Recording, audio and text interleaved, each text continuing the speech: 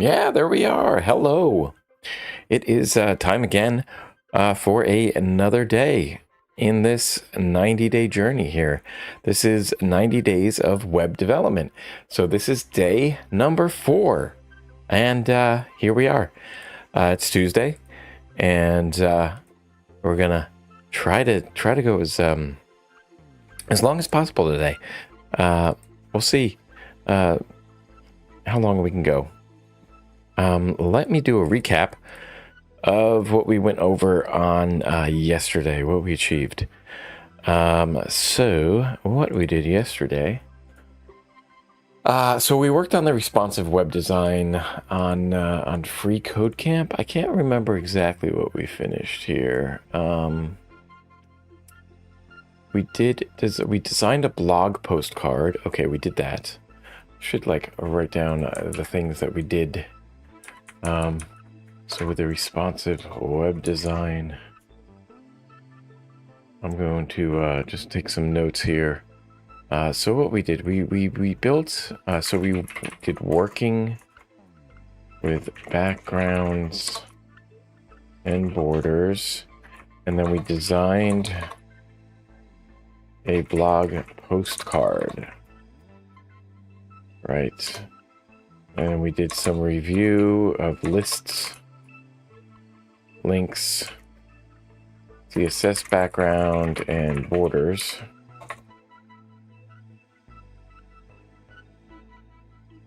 And then we took a quiz. Backgrounds and borders quiz. Okay.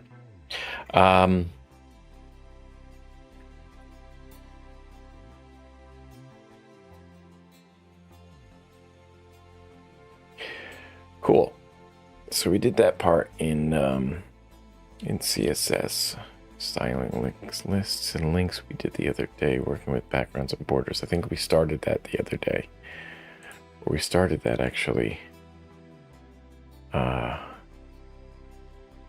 Different ways you can add borders, accessibility considerations, background gradient.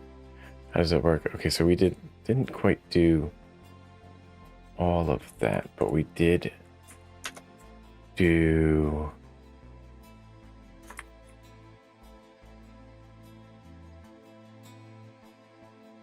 it was the different ways you can add borders around the images.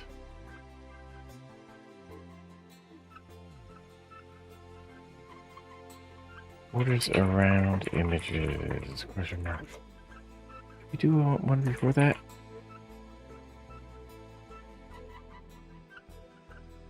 Accessibility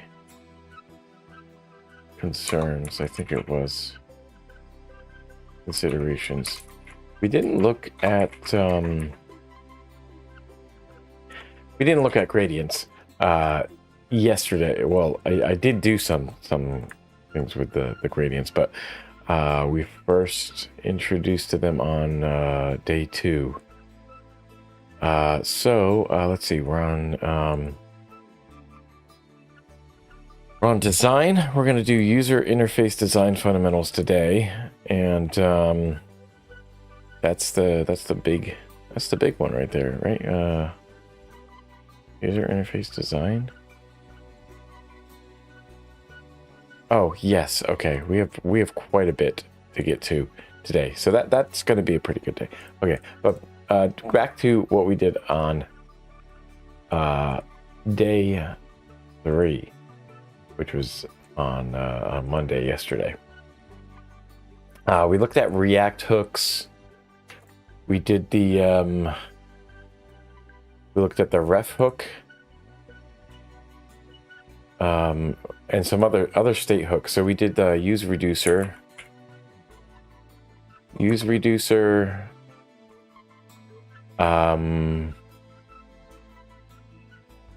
ref memo, and callback.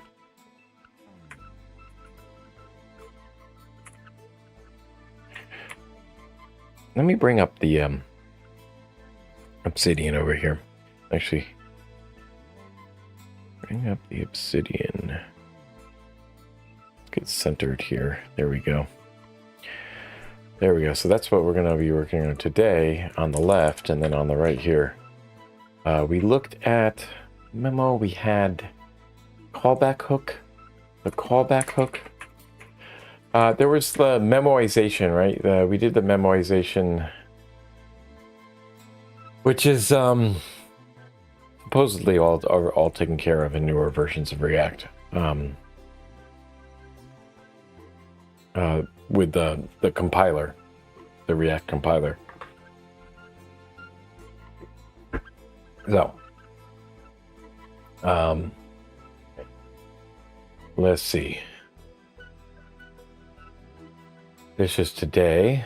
We'll do, let's see, we'll shrink this down to what we need. We'll do a recap, a yesterday recap, and we're going to talk about CSS here today. Yeah. So this is what we're up to. We have this user interface design, and there's this other stuff. There's a whole bunch of stuff under here. I don't know, how deep should I go with this?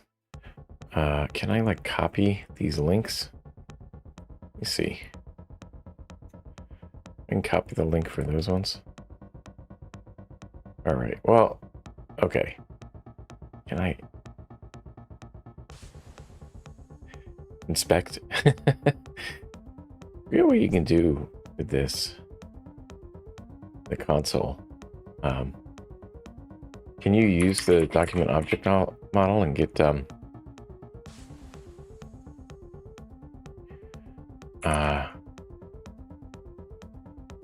elements?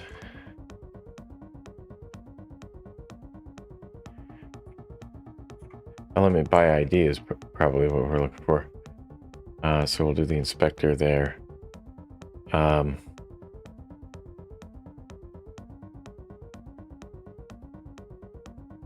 can we do this?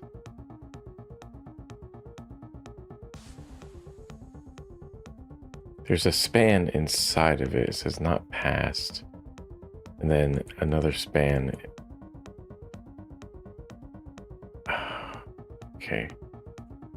Not passed. There's a... We want to exclude the pass, the span. So that's, I don't know if we're going to be able to do that. Let's see. There's no ID here. There's no ID associated with that. So we want list items. There's a whole bunch of list items here, right? Map challenges UL. Yeah. Get element by ID.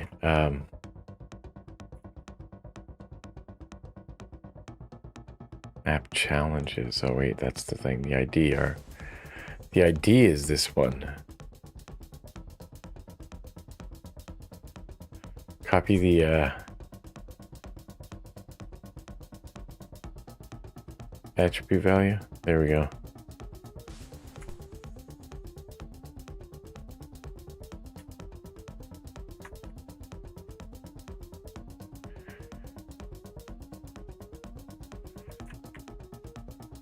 But I can't copy paste.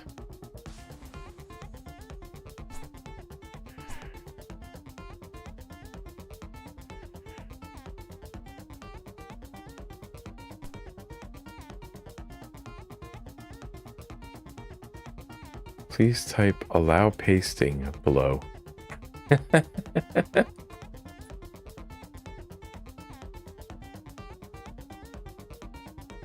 And caught syntax error.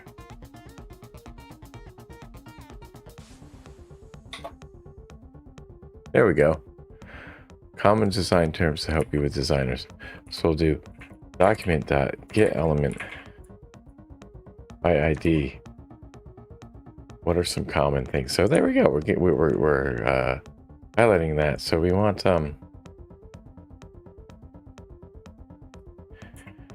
that's interesting. Inner text. That's close enough, I think. There we go. Well, We can copy that. That takes a while. I don't think I want to do that. I don't know how I can... this would be a good exercise to go and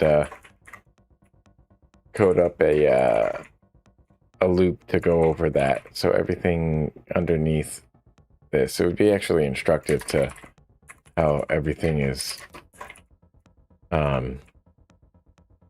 structured here.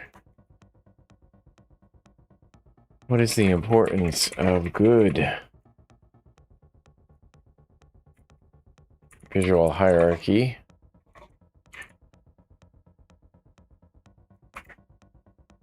In design. How does scale work in design? We're going to go over how does alignment work in design, and what is the importance of white space design. White space in design. What are the best practices? There's a lot here. What are the best practices for working with images in your designs? And then what is progressive enhancements? I think that just means like starting with something basic and then making it progressively better and more intricate. Start with something simple, move out to more complexity from there. That would be my guess. That would be my guess. I am waiting to be, when we get to that point, we'll see if I am correct. What are user requirements? User research and testing, question mark. What are best? I'm gonna have to copy this. Best practices for, so we're just gonna copy that. And actually just do that. Yeah, I don't want that space there. Designing a dark mode feature. I don't know if we're going to be able to get to all this. It's crazy. This is a lot of stuff. Designing breadcrumbs. I don't know what breadcrumbs are. We're going to learn what breadcrumbs are. Designing cards. Best practices for designing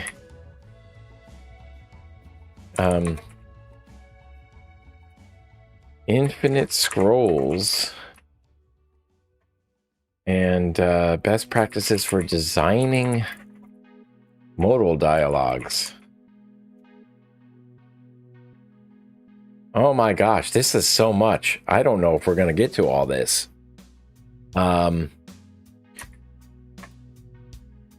practices for progress indication on forms, registration, and setup. And designing shopping carts. It is a Tuesday.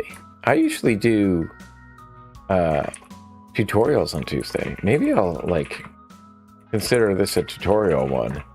We'll go through. I'll try to like. We'll go through all of this, all of the theory here, and we'll see if we can put it to use.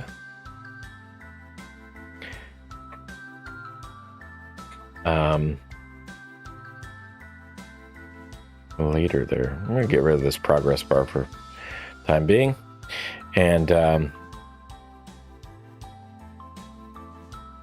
yeah, focus on this other stuff. Let me get the Pomodoro reset for a second. We're gonna just reset that session there. We are not done. That should that could be quite confusing to people. We are not done. We are just getting started. Let's see. What we're gonna do then.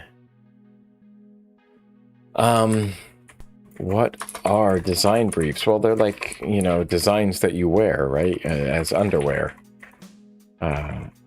Probably not, though. How do developers work with them? What are some common tools developers should know about that are used by designers in the industry? And okay, so that's not that bad. That's not so bad. You know, it's probably gonna be Figma and things like that. And then we'll do the Design Fundamentals review. Maybe we'll boot that off until Thursday, and then on Friday we'll come back and do the quiz. That sounds like a plan. Okay, so Design Fundamentals review will be on the next day. So what I'll do is I'll actually open up a new page and do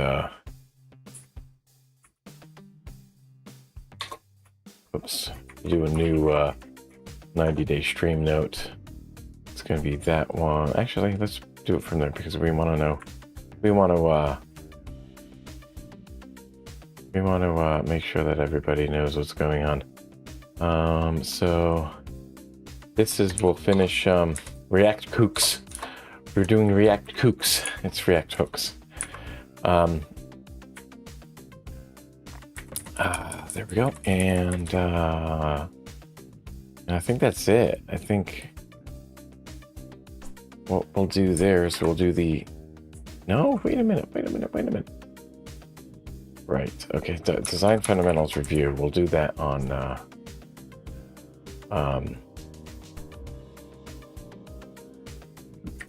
CSS Design thing. We'll do them. There we go. We'll do the review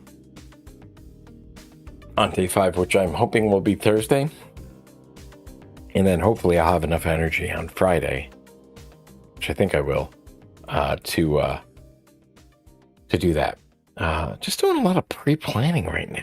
I mean, yeah, this is kind of not what I was anticipating doing a lot of right now, but here we are. We'll call this so what this is going to be, let's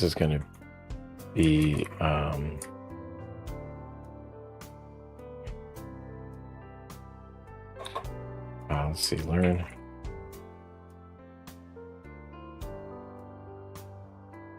learn React, learn TypeScript with React, learn React with TypeScript, and then we'll look for, oh, come on, really? What? Come on, stop that. We're doing chapter 3. Anything below that? No, nothing below chapter 3. Right, okay. Using React hooks. And we'll do,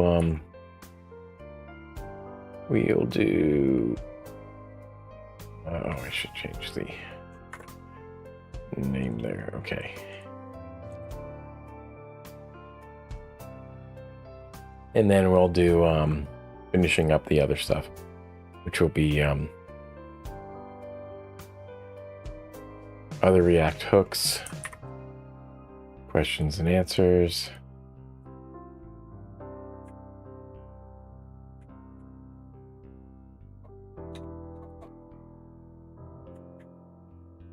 And then we'll do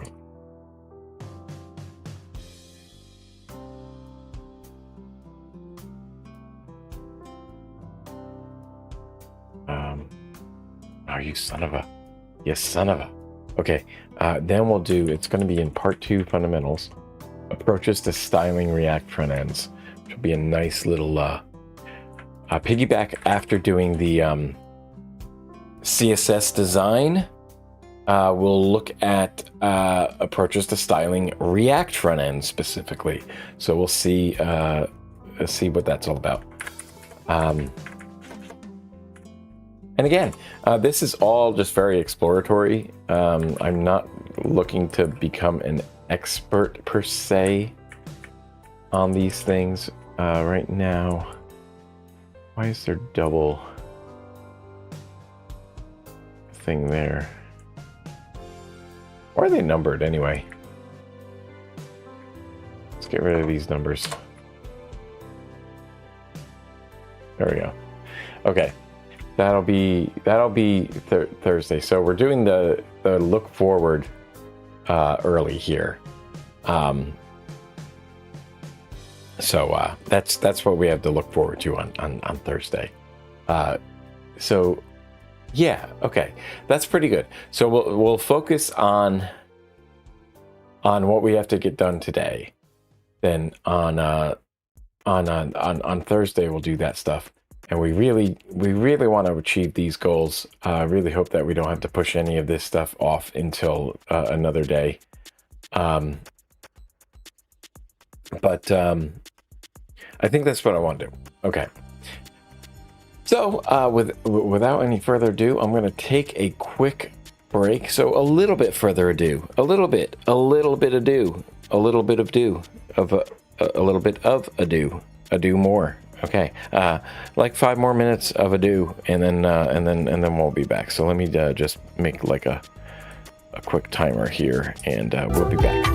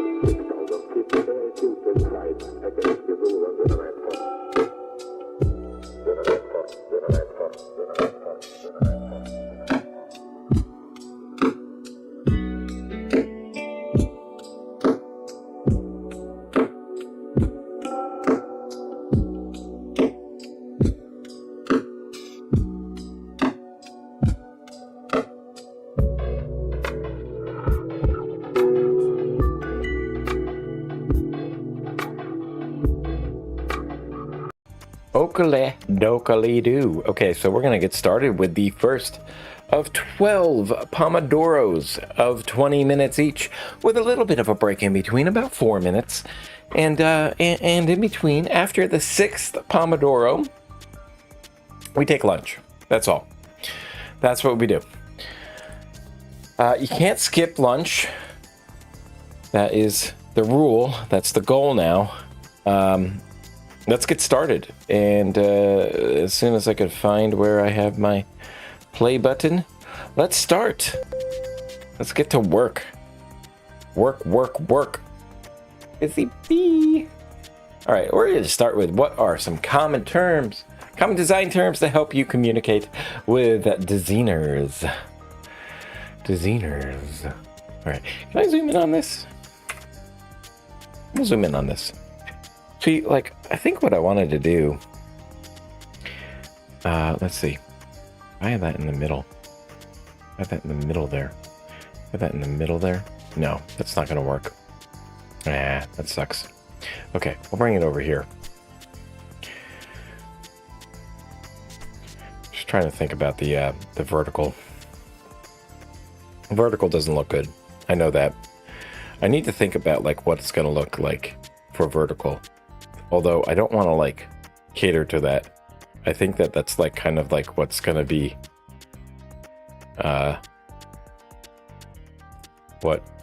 how a lot of people engage with this. So I'll think about that.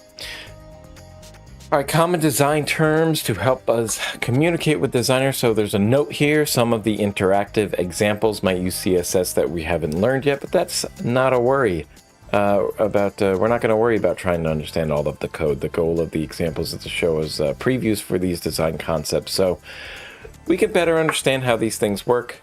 And as a developer, we may need to work closely with designers. If you understand basic design terminology, you'll have a shared vocabulary and you'll be able to participate in the design process more effectively and actively. This can make your workflow more efficient and result in a better user experience. All right, let's dive in.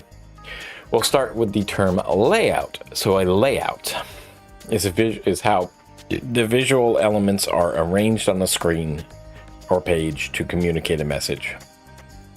Okay?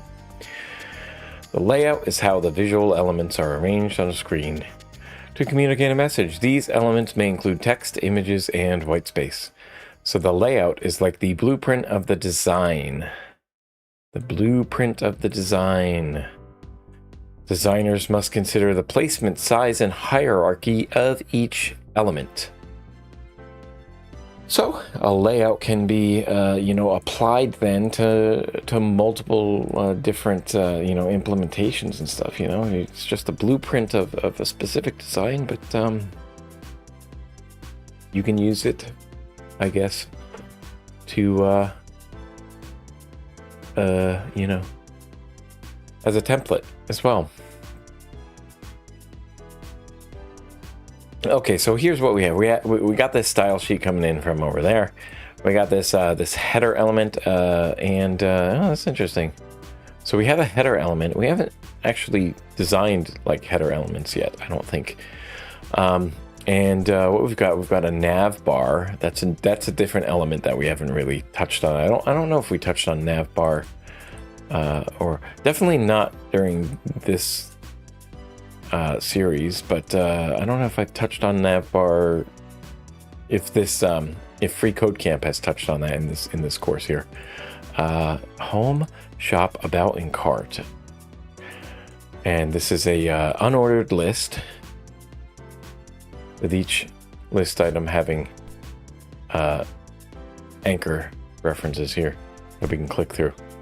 Okay, cool. And then the main part of this, so we're sectioning this off as header, and then main, and then footer. So all of this is the body, I believe. All of this is Jesse Ventura. Why is this blocked? Why is that blocked? Can I, like, shrink? Can't shrink. Oh, well, I guess like it works better. Yeah, I don't like it like this. I think I'm just going to keep it like that so that's next to it. I don't like it like that either, but what can I do?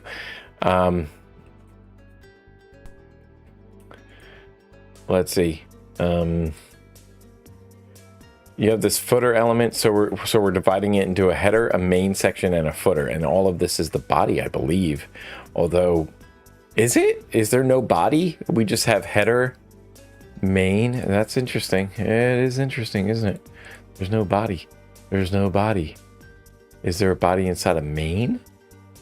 No, we have sections. We're using semantic HTML here, aren't we? Div class container, except for that one. Divs there. Div class container. There we go. So we're using the divs as like these little things for holding in cards and stuff. Holding cards. Cool. Let's see what's in styles, and we're not going to know what all this stuff is, but let's see. We have box sizing. That's border box. I don't know what that means. Margin and padding. Font families, we've worked through them. Line heights, yeah. Background and color, yep, definitely worked on those. Yeah, okay.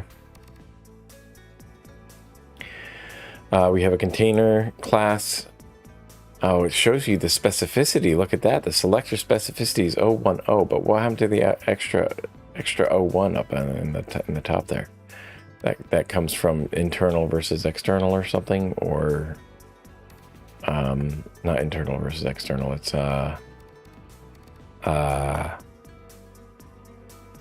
inline, right?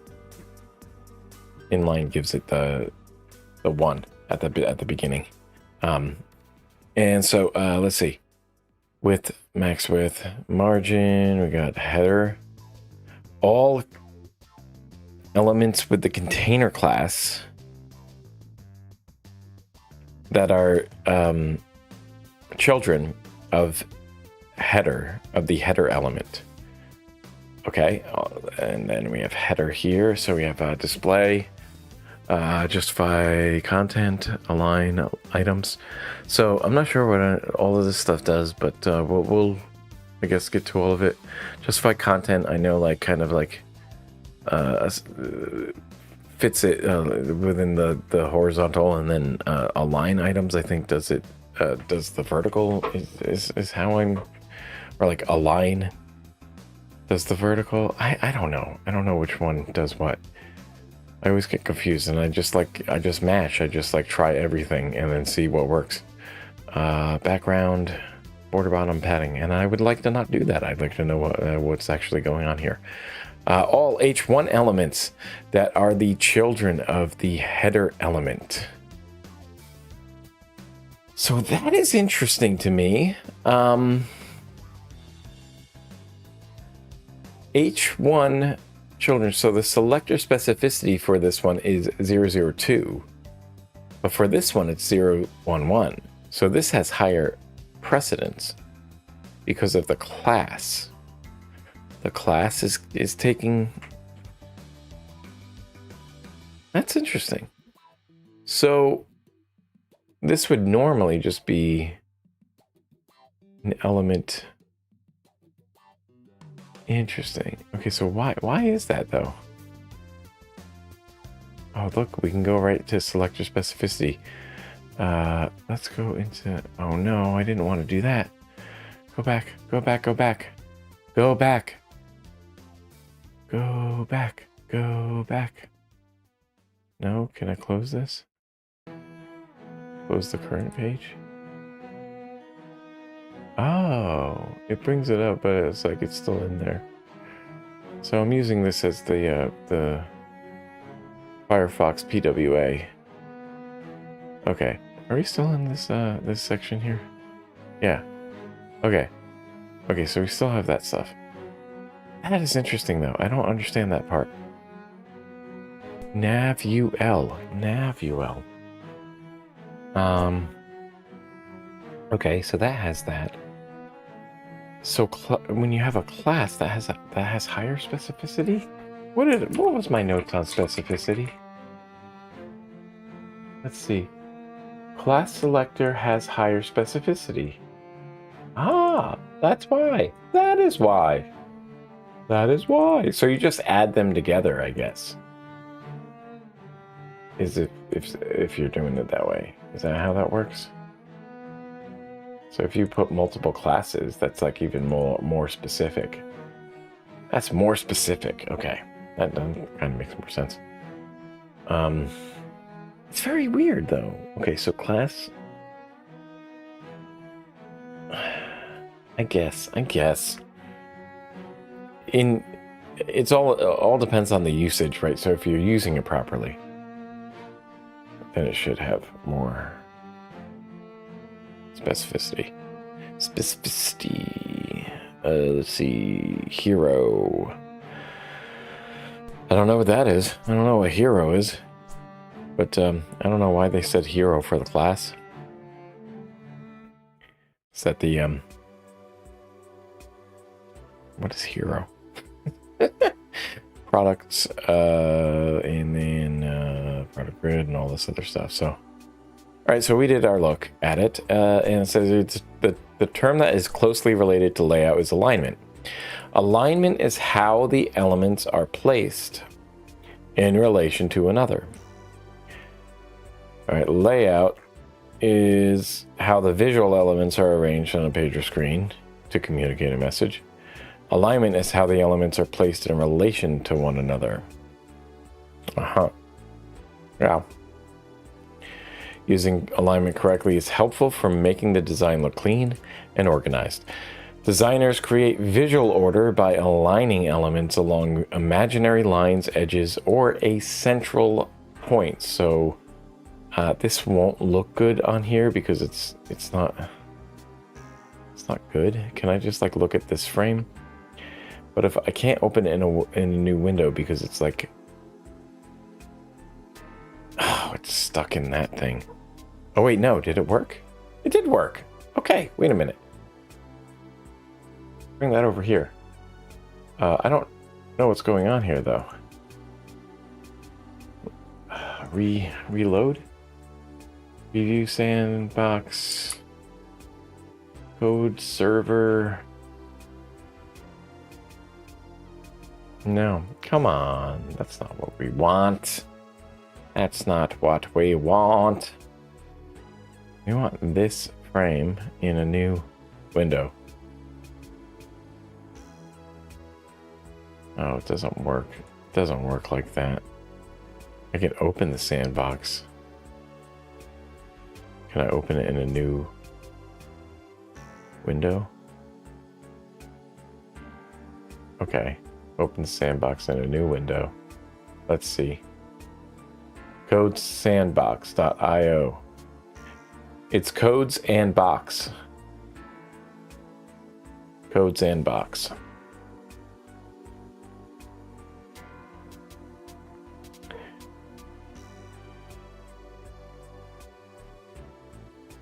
Okay. Taking forever. Taking forever to load.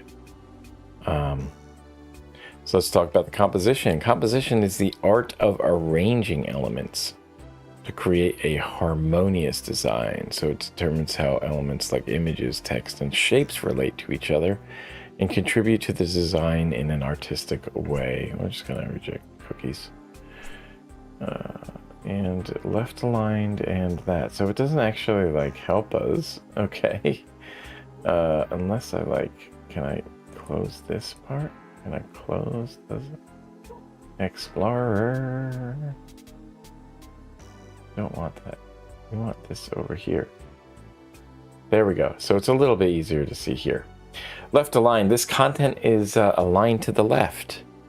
It's most common for body text because it follows natural reading flow in left to right languages.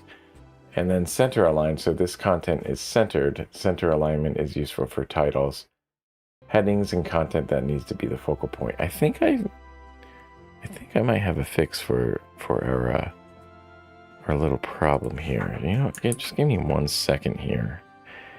We'll fill the height, but what we want to do is to have more width. And what I'll do, so it's going to look goofy for a second here. Oh,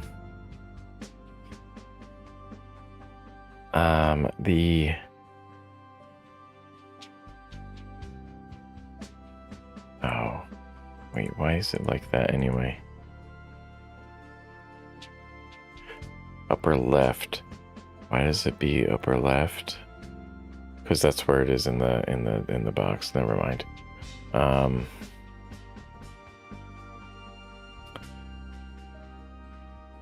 Okay, wait a minute. It's going in the wrong direction though. I do want it in that other thing. I think what I'm going to do... Hang on a second. We're going to do a little minor adjustment here. While I figure this out. Okay. So bear with me for a moment. You can see in that we have to like left aligned, center aligned, and right aligned. Okay, so that's what we're talking about with alignment. Let me find what I need to do here. I need to find monitor right, but then what I'm going to do, it's going to look really goofy. All of a sudden, it's going to look extremely goofy. So apologies for that.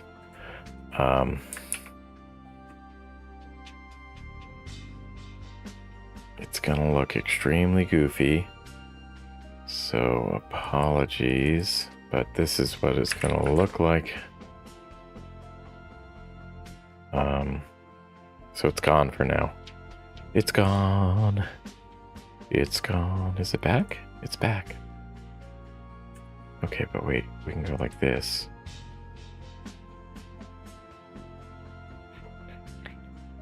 No, that's not what I wanted. Wait a minute. Oh, I didn't save it? Really? How does that work?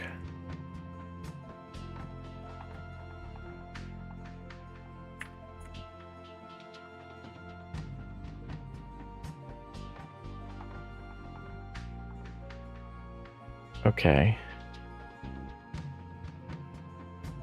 Yeah, that's what should happen. That's what should happen. Now when I come into here,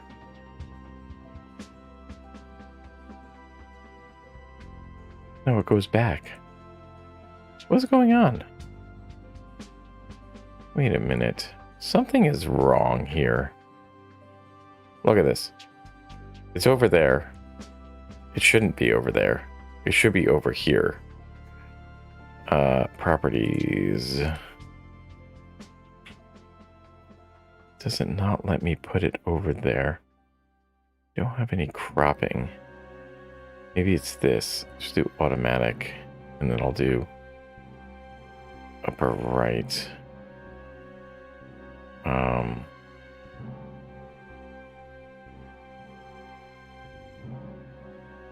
We do it like that.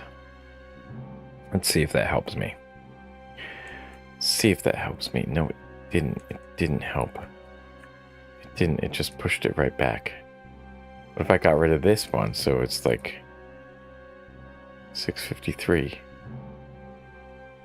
Okay. Why does it not want me to be able to do that? Why can't I do it that way? Do I have to like restart or reset it? Let's see. Let's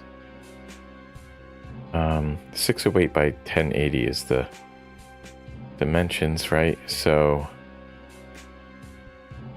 if I reset, it's going to be like that. But so if I do 608 by 1080, there we go. I do it from there. I do 1920, and I enter there.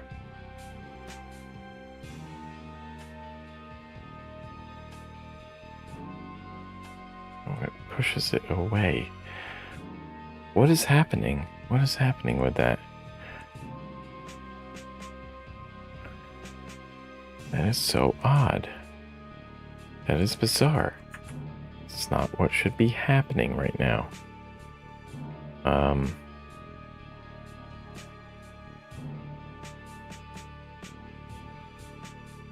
Bizarre. Very bizarre. We have our overlay there. I want to put that down.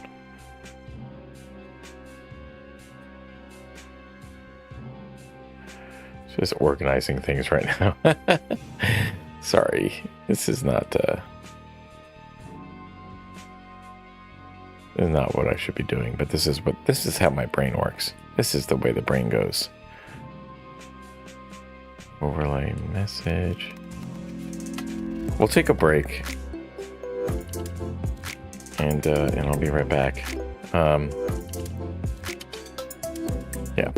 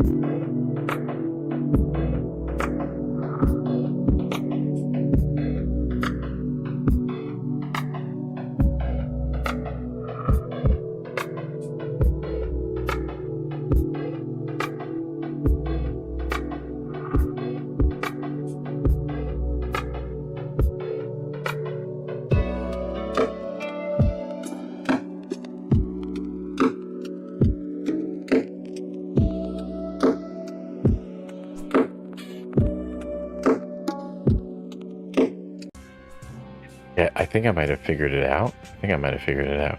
Let's see if this works. No, it doesn't. Oh, that's so weird. Wait, why does that not work? Why does that not work? We've got the thing over top of it. It should be like zooming in to that, but it's not zooming in. If I'm over here, I'm zooming in. It's only zooming into that part. Is there like, okay, hang on a second. Oh, it is doing fit for that though. It's doing fit. If I do fit like that, does that help? We're not cropping bounds though. I don't want to crop bounds. We want to cover. Basically, what does cover do? Oops. So we're gonna get back into this, but I gotta figure this out. I gotta figure it out. There's new stuff here. Go with. I fill width. I want to fill height. But I don't want to crop. Like when I don't want to crop the bounds. I don't want to crop it. And yet, for some reason, it's containing it. Containing it when I don't want it to contain.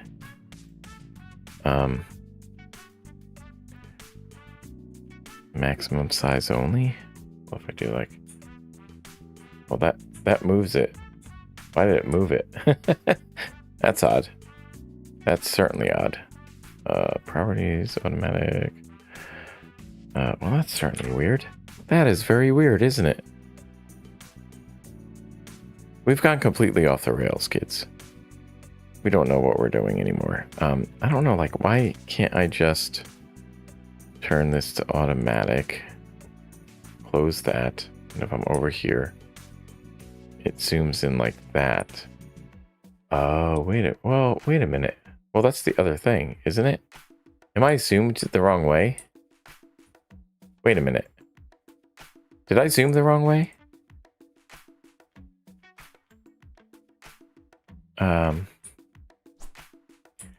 Make sure that we're here.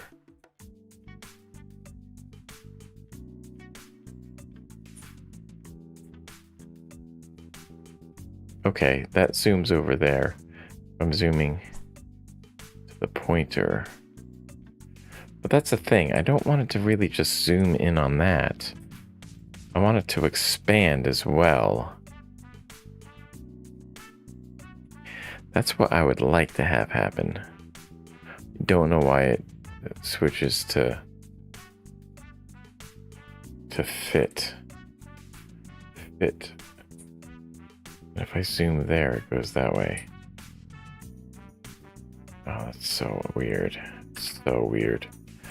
Automatic, when we go back over, it does a different thing. What is cover? You want to cover it. Well, that does something similar. We go back over here and then I come back. It's back on fit. I don't understand this. I do not understand what is happening here. Why is it doing that? Why does it do this?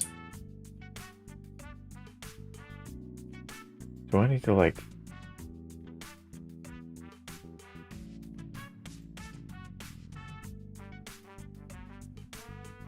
Okay. Whatever, I'm getting distracted. I am getting distracted. Go back here. We'll close that down. That's fine. It's fine for now. Keep it over there. And then when we come back over here, did I set that up right? Yeah, it looks okay, I think. Just a tiny little gap there. Oops.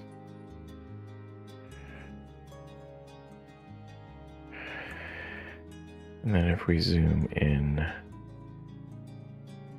on there. Yeah, I don't know.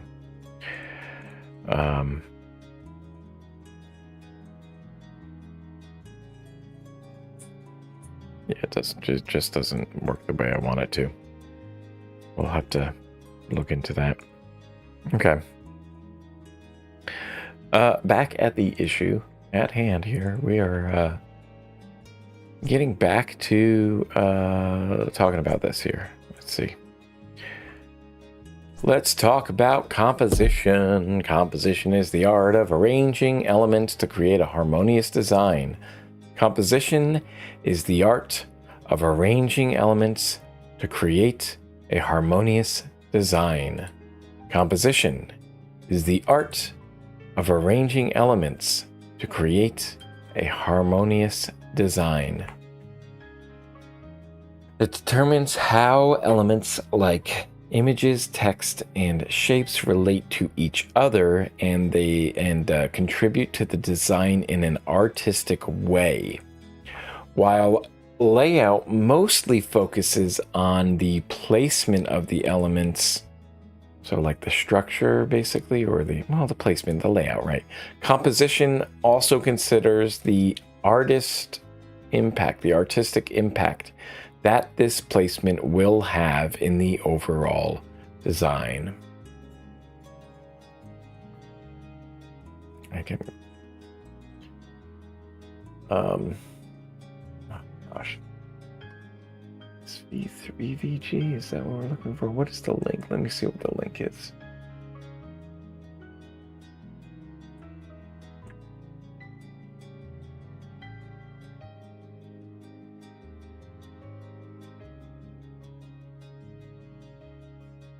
The parameters are... Oh boy. Okay. That's a whole bunch of stuff. Can I not like find the all different stuff? Okay, so they're using Sandbox. So that's kind of a I'm glad that they're using something that's not like Replit now. Replit sucks now.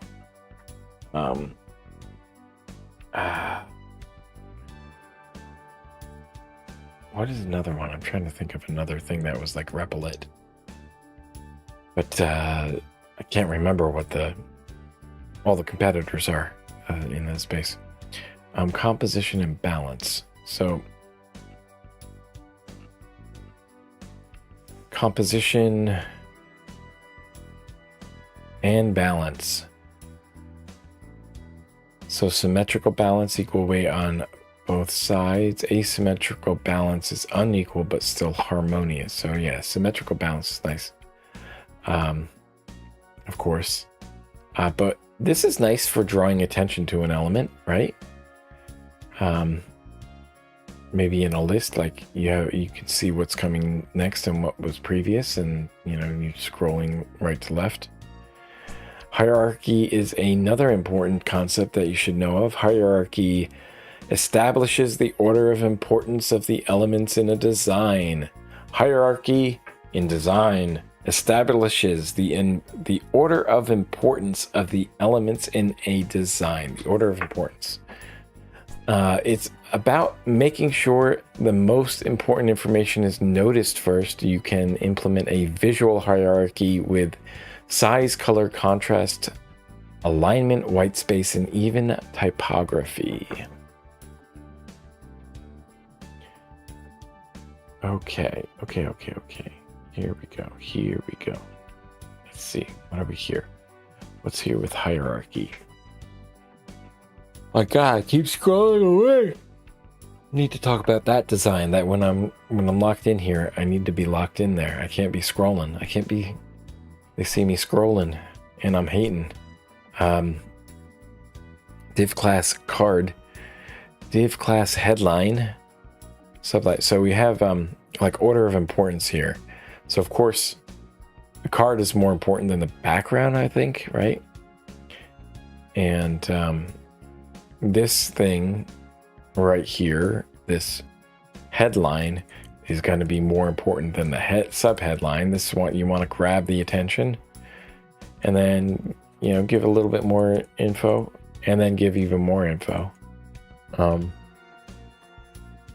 And then down here, I would say that probably this and the button are more important than this one and the other one and the other text.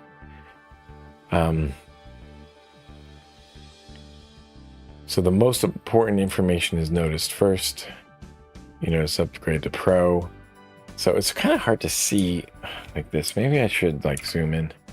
So if I'm zoomed in here, yeah, you just can't see that. You won't be able to see the code, but maybe we don't need to see the code. So we see upgrade to Pro, and then we have this start free button. So if I'm looking, like I see upgrade to Pro, but then like I'm immediately drawn to this start free trial thing as well, because that is like eye catching. In the corner of my eye, there's a different color, and it's kind of cool, and it's big, and create clear distinctions between the elements. You can use contrast. Contrast is helpful for guiding user attention to what you want to emphasize. Contrast is helpful for guiding user attention to what you want to emphasize. Contrast is helpful for guiding user attention to what you want to emphasize. You can do this through variations in color, size, shape, texture, or any other visual characteristic. Strong contrast is also helpful for improving readability. Strong contrast helpful for improving readability. Of course, we know that. We know that. Contrast in design. This is the biggest contrast you can get, I think. Just like the darkest black with the whitest white background. You can't get any more contrast than that. So it helps to draw attention to important elements. It also makes content easier to read and visually engaging. But like this contrast in design, I see that, but then like I want to go to this box because it stands out with the strong color contrast, and then like I go to the example button down here, and then maybe I come back here to read that stuff. Well, maybe that information was important though. I don't know. This text is harder to read due to low contrast with the background. Okay, so you use contrast. You use hierarchy, contrast, alignment. Hierarchy, contrast, alignment. Those are the big things here. Then another useful thing is the white space, the negative space. It's the empty space in a design. It's the area surrounding the element. So you might be surprised to know that white space is not necessarily white.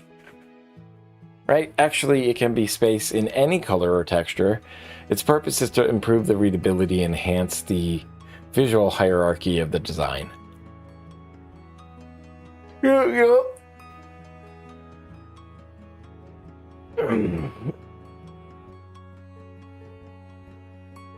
Oh boy, okay. All right.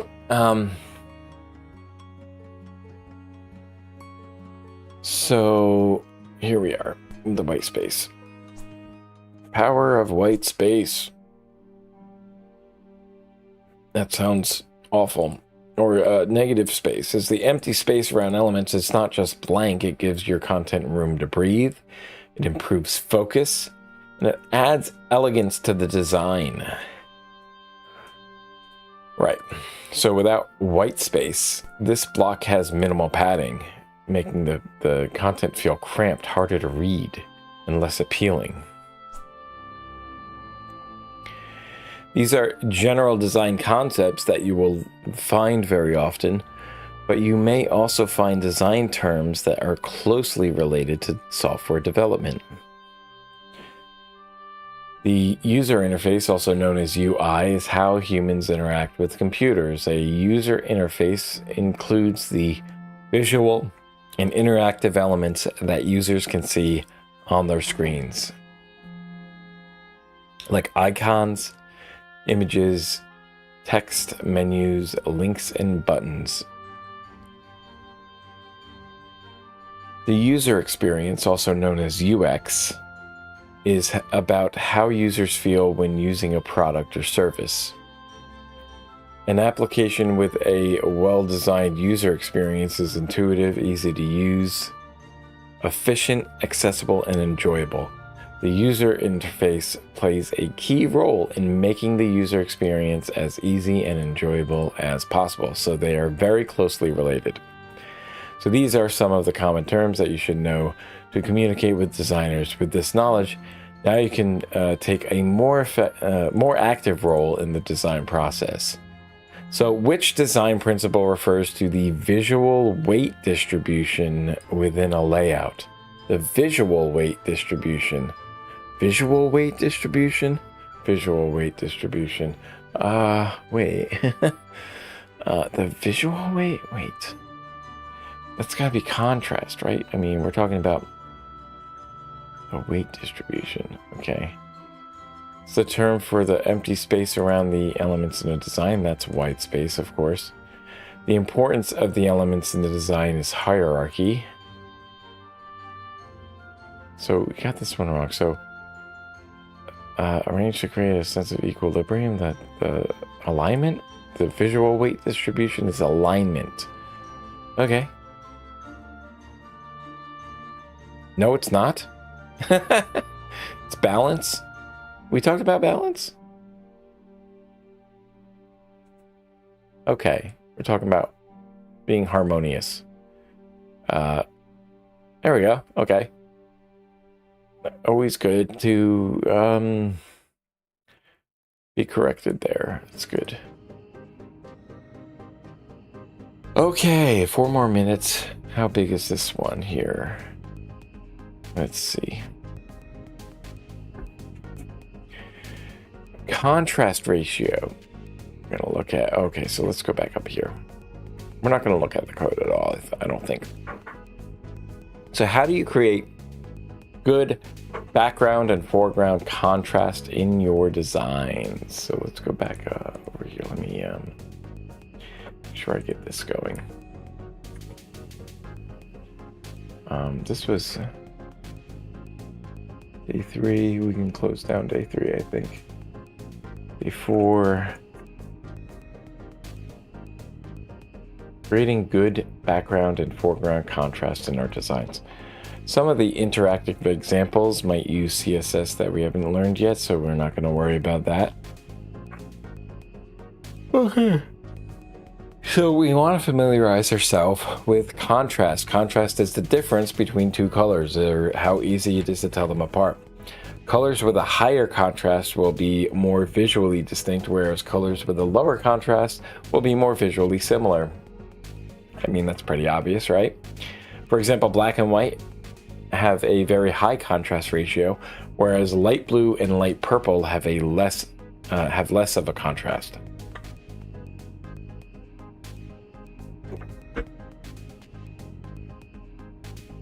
Right here, yeah. This is easier to read than the bottom one, right? Obviously. Of course, in these examples, the distinction might be made clearer because of the layout, but what about applying these colors to text? You can have high contrast black text on a white background and a low contrast purple text on a blue background. Right? If you darken the what if we darken the blue? Right? What if we... Oh gosh, I don't know if I can change this low contrast. So if I change the background color to a, like, let's just go straight up blue. No, that's green. RGB, there we go. Now that's better. Look at that. Low contrast text. Well, now it's high contrast because I made the background darker.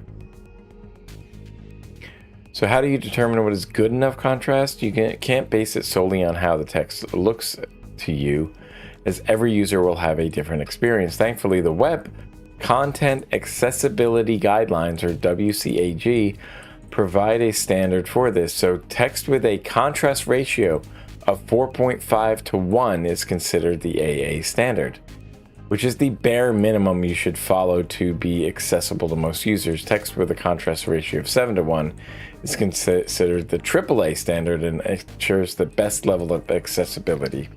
That seems like something to write down, right? So notes, we're gonna say like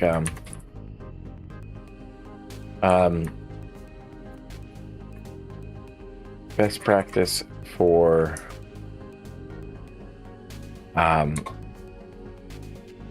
contrast. AAA standard is a 7 to 1 ratio. It's called contrast ratio. Now, how do you calculate that, though? That's the thing. That's what I need to understand. I need to understand this stuff. You can't just tell us that there's a contrast ratio. You need to tell me what that means. Maybe we'll find out when I come back.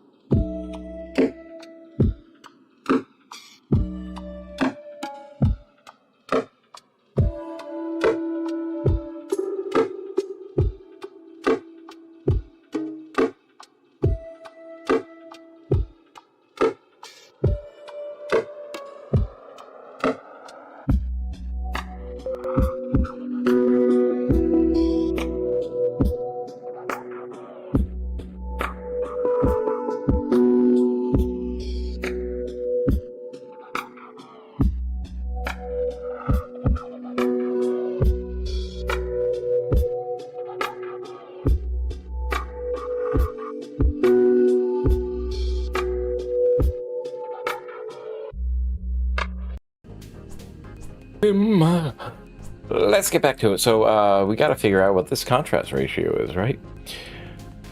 Best level of accessibility, 7 to 1. 7 to 1.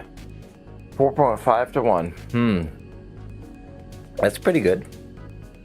That's pretty good. 7 to 1. That is really sharp.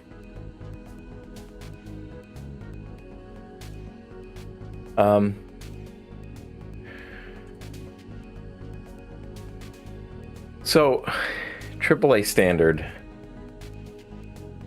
That seems like it's just like straight black and white, is it not? Let me see what the code has to say. What does the hex code say? Let's see. I know that's probably not the best way to do that. Yeah, look at this. It's just like straight white background. The AAA is 1A, 1A, 1A. So that's, oh shoot. What is in hex? So, 10,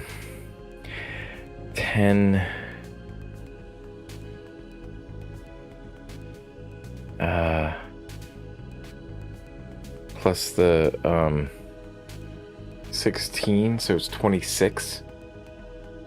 So it's about 26%.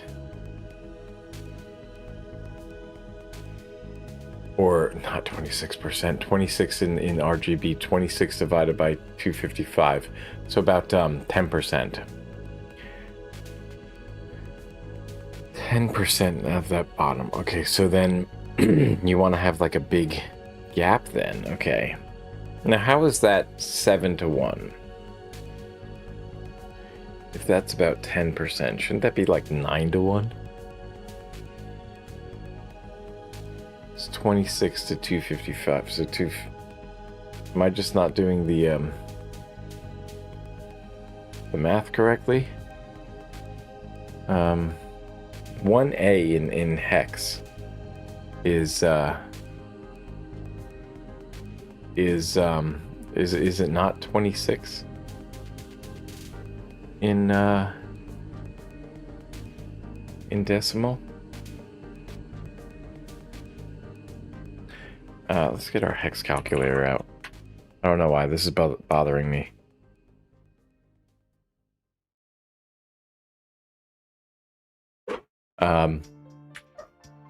Oh, where is it? Let's go to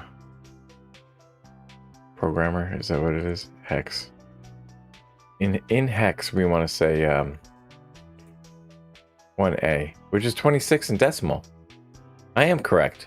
So then how does that work then? Like, I don't understand how you calculate this. Because it's... like, if I were doing the lightest color, 100. Like, if I say that this is 100, and then this is 26, out of... Or if I say that this is actually, like, 256, and then this is 226. So that's almost 10%. It's a lot more than 7 to 1. That's 9 to 1. Is it not? Am I not getting this? How would we get it to be 7 to 1? So if, let's go back to the calculator. So the minimum for the standard then. Am I not understanding this? Or, so 256. It's more than 10%. So it's a 9 to 1, right? It's a 9 to 1 ratio. So in order to get it to be a 7 to 1 ratio, we need a 6/7 times 256 would be 219. And so if we do 219 from decimal to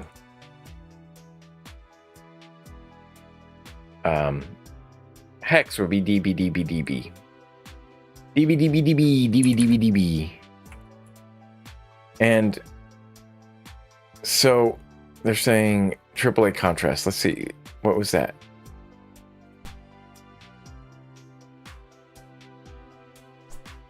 Well, that doesn't look right at all. Wait a minute. DB. Is that right? What am I doing?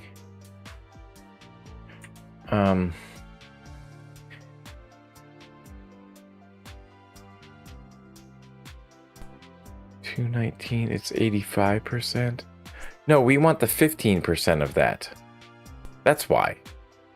We want 15% of that. 256 minus the 219. I don't know why I did it that way.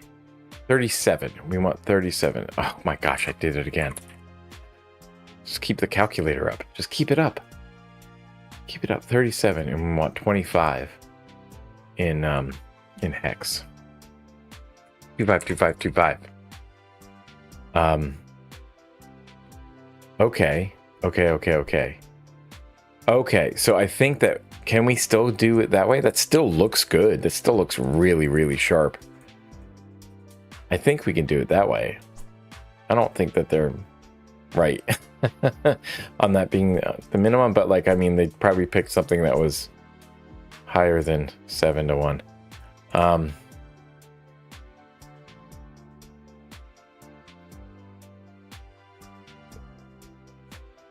There are a number of contrast ratio, but most browsers will allow you to do this directly into the developer tools. So how can you find out? Like, how do you do it? How do you do the calculation? Is it just black to white? Black text on a white background has a contrast ratio of 21 to 1. Is that just like, how do they calculate that? Because it's, I don't know. The way that I was doing it is probably not, it's not linear.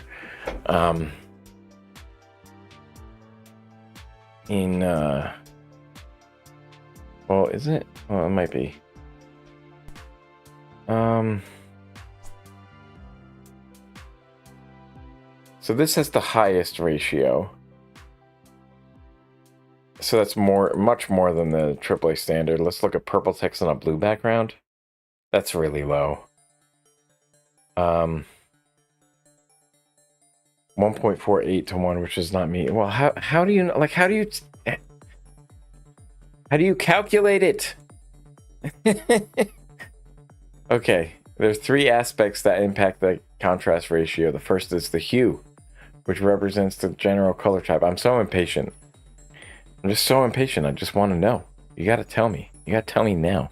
I got to fix something also, because it's bothering me.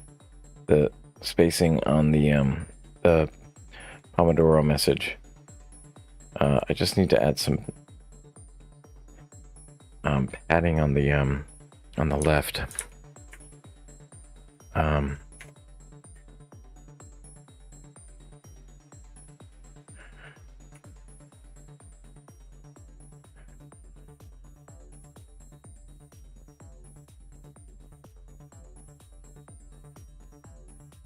Okay.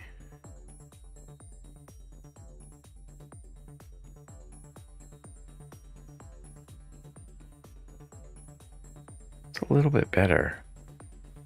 I still don't understand why it's so close. Why is it so close?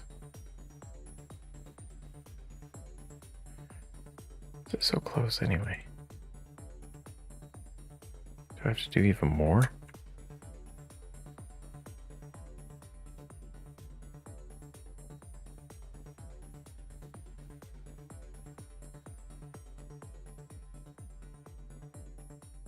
Okay, it looks a little bit better. I just really wish that it wasn't that bad.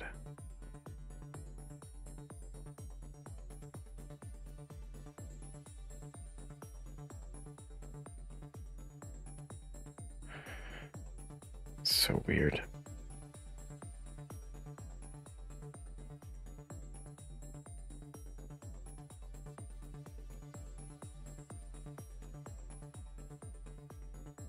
Oh, I know why. Because we're going like from so far to so small. That's why.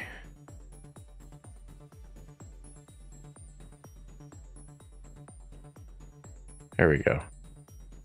It's just it looks better to me. They don't know that way. Oops, that's not what I wanted. That's what I wanted. Okay. The brain is tickling today. The first is the hue, which represents the general color type. I just like recognize something that I can fix in like 2 minutes, and I'm just like, I gotta do it. I have to do it.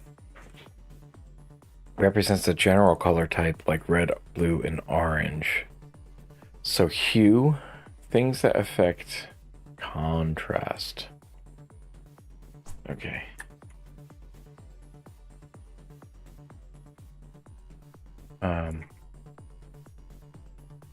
Affect contrast.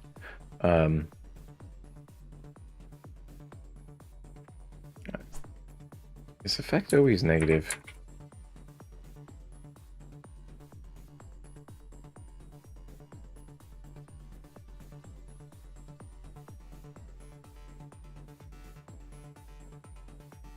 Produce an effect or change a contrast. It's not always, right?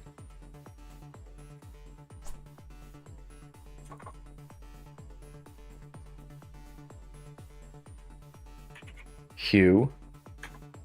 Here. So red, blue, and orange is the hue. Let's shift to a hue that is further away from blue. So use the case, let's use red. Right. Okay. Okay, so it's with complementary colors and stuff too. So is that what's going on? Red on blue, that's high contrast. But it doesn't meet the accessibility standards though. Is that because of the high wait. Why doesn't it though? Shift to a hue that is farther away from blue, so then you use red. Does that not work? Unfortunately, this change only brought the contrast ratio to 1.9, which means you need to change the saturation or the amount of color present.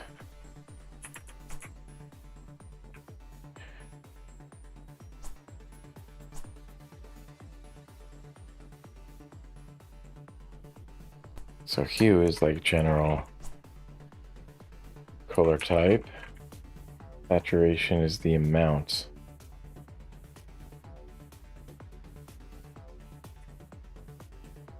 Of color present. This is good for me to understand in general for designing stream elements and stuff like that. Increase the amount of red in the text. Increase the amount of red in the text. That brings us closer to the goal, which is 0.5. So increase the amount of red in the text.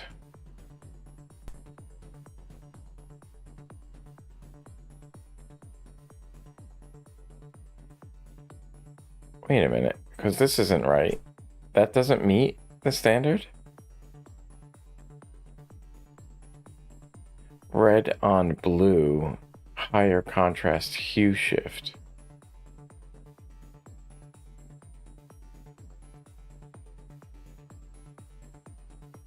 So hue shift doesn't affect it as much as something else or something? I don't understand. So you need to change the saturation. Change saturation or the amount of color present. Increase the amount of red in the text. That brings us closer to the goal. 3.54. I mean, this is pleasing. This is more pleasing, I would say. I think the problem with this is like letter spacing is also...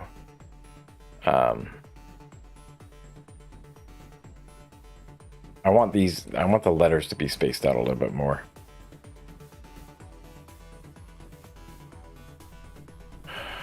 So they give us an example of low saturation. But why, like this is that more contrast than this?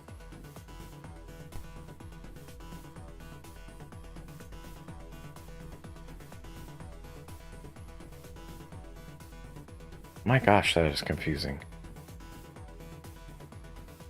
To me, this seems like it's a higher contrast than this. Is that just like because, is it just my eyes or something? Like, because I'm not colorblind, I can't see the difference. So you can potentially get even closer by changing the last value, which is lightness.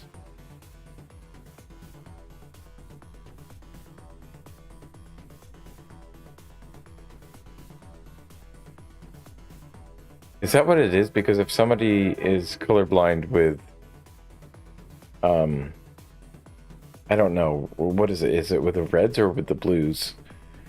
If they don't have the cones to see blue. If you have it as pure red, then like if you can't see, yeah, because it is pure blue. There's nothing else there. Oops, that's not what we want. Either way, either way, whatever it is, I think that like because you can't see one color, that what you would see is that one would be dark. It would just be dark, and so it would be hard to read with that. Is that why? Is that why? Okay. So you don't just calculate it from the hex values. There's other stuff that goes along in it. Okay.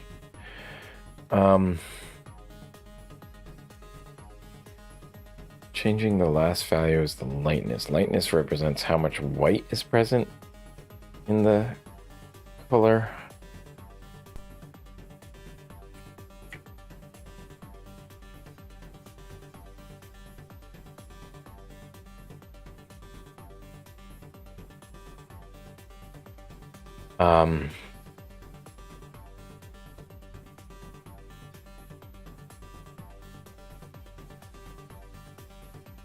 If we, in my mind, the amount of white. So there's no white in this at all, right? There's no white in there.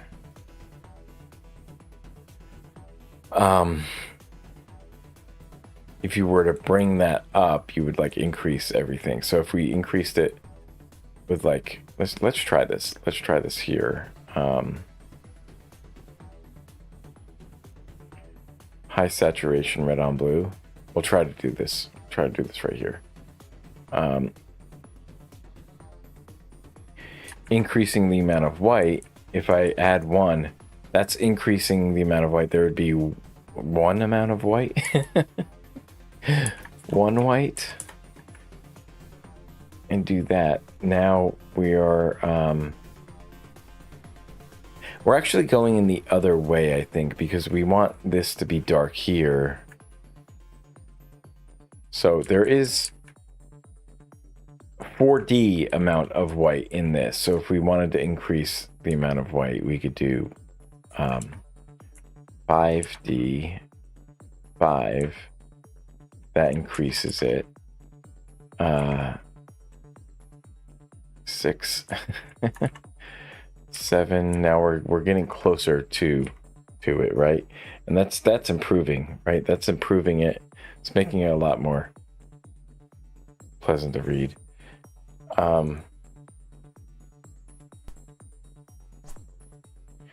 That's interesting. I wonder if it is because my eyes, like, because I can't tell a difference.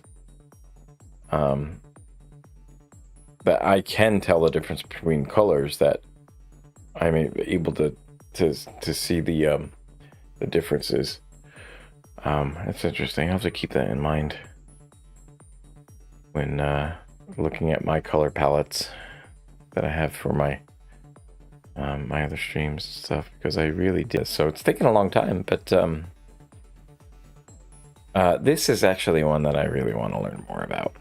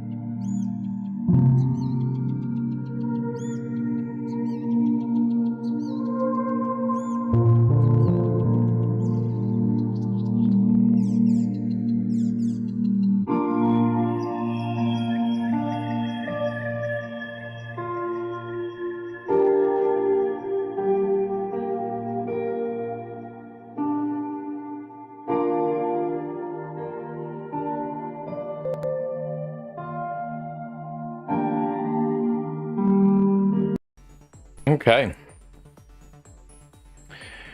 Let's see what we're up to here.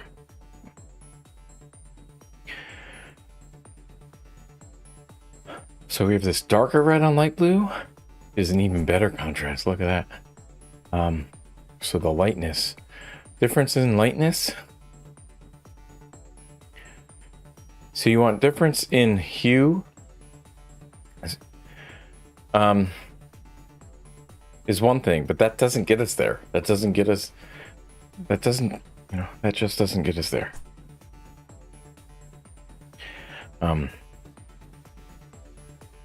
Lightness helps it a lot, apparently.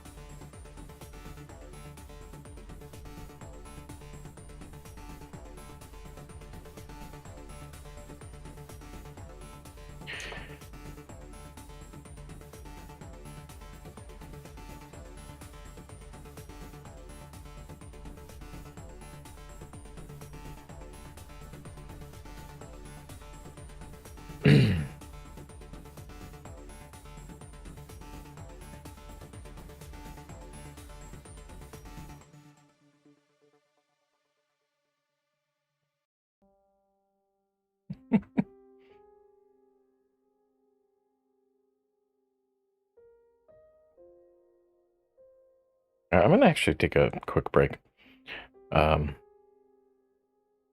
Be back in a second.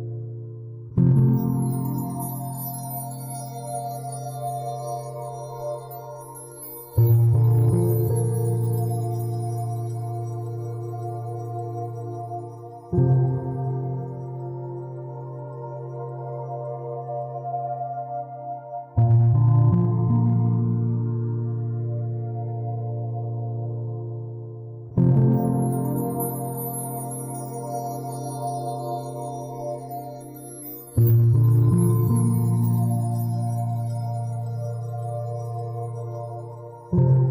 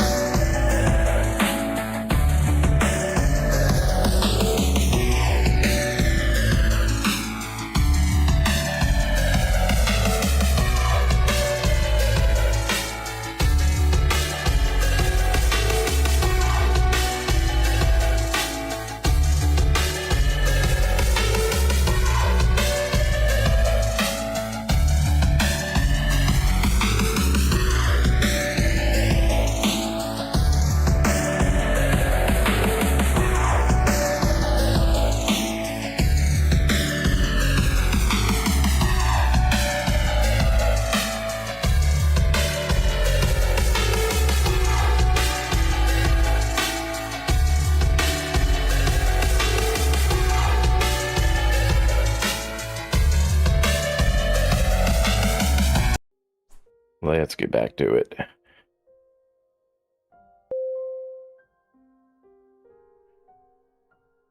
Okay. So continue to adjust the colors to find the balance between that. So yeah, you just adjust the colors by eye, but how do you calculate it? How do you calculate the freaking goddamn contrast right here? So what is contrast in context of web design? What is context in the context of web design?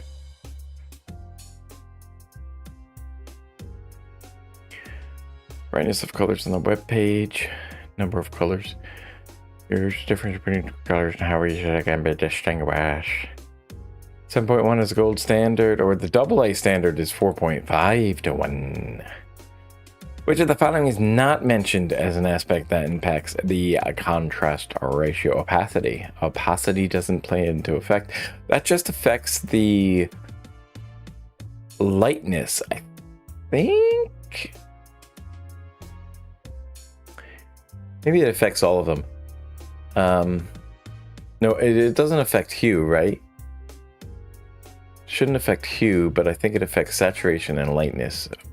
Be the opacity that it's affected there. Like, depends on what the background is.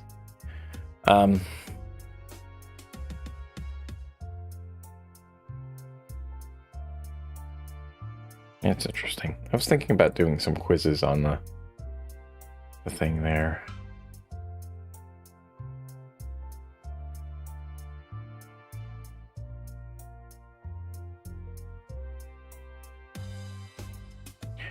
What is the importance of good visual hierarchy in design? That's what we'll tackle next.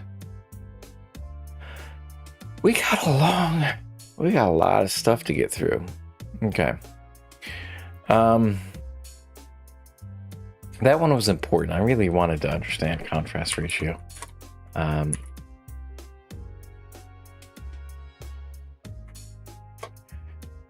do you just do it with two colors or something? All right, well, here's the thing here. There's a coolers here, contrast ratio.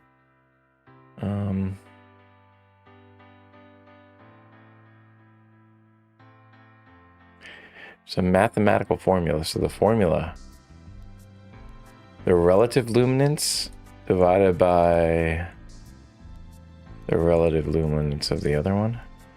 Why is it 0.5? Just to avoid there being a 0 over 0.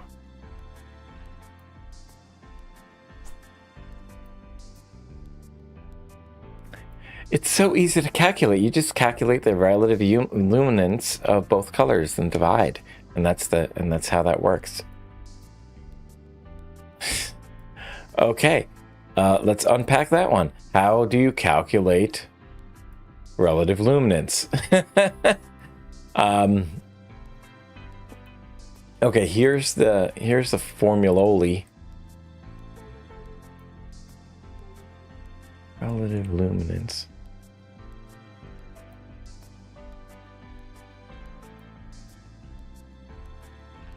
Normalized to 0 for darkest black and 1 for lightest white.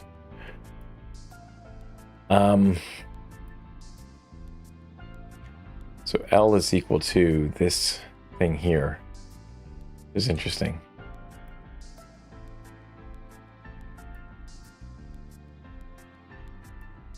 And it's oh my gosh.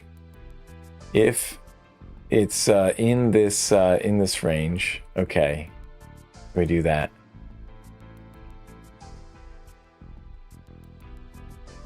We should like note this. Let's create a note for relative luminance. I'll do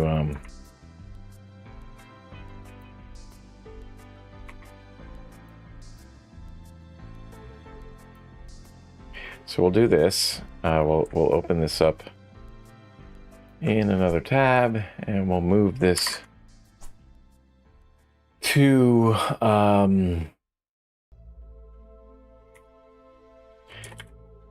tech here, contrast ratio.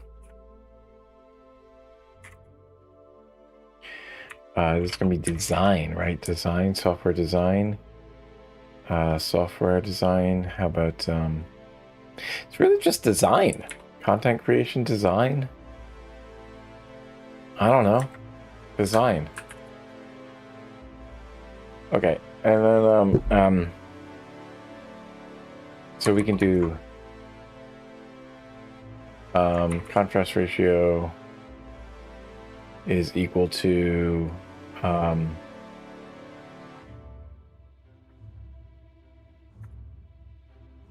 L sub 1 also 0.5, I guess, because you want to make sure that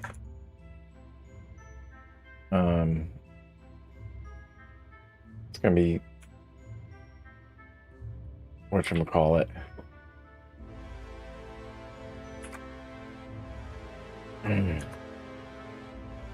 So let's say L. 1 is the relative luminance of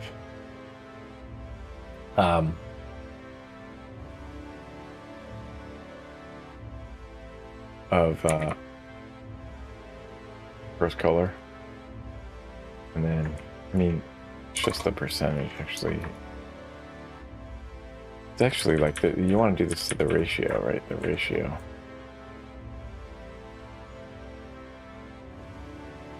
You'll say of the brighter color, relative luminance of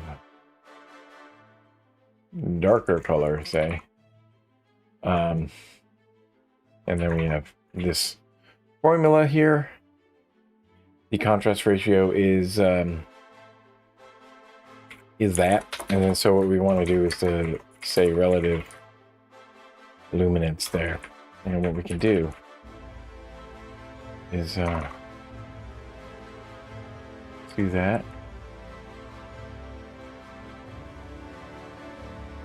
and link to that there, relative luminance of that, so we can do it here. All right, fun. This is going to be an interesting little thing. So we're going to say that it is the relative luminance. So we'll do source on this. Going to be that. Just italicize that. We'll say a source on this is this relative luminance definition, and we'll put a definition in here, right? Let's put a definition. And relative luminance. We'll say that it's the relative brightness of any point in a color space normalized to 0 for darkest black, 1 for lightest white. Okay, now let's see. sRGB. What is sRGB? sRGB. Super RGB? What is sRGB? Standard default color space for the internet. sRGB. Oh my gosh, we are unraveling this stuff here. sRGB. Go source there. Oops. I want to italicize that. We don't want that.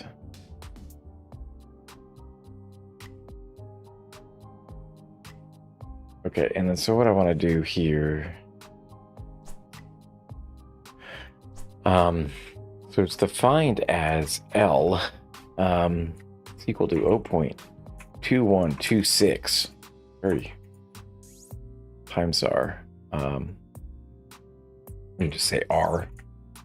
plus 0.7152 G plus 0.0722 B. And RGB are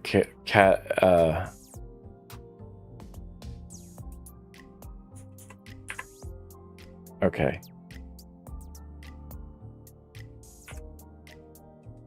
Right.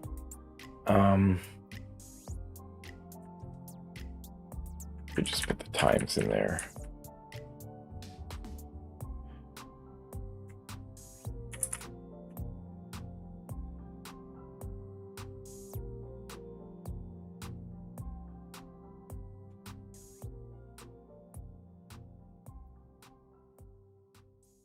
Okay. So that's what it is. Well, it is. Okay.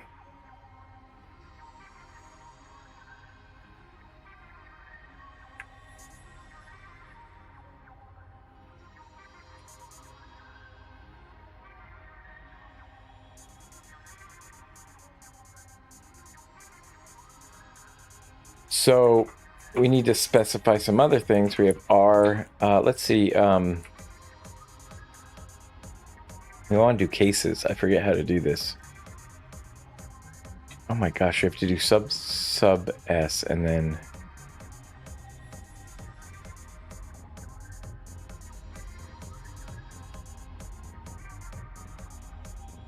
RGB. Is that how you do that? That's not a thing. Sub.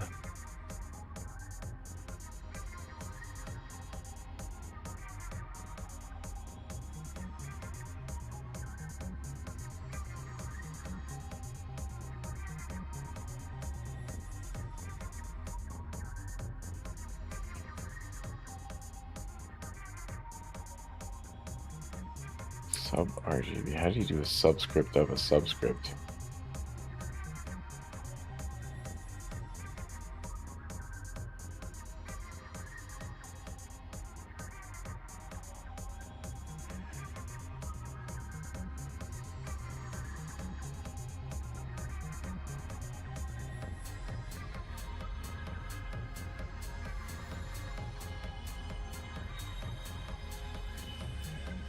Oh.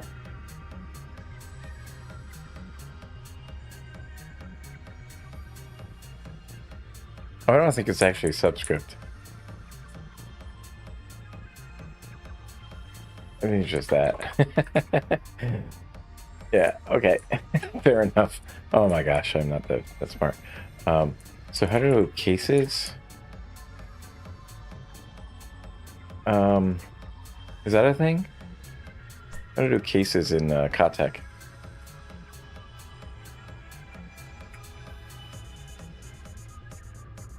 I think it's Kotek. Is it not? Or is it MathJax?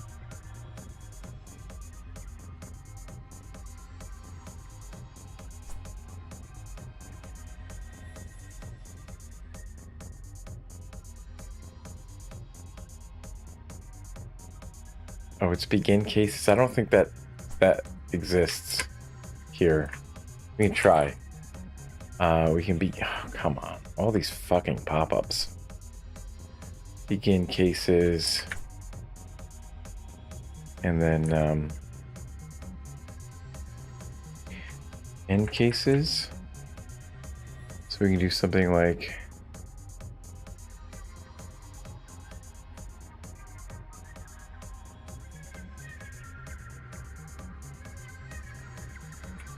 Case 1 and case 2 begin cases.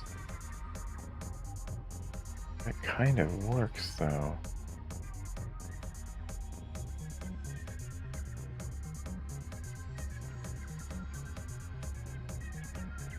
Is it double and? No. Case 2. Is it different?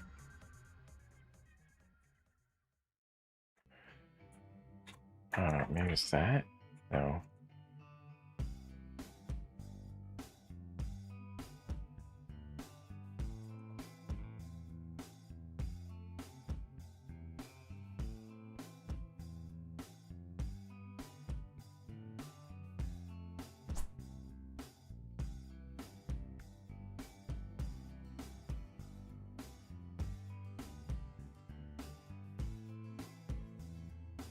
And should do it. And should do it.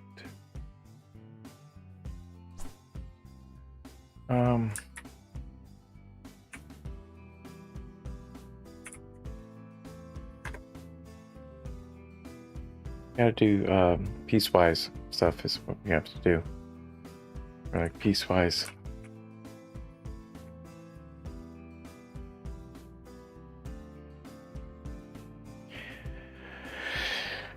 I don't know how you import like other things in here. You do a piecewise function in here. Come on, man.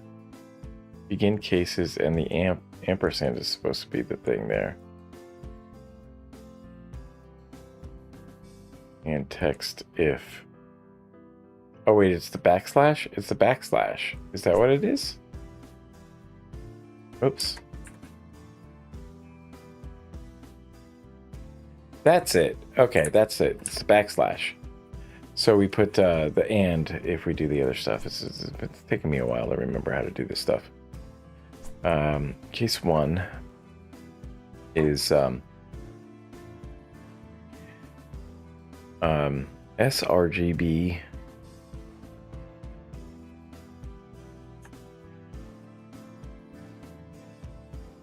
so it equals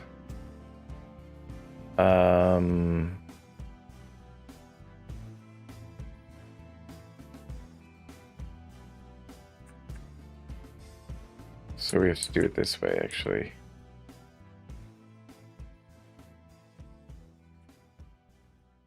Case 1 is going to be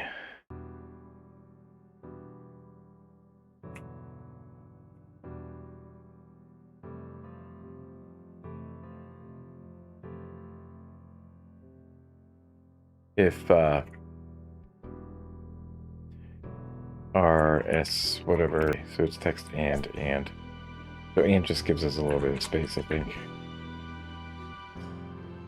God. So feel free to take a break. I'm going to work past this break. I am not focused, but I need to get this settled. We're gonna focus back on on that in a few minutes, but back on the CSS. But I'm just writing a note here.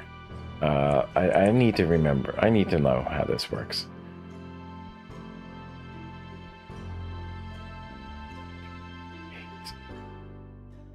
So we need to figure out what that sRGB is. And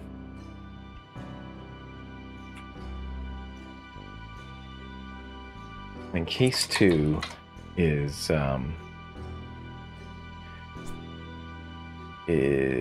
let's zoom in on this because I need to know this stuff. And then otherwise, so then for our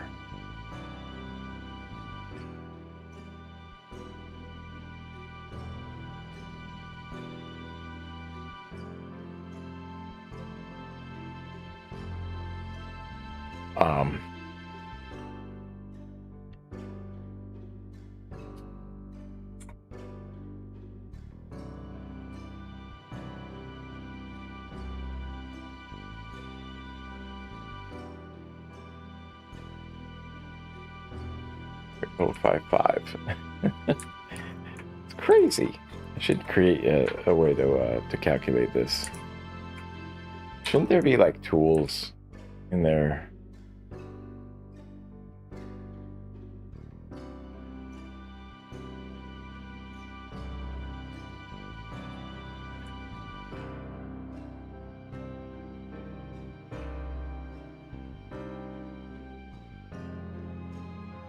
So we can do this as fractions. We can do fractions. Let's do it as frac. Frac is going to be that, and then there's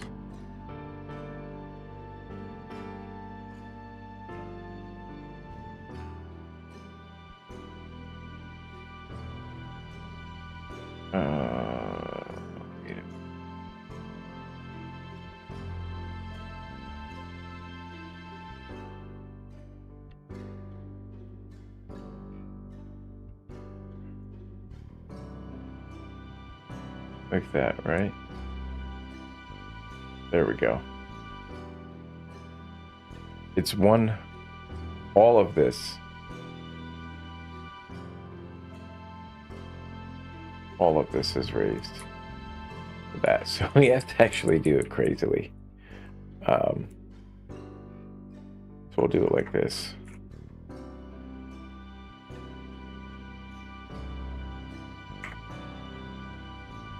There we go. And we can do, does defrag work? Diagonal frac? Defrag does not work, although I do like that better. Let's do it as here.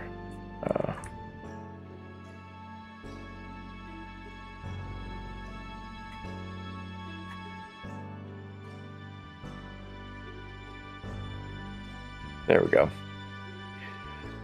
So this is otherwise, right? This is...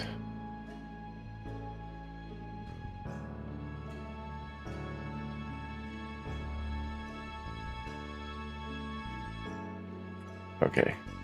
And what I can do, I can like copy this. And so, yeah, it's basically the same thing.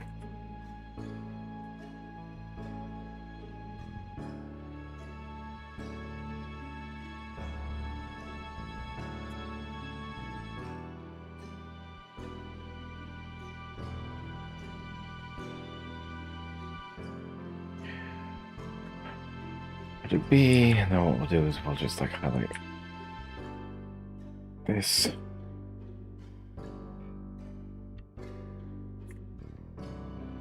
D. There we go. So they're all the same, right? And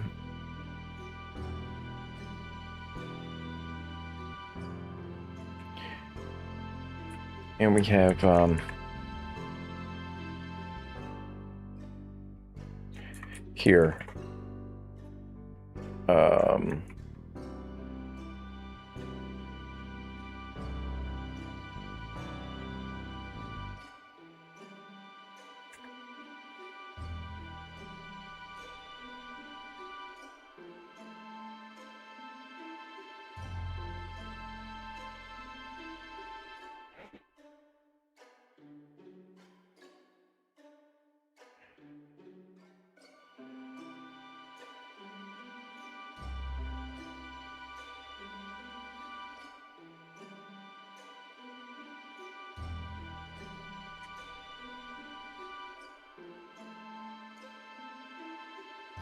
so many brackets. You gotta learn how to type brackets. That's why, like, it sucks. So it's in the 8-bit format. So the R in 8 bits.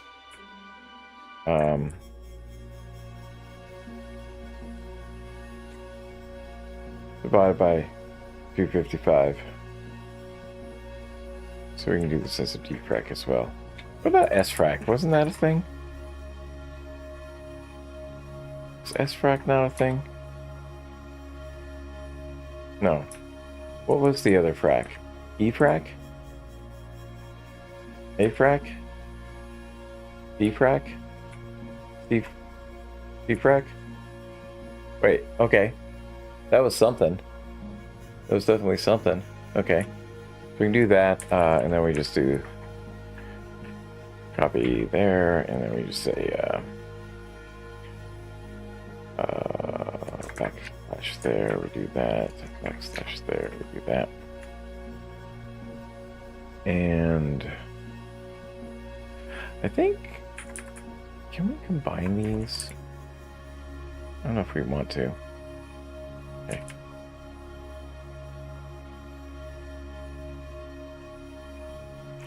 G, E, I should have just gone back to there. C-frag works. What about D-frag? So what's the difference between C-frag and D-frag? Oh yeah, I don't see a difference. F-frac, G-frac, H-frac. There was another frac. I could just look this up, but this is more fun. You get to see all the other stuff. Brute force it. See if there's other stuff. I thought N-frac was something. You needed E-frac, no. Q-frac? R-frac. S-frac wasn't something. T-frac? T-frac. Oh, it's tiny. Tiny fraction. Tiny little fraction. Okay, T-frac is tiny. U-frac? No. V-frac? That sounded familiar. X-frac? W-frac? Wait, was X-frac the thing? No. Y-frac? Z-frac? No. We'll just do D-frac, I guess. That's fine. That's fine. So there's our notes. There's our notes on this. We have contrast ratio. We have the relative brightness of any point. So it's defined as this. We can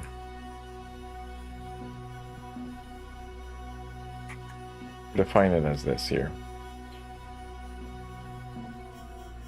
Where we have all this other stuff. R is equal to this stuff if this stuff there, and then the sRGB.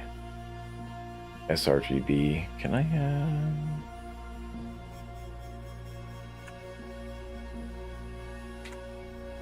There we go. That's what that should be. Okay. So there is a way to calculate this then. So that's what it is.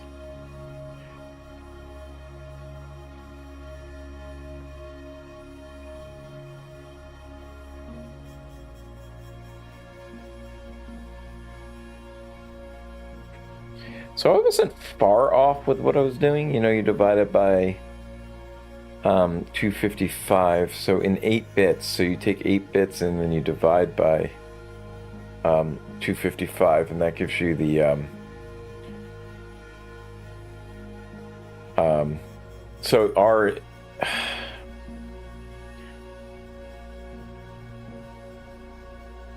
the amount of R as a percentage. Right? It's just like the amount of R as a percentage of R of red.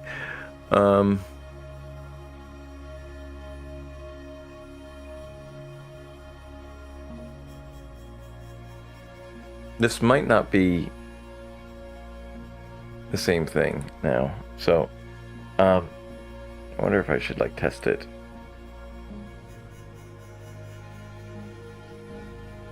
How about my colors though? We have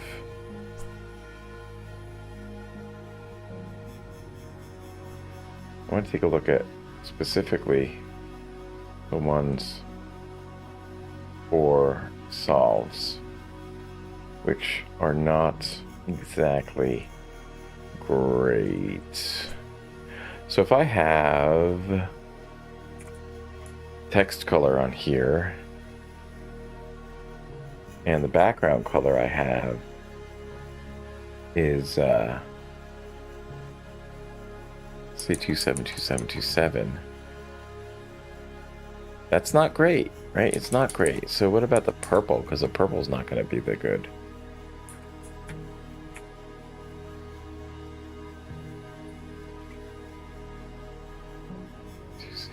That's not one.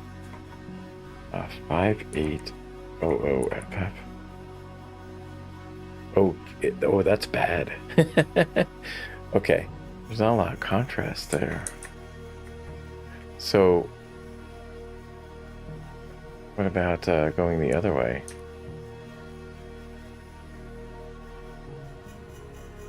Oh, it's just the same. So it's not good. It's not good. It's not good.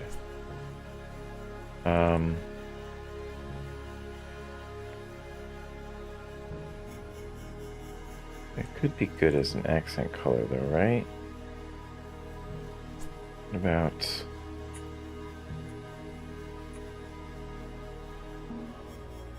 Oh, that's not good either. That's a hot dog. Man, I gotta fix my colors. That's what I got some problems with that, with those colors, I guess. I gotta fix the colors. That sucks. What about my other ones? No, that's not what I want. Wait a minute. I want those colors that I use. These are usually better.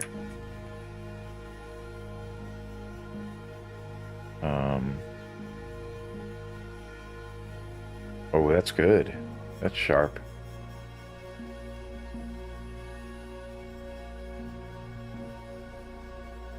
That's sharp. Problem is, like, if somebody's colorblind, they won't see that, right? Or will they? Because if they can't see the blue, then what do they see? They see...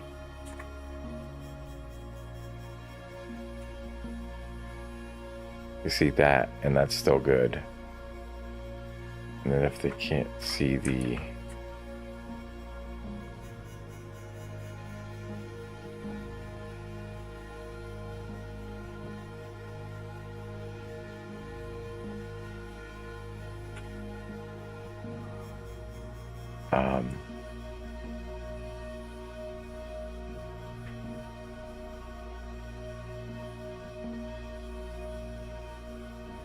if you can't see that color, still pretty good, right? Okay, there.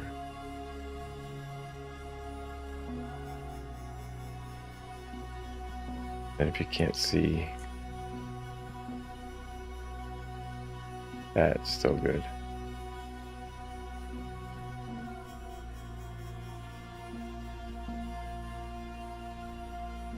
Okay. So that surprisingly, that monochrome one doesn't work out that bad. That mono hue. Huh.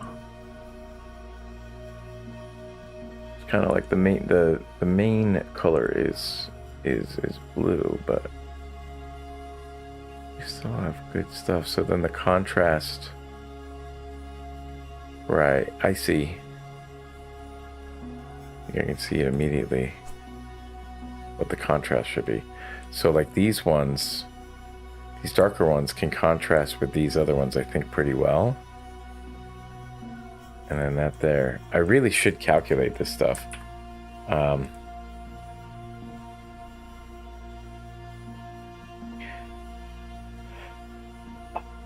What is it? 5 choose 2, so there's 10 different... 10 different pairings. We could do that as a matrix. That would be kind of cool to see what the contrast ratio is for each one. I wonder if I could do that right now. It shouldn't be that bad. I'm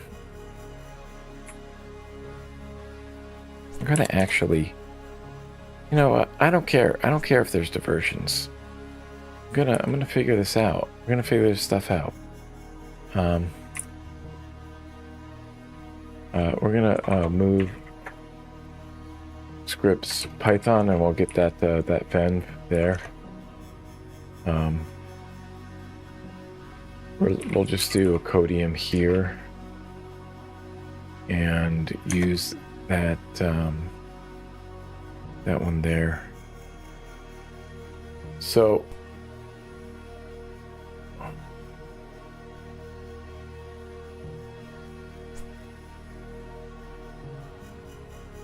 check that one.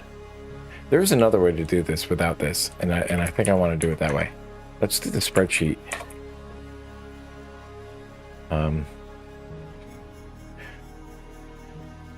LibreOffice Calc. LibreOffice Calc. We'll do LibreOffice Calc.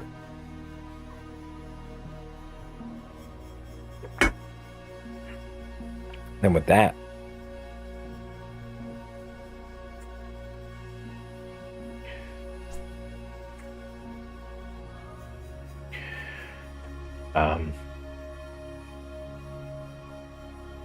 weird. Why is that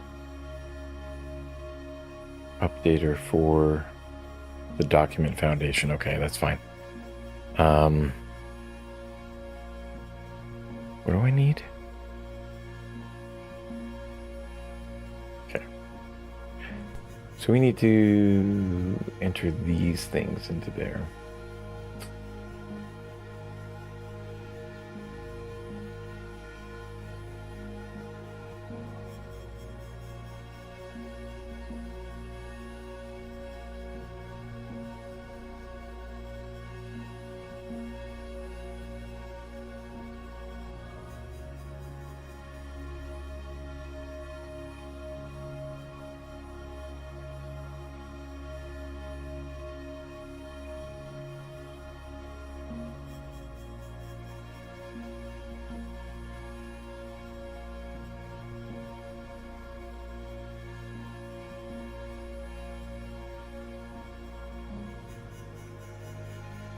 So I think what we'll do is we'll calculate the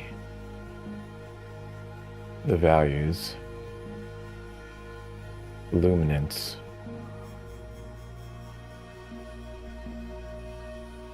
and then we'll do from there. Okay. Visual hierarchy. Big thing. I think this was. Is this a new page? This is a new page. We haven't gotten to this. Importance of good visual hierarchy. Okay. We're taking a detour. We're taking a detour. Relative luminance, the formulae. I like math. I like it when, you know, you gotta calculate some stuff. So it's kind of cool. It's kind of fun. It's kind of fun to do that stuff. Calculate things. That makes it, like, useful. Some metrics. Some metrics that we abide by to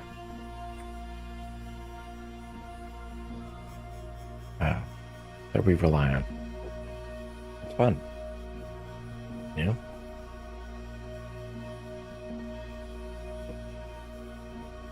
Anyway, this is where we are right now.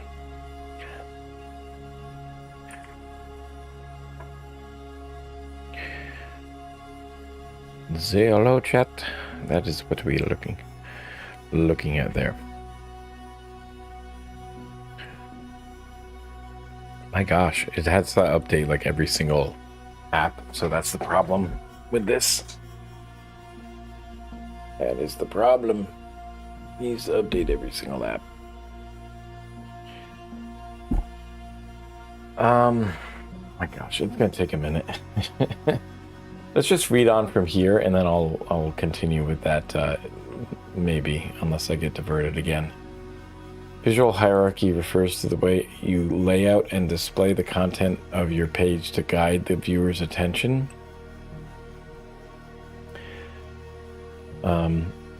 Right, so the order of importance, like which elements are more important than others, so a strong hierarchy can provide a clear path to the eye to follow, ensuring that the information you convey is consumed in the order that you intended.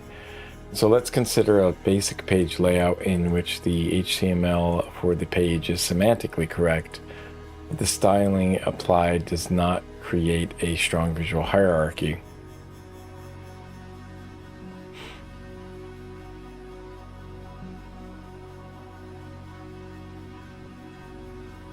Does not create a strong visual hierarchy.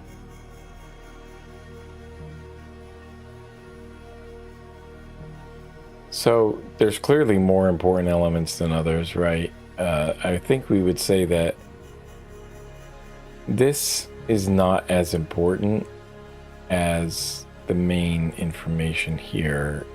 And then even lesser so is the nav bar. We don't need to know as much about the nav bar, but what we want to do is to highlight the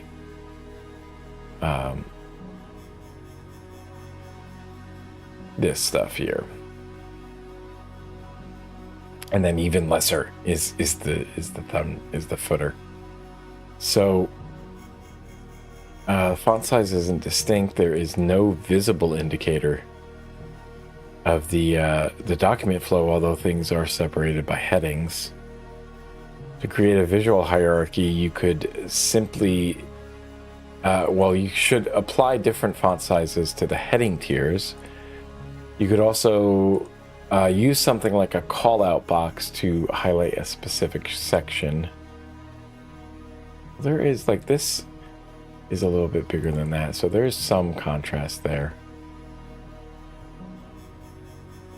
You can also do something like a call-out box. So here we go. Visual hierarchy helps you understand content guiding your attention. Okay. Heading tiers, using different font sizes for headings creates structure and makes content scannable. Level 3 heading, the smaller heading further breaks down the section without overpowering it, and use a call-out box like this to highlight important notes or key takeaways. I'm going to actually like work through this break as well, because I'm feeling really good about this. I'm feeling really in tune. So take a break if you'd like. I'm going to work through setting up this this spreadsheet here. So we want to calculate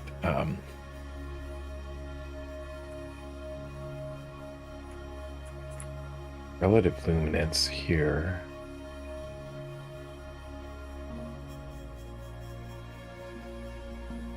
So slow.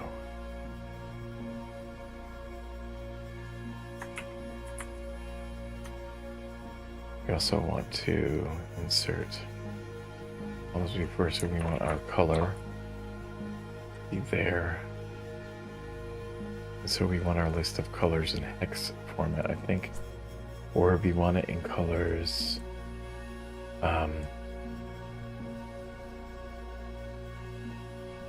red, SRB. Okay, so what we want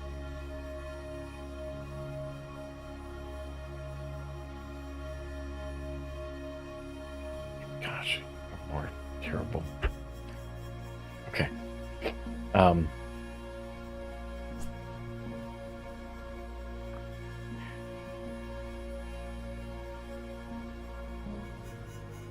What I'll actually do is we'll just move it over. So, color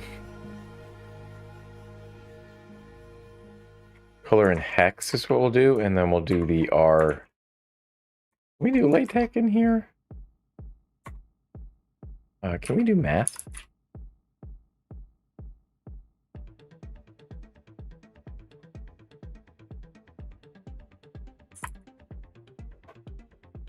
Does that work? Does that work? Can we put math in there? Can we put math? I can put math in here. Insert math.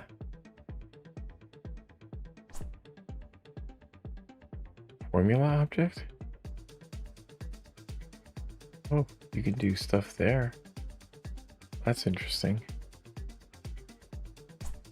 Okay. Oh, we don't want that, actually. That's weird. So we'll do the sRGB. We'll say the red sRGB. Or just R. And we'll do G sRGB. We'll do B sRGB. And what we'll do is we will shrink all these. There we go. So the color in hex, I've got, let's see, I've got color in hex. I can just take this. So I'm going to go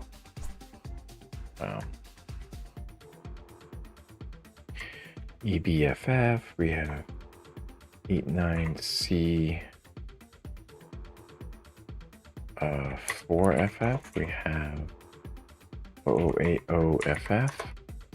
We have 004589. I wonder if you can do colors like this. EB. And so can we do this as colors?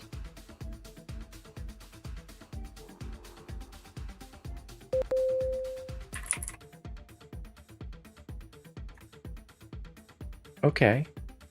Red, green, blue, and then the alpha with the value of the red. And how does that work actually? How does that work exactly, the color? So the amount of red as a what now? As a number, maybe? So did I not have this in RGB? We do have this in RGB. So we do have this in RGB. Let's do it in RGB. So, oh gosh, okay. Yeah,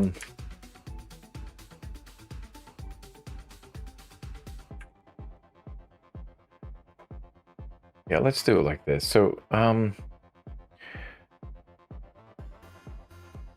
we should do it as spaces. That way I can break it up. I think I can like break it up in like the limit.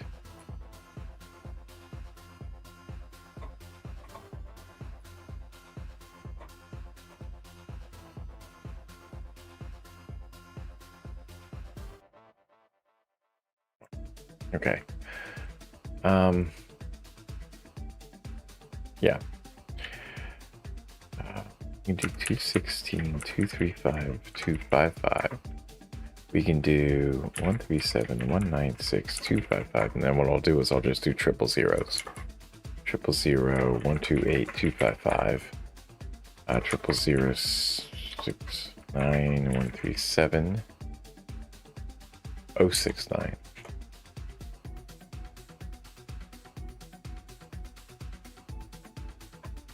Damn, she fine. 000, 030, 059. Oh, green giant. And then what we can do here is we can do equal to this, but like the substring. Can I do substring of this? Can I do a value of this? So we're looking for text. We want to do sub. What is search?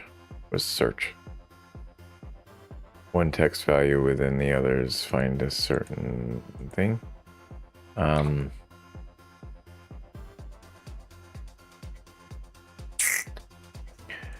find. String of text within another. Left returns the first character or characters of a text.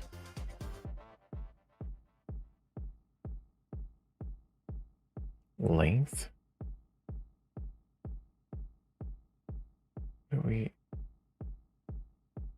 Oh, you can do regex. Oh, that's fun. Okay. Wait, I think we can do this. I think we can do it as this. Use it as regex, so the text is going to be this. The expression that we're looking for is going to be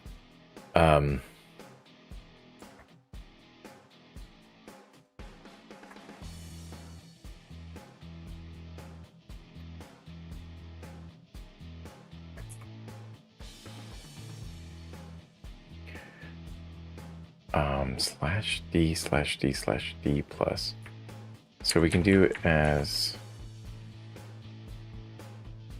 this. So what does it return actually?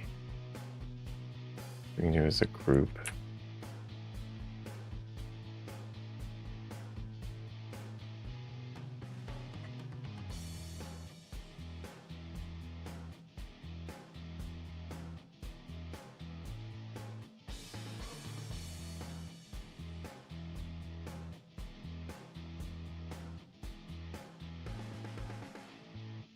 Name.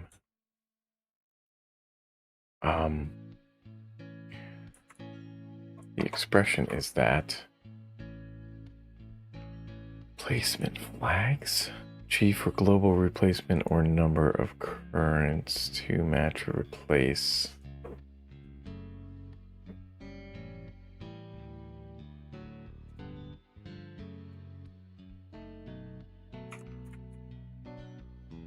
So the result is not anything there.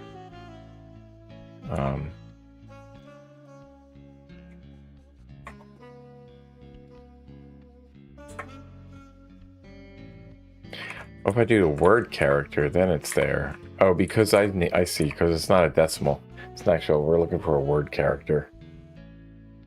And then what will result in is that, so the flags are the occurrence, so we're just looking for one. So we're looking for the first occurrence there, so it'll return that. Okay.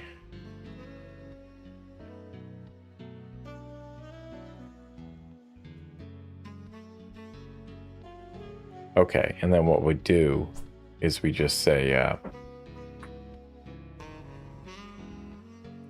number value or something.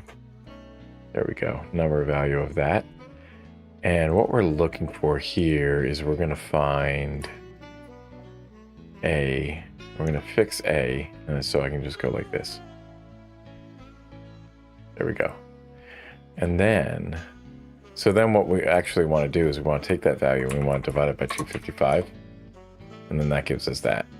Okay, and there we go. And now what we can do here is we take this. We're going to actually move it over here, but then the thing is,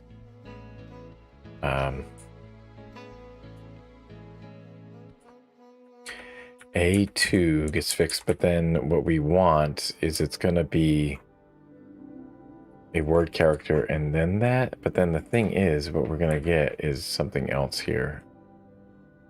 Let's go into here because what we want is, wait.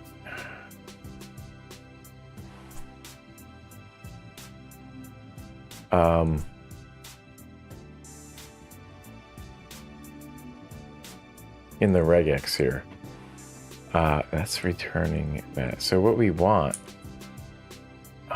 non-capture group. Oops. I know, like, can you do non-capture group? So it's a question. Is it question mark and then this, or is it that inside the question mark? No.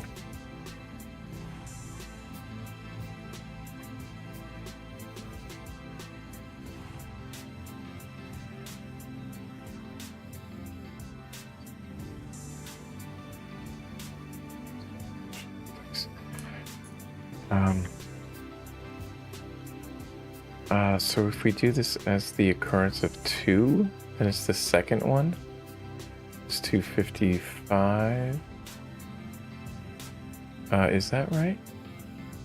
Because then the other one should be that. So the other one should be 1. It is 1. Okay. That should be 2. Flags are occurrence, the second one. Okay. And then here, we just take this one and do the third occurrence. And then we can just copy these down. And there we go. And so where we have our G's as ratios. Okay. And then we can do, let's see.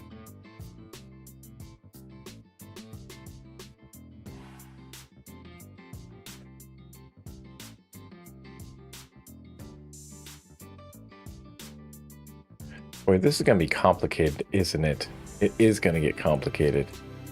It is going to get ultra complicated. Because what I need to do is we have 5 and we want to put all these ones against each other. So we're going to do this as like, see something. I want to put, yeah, I want them out of range. I think here's fine.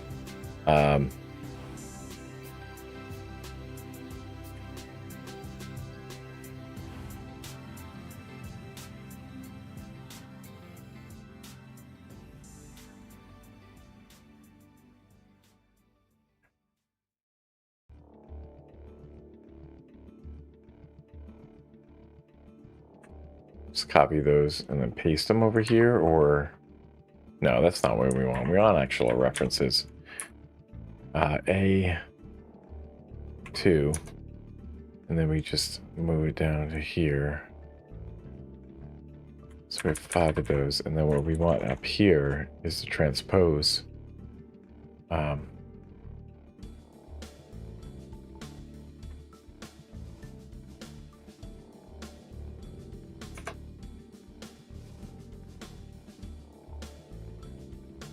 Transpose those there.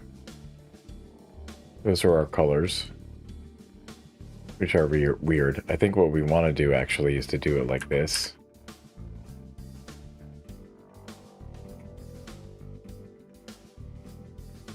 And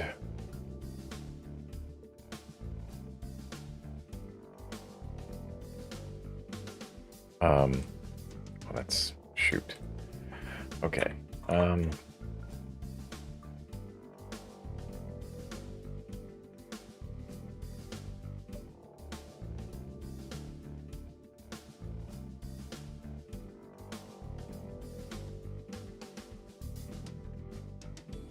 Shoot.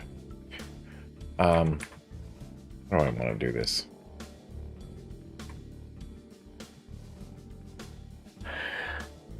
We want to represent that color in some way. So what we want to do, I think, is this between 0 and there?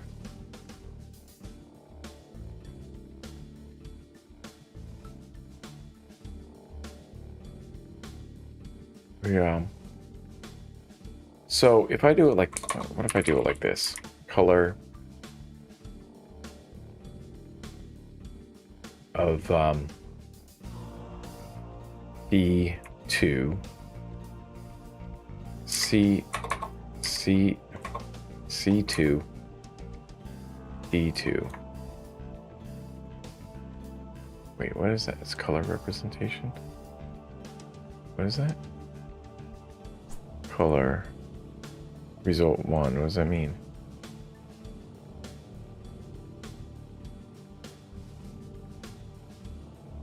Value of red, value of that. Results is 1.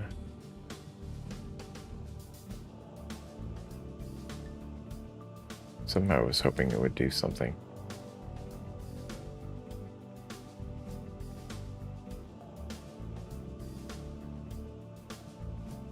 Sir, let's get help on this.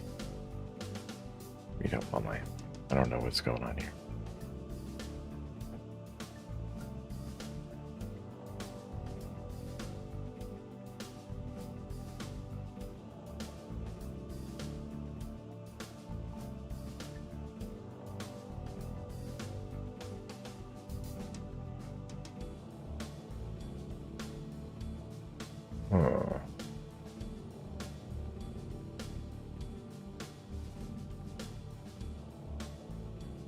Oh, there it is. Okay.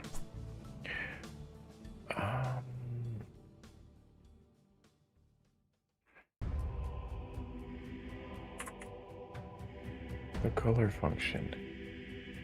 It's calculating of a color. Right. A display color? I guess it doesn't matter. I guess it doesn't matter. I was hoping that it would draw the color. So like, maybe if there's an add-in.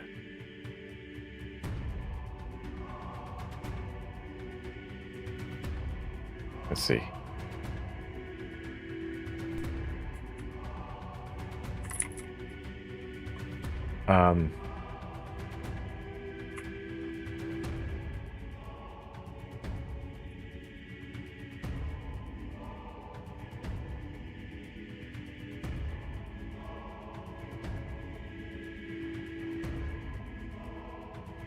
Here's the way to do this.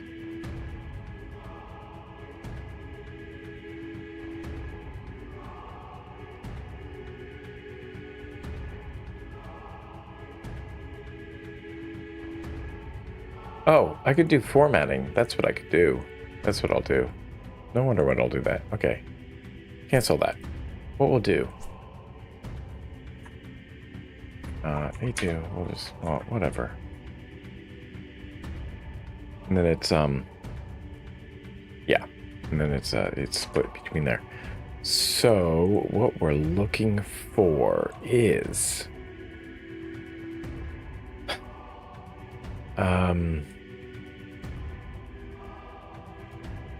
formatting, conditional formatting. Condition color scale.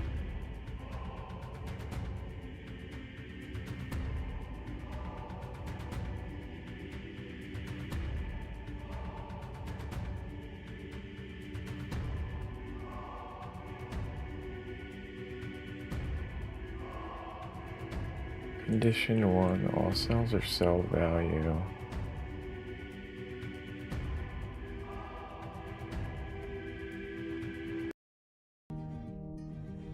Is equal to accent. Is it equal to? No. I wonder how you can just like do conditional formatting, just make it the color. Data bar? No. Conditional date? Conditional date, what is that? Cool. Okay, wait a minute. Conditional manage. Add a condition. No value? Formula? Conditional formatting? Oh my gosh. Okay, I don't understand.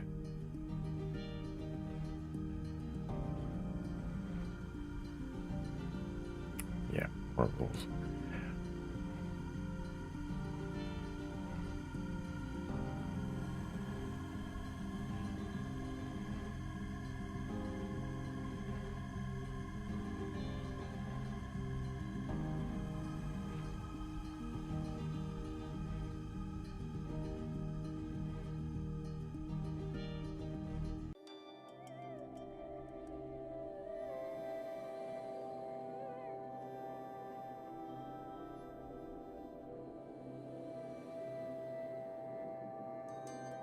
You have to do a new style.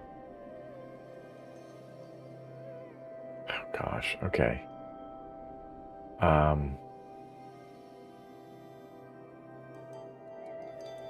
That's such a pain in the ass. It would have been better to do this in Python. Oh my gosh. Whatever.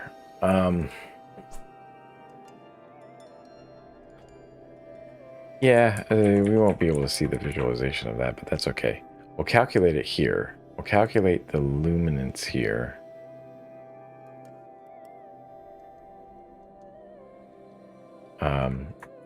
Relative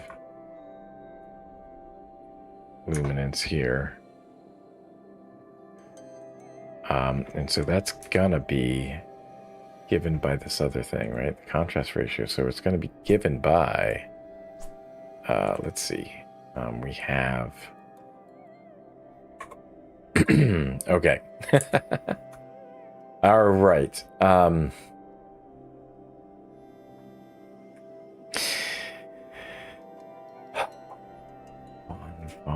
Fun. It takes a D-bird or it's the R, the G, and the B values. Okay.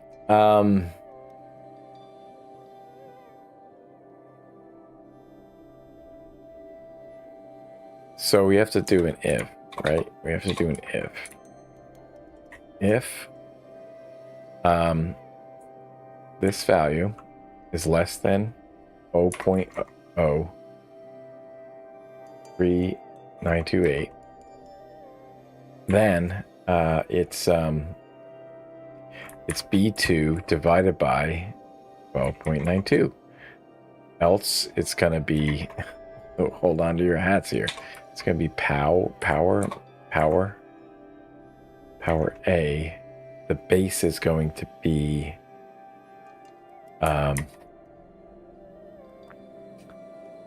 B2 plus 0.055 divided by 1.055, and then all of that is going to be to the power of 2.4. There we go. Ah! Wow. Okay, and then now, what? So that's going to give me C2. That gives me that. It's just 1. So that's, that makes sense then. Okay. Okay. We can put like borders around these, I guess. It's gonna be time for lunch. Time for lunch. Go to lunch. Eat something.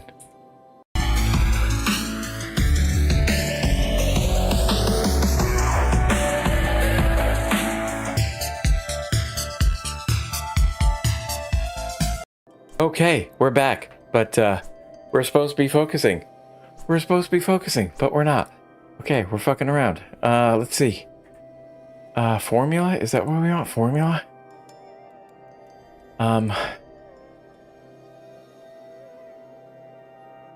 Data bar? Not a minimum. I don't really want a color scale. I think what I want is I want individual colors. Right? I want color icon set. I could do icon set. So yes, okay, icon set. But then and add.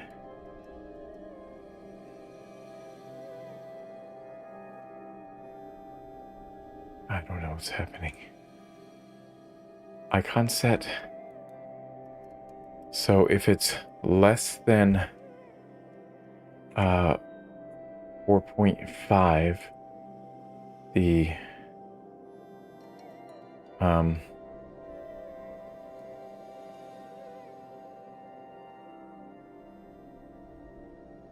yeah.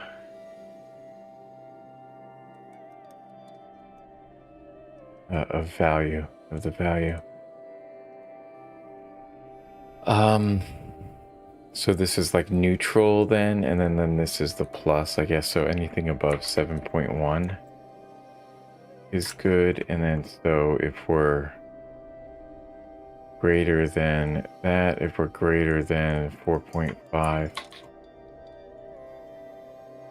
greater than or equal to 4.5 is good, greater than or equal to 7.1. There we go. There we go. Okay. But the problem is, like, these ones in the bottom are also good. It's just that the... Yeah. Gosh. Okay. I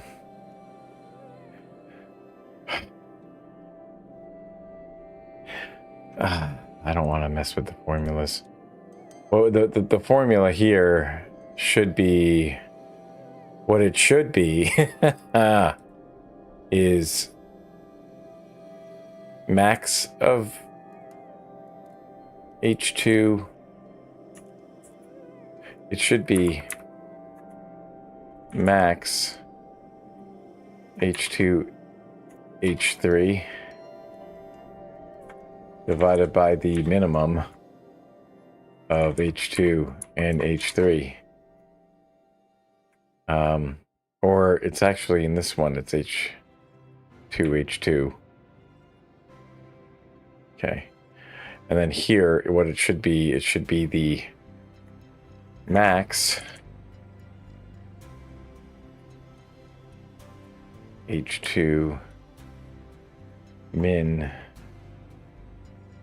H2 H6. And see, that's good too. Gosh, it's so bad.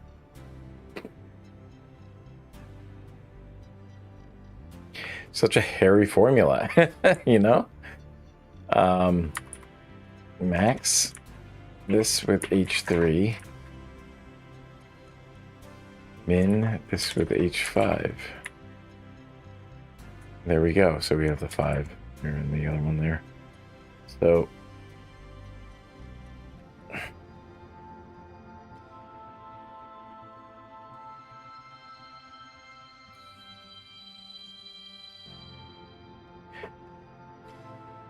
I'm just trying to see, like, because I have my like color palette and I want to see which colors work with each other. I think if I were to put in my other thing, my other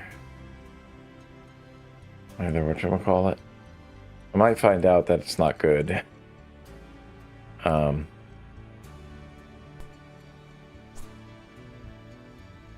Let's do these as numbers. 3 decimal spots sounds good.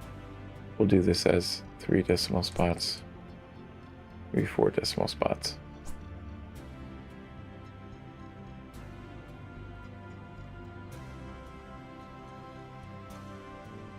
then the relative luminance. It's there.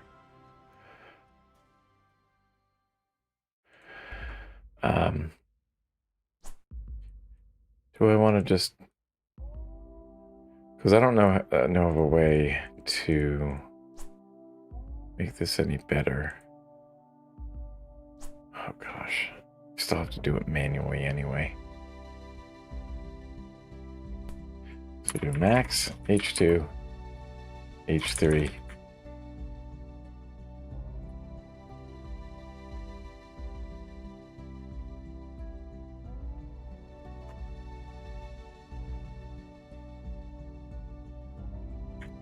The thing is, though, okay, so along the diagonal, all these things are the same, right? Because if we do it that way,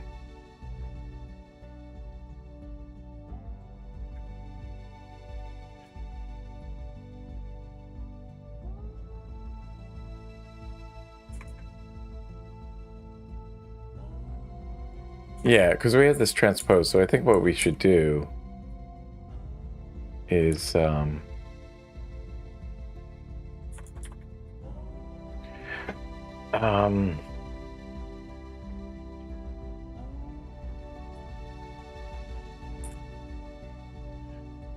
shoot, really screwed this up. So like arrow over being the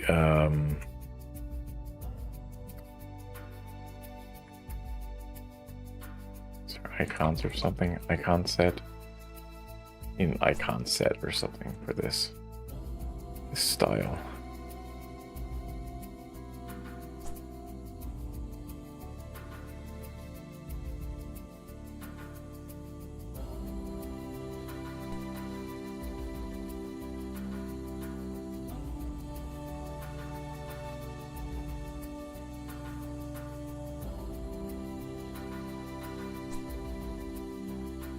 Oh boy.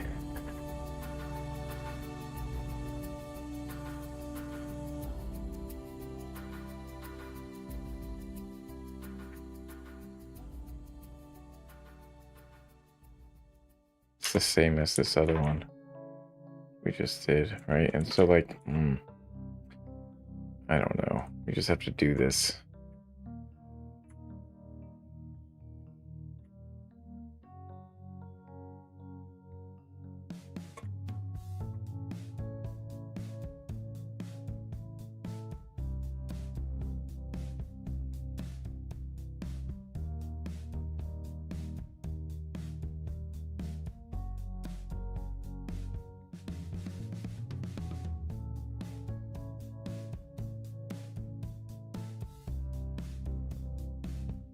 Min H5 H2.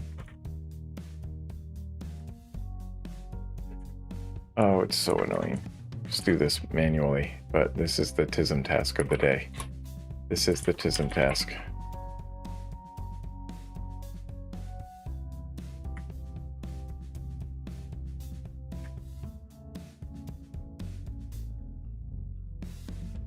Okay. H3, H5, H5, H3. Okay.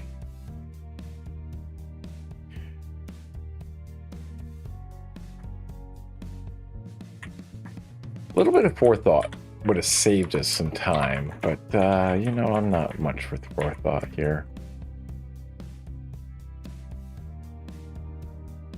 Oh gosh. So I don't know.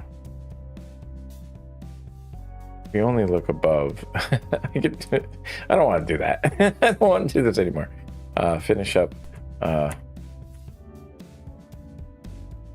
Finish.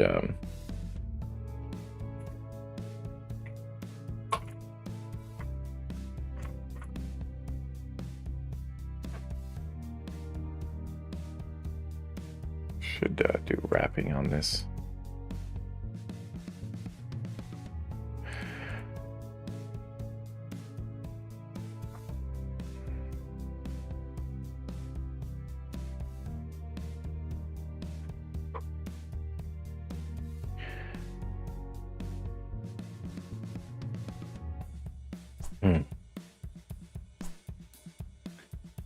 Okay, so if I did it that way, so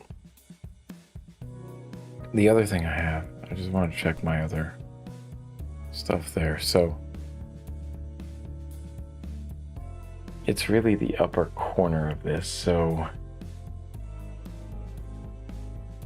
the extremes, the two extremes are fine. Small text and that. The other ones are not great, right? Now I wonder if if we put in another color, I should make this programmatically. That would be nice. This could be something that I do. Contrast, what should we call it? Ratio calculator.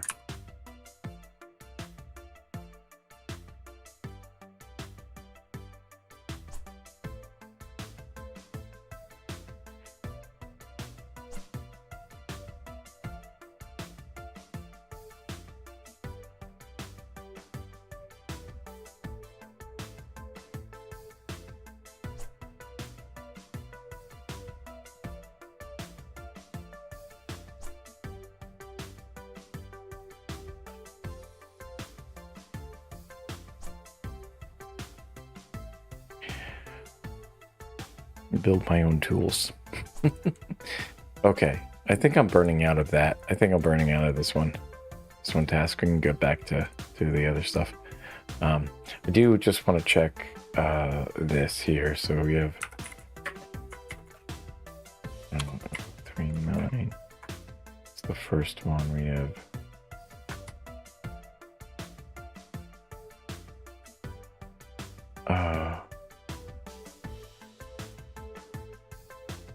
set doubles. That's not what we want.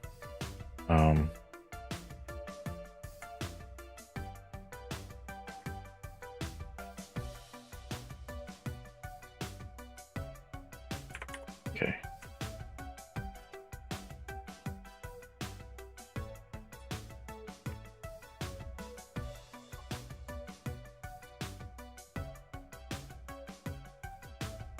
At least one of them's good.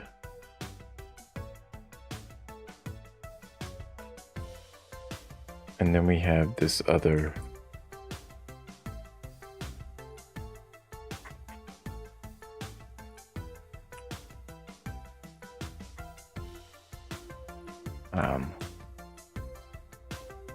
this other one. So the only really good thing is this really goofy pinkish color with the gray. Is that what we're going with? Oh gosh, the pink on the gray is the good one.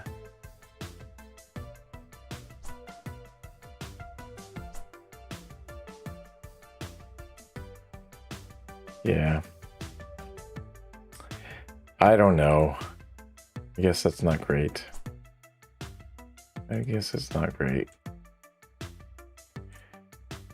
This one's okay. That's the yellow, I think, or is that the pink? This is the yellow on the gray, which sounds about right. This one's not bad. We're approaching that. Did I get all of them? Yeah, the only... Yeah, okay, so...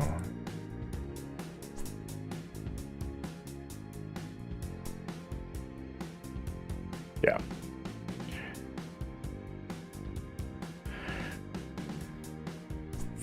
One is this one, right? So we're at that. Or no, it's this one. The 0.3 is not good enough.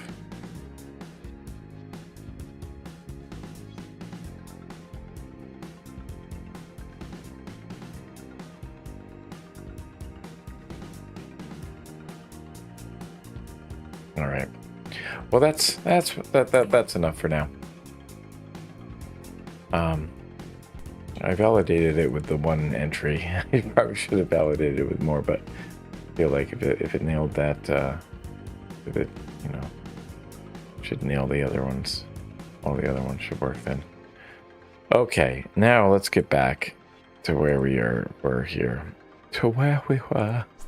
The visual hierarchy is where we left off. We were looking at stuff here. Okay. Ready to boost your productivity. So, example you can take advantage of the call out box to further draw attention to a call to action button.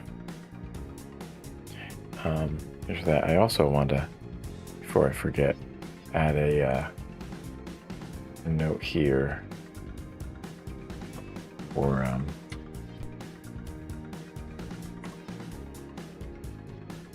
contrast ratio there. Have that one. I should just make it a link, right?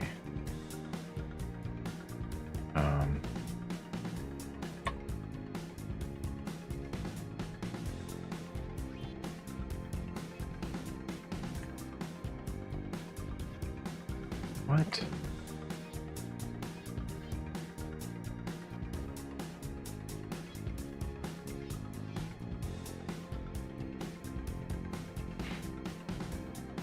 There's no file called it yet, but it should be.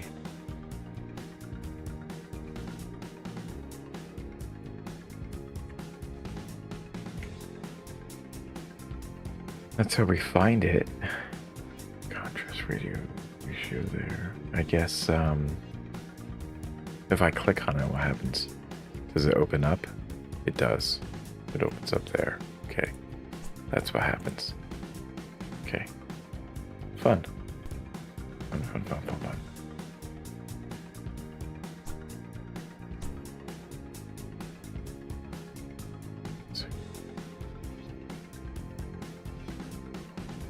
Navigation bar or a footer. It makes easier for users to find essential information they may be looking for.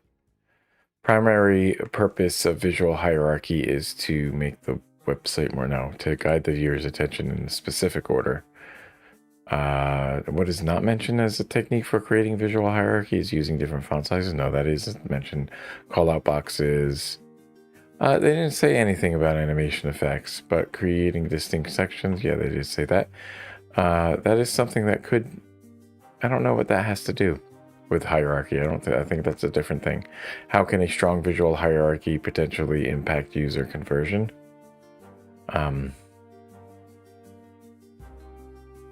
Drawing attention to the more important information and the call to action stuff. So that should be the answers there.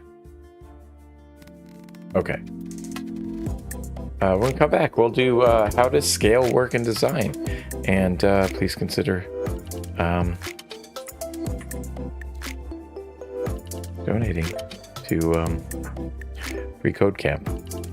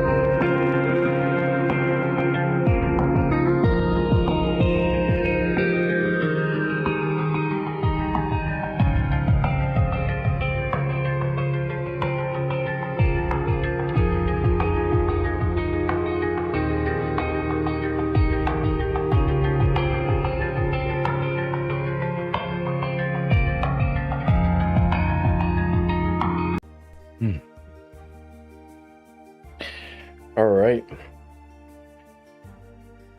How does scale work in design? Let's see.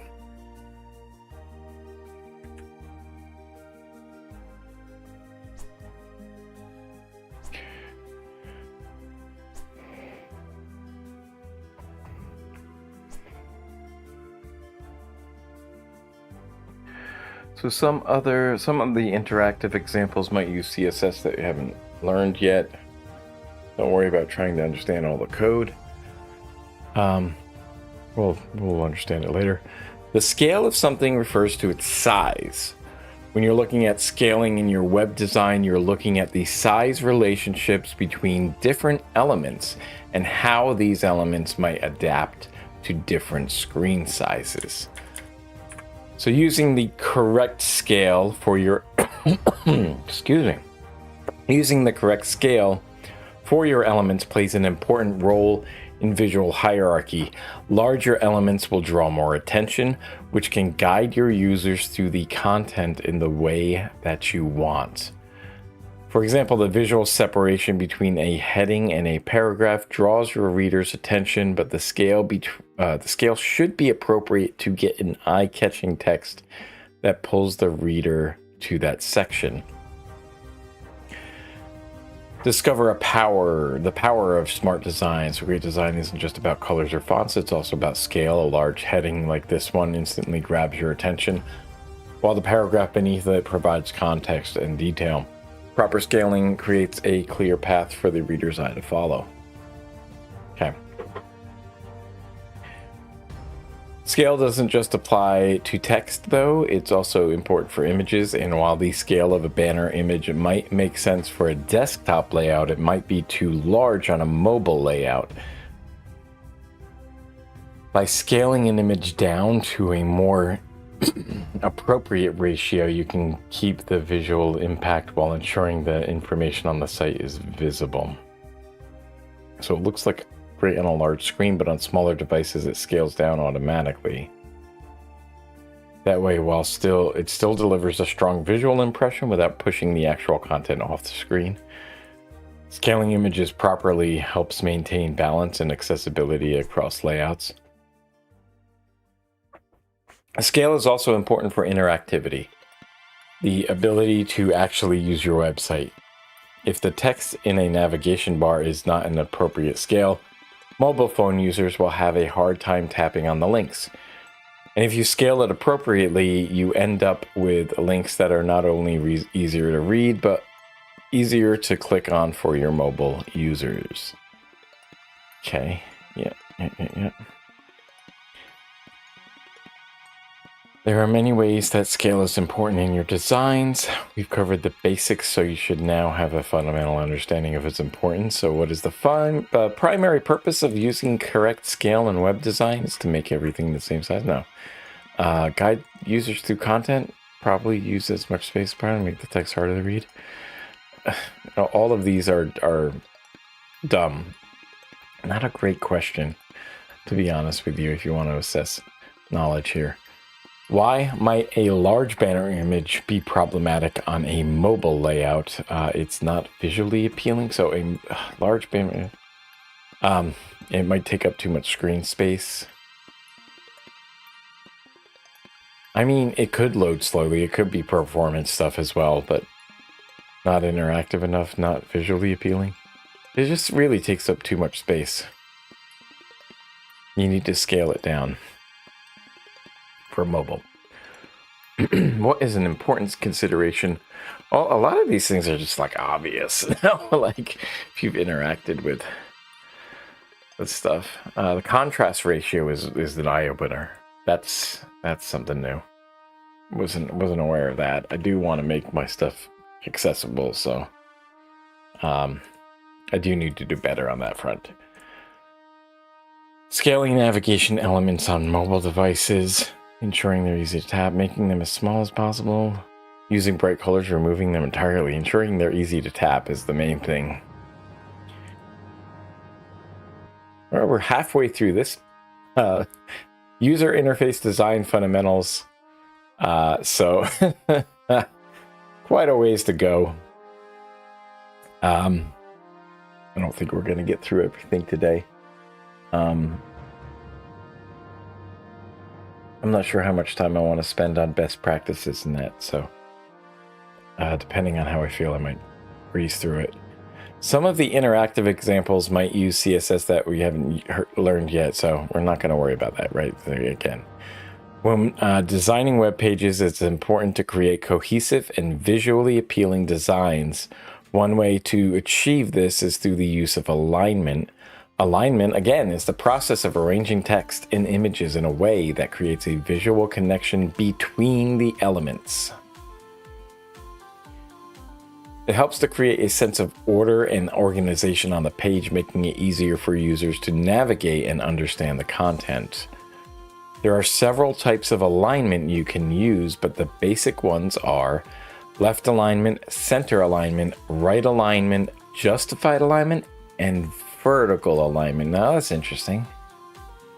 But left, right, and center alignments are all subtypes of the horizontal alignment, while vertical alignment is used to align elements along a vertical axis. Okay, so let's take a closer look at each type of alignment and how you can use them in your designs. Left alignment is commonly used with text, where each element is aligned to the left margin. Aligning all the headings and paragraphs on a web page to the left margin makes it easier for the user to read and to follow the content. So if you have a Arabic translated page or something, you'd want to fix probably the text align so that it's right to the right, because you read right to left in those language, in that language. So if there's any other languages that are read right to left, you probably want to anchor them to the starting side, to where you start reading. The opposite of left alignment is right alignment. Each element is aligned to the right margin. This is often used on websites to display additional content like promotional banners or advertisements. And for example, an ad that is aligned to the right margin makes it stand out from the rest of the content on the page, but doesn't distract the user from the main content. Center alignment is where elements are centered on the page. This is often used for headings, logos, or other important elements that you want to draw attention to. Yeah, so it works for this, but with the other text though, it's kind of, justified alignment is when text is aligned to both the left and right margins. This is typically used for descriptive passages or articles and creates a clean and professional look. Yeah, sandbag connection there. Yeah, so I guess in this case they're adjusting the size of the spaces in between words. That's how they're justifying. You could justify by spreading out the kerning, or spacing between the letters.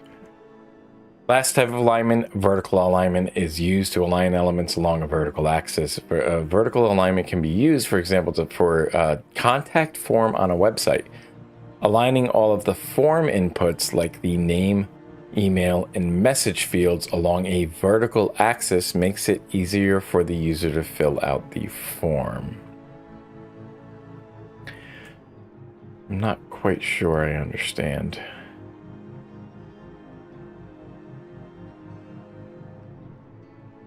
Where's the... So, I mean, this is the... And how did they do vertical alignment? I don't see anything in here about align in the style. Button, style, label.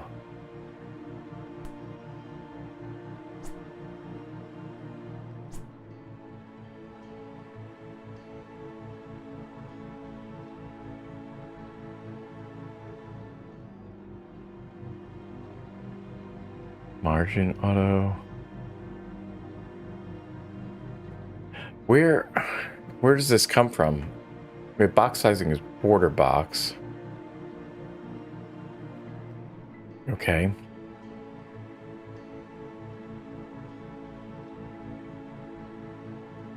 So how come with input and text area we don't have? Is this an example?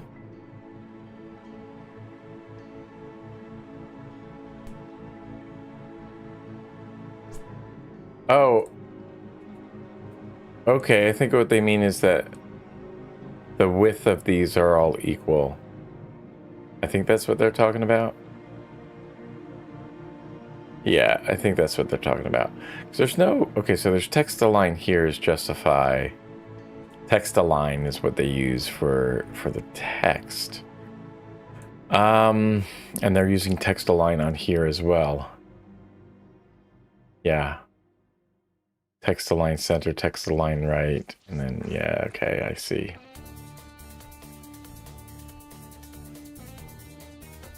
Alignment in design is the process of arranging text and images in a way that creates a visual connection between elements. And so what is left alignment commonly used for? It's commonly used with text where each element is aligned to the left margin, obviously. Vertical alignment is used, none of these, right? It's used to align elements along diagonal, no, horizontal. This is so dumb. What? Vertical alignment aligns elements along a vertical axis. Wow, who could have fucking guessed that? Great question, guys. You really put a lot of thought into that question. My gosh, some of these multiple choice questions on here are really bad. I wonder, like, I should go through these and write my own. And yeah, maybe submit them as like, hey guys, like you could do a little better here. So we're going to look at the importance of white space in design. Yeah, we can. Let's try to get through this in the next 7 minutes. White space refers to any type of space around elements like images, text, and buttons. White space is important in design because it helps to create a balance between the elements on the page. Take a look at some examples of how white space can be used effectively in design. For example, let's consider a call to action button. Call to actions are used to encourage users to take a specific action, like signing up for a newspaper or a newsletter or making a purchase. On the freeCodeCamp homepage, the CTA button is visually separated from the other elements. The image below shows this button with a certain amount of space around it. They got the button, and there's some white space around it. Okay. They're kind of tooting their own horn, I guess.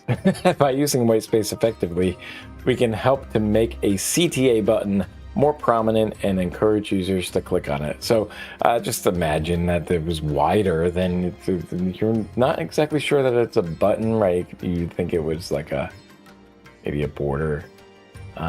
You want it to be big enough to contain the text, right? But you want it to be, and you don't want it to be too small.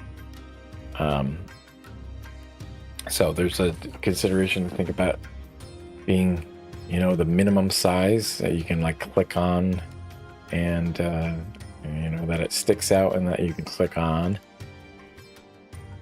and maximum size that it doesn't look like it's a different element other than a button. By using white space effectively, we can help to make a CTA button more prominent, encourage users to click on it. Let's take a closer look at the different types of white space. The first example uses both macro and active white space. Macro white space is the space between larger elements like images, text blocks, and buttons. Active white space is the space that intentionally created to help guide the user's eye and draw attention to certain elements on the page. So in contrast to active white space, there's also passive white space. Passive white space is the space that is left over after all the elements on a page have been placed. Another type of white space could be micro white space. This is the space between the individual characters in a line of text. I think about the micro white space a lot. Like when I was creating this pomodoro, using the pomodoro there, using CSS to style the text. So if you look up in the upper right there, I added a little bit of spacing in between the letters so that it makes it a little bit easier to read on a smaller screen. I don't know. I hope it looks cool. Hope it looks okay. I think it could look cooler. Let's see. The image below shows frequently asked questions section on the freeCodeCamp homepage, where the spacing allows you to read each question and answer easily. So frequently asked questions, what exactly is freeCodeCamp? There you go. So the micro white space is important because it helps to improve readability and legibility, making it easier for users to scan and understand the content. So if you're thinking about micro white space in between smaller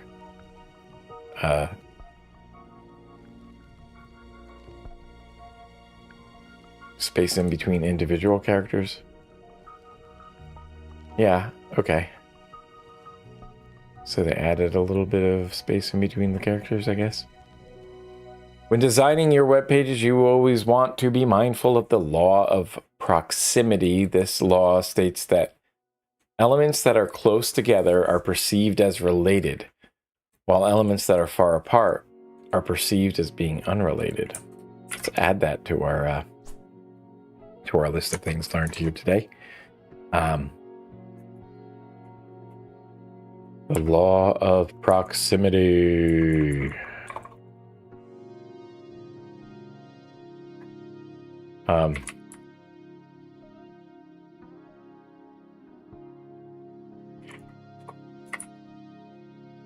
Elements that are close together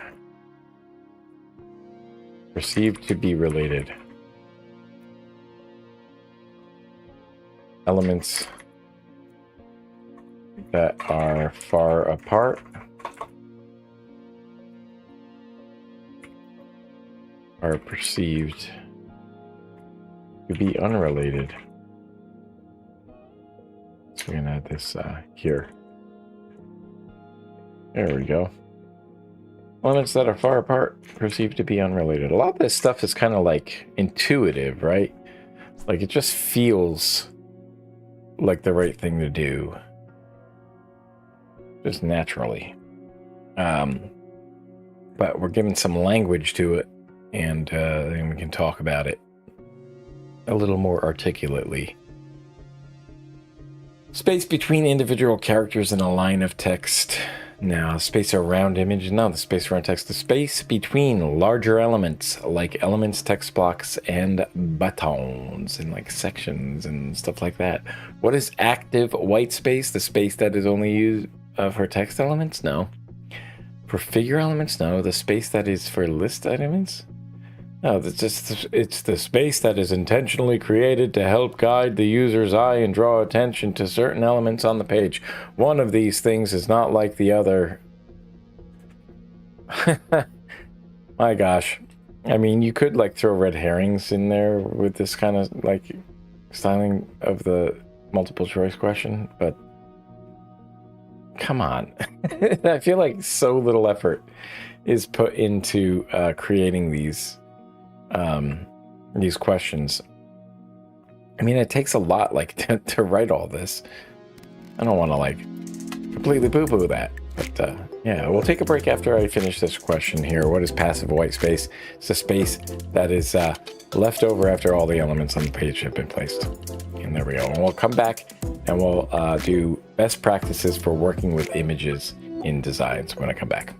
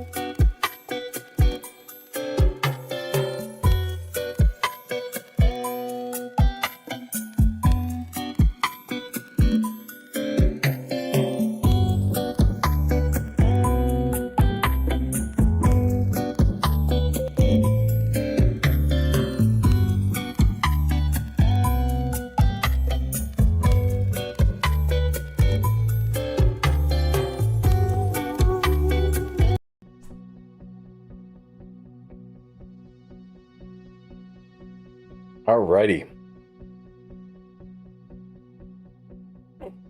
So what are the best practices for working with images in our designs? Adding images to your website is a great way to engage your users and increase the visual appeal of your site. But there are a few things to consider when working with images in your design. First, you want to create responsive images. So, responsive images are images that scale to fit the size of the screen they are being viewed on. That's what responsive images. Responsive. So they're responding to the size of the viewport.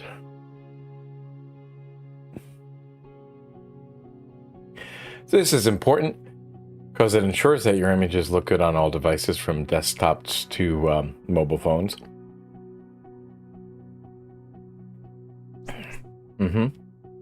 Responsive cat image. Yes. So another thing to consider is the resolution for images. Higher quality images with better resolution have more pixels per inch. Pixels are small squares that make up an image. So, I mean, you have to think about images when it comes to performance and stuff as well. The pixel size and pixels per inch. Number of pixels in 1 inch of an image. The higher the PPI, the better the image quality. So you want to make sure that your images are high quality and look good on all devices. This means that you should use high resolution images that are optimized for the web.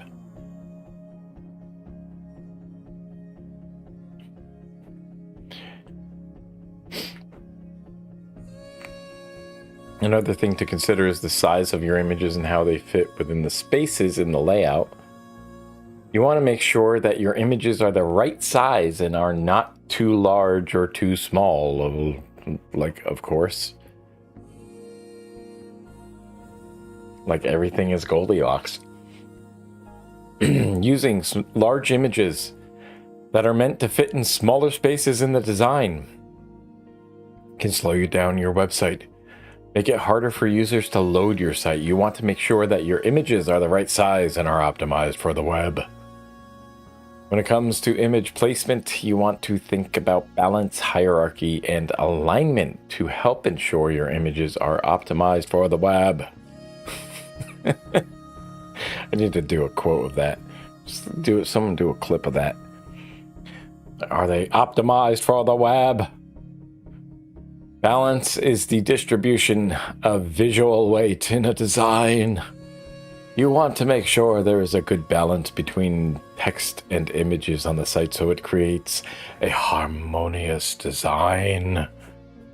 It's got to be harmonious. Balanced layout. So you're not responding to the text to the height.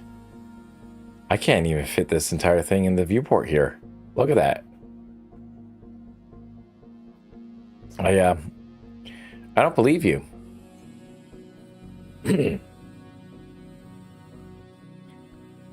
So how do you fit the image there? Flex 1 400 pixels. I don't know how they're doing all that. Hierarchy is the order in which elements are viewed on a page.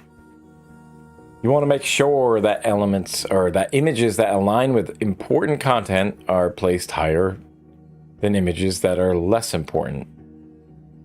What do you mean placed higher? That they come earlier in the near the top?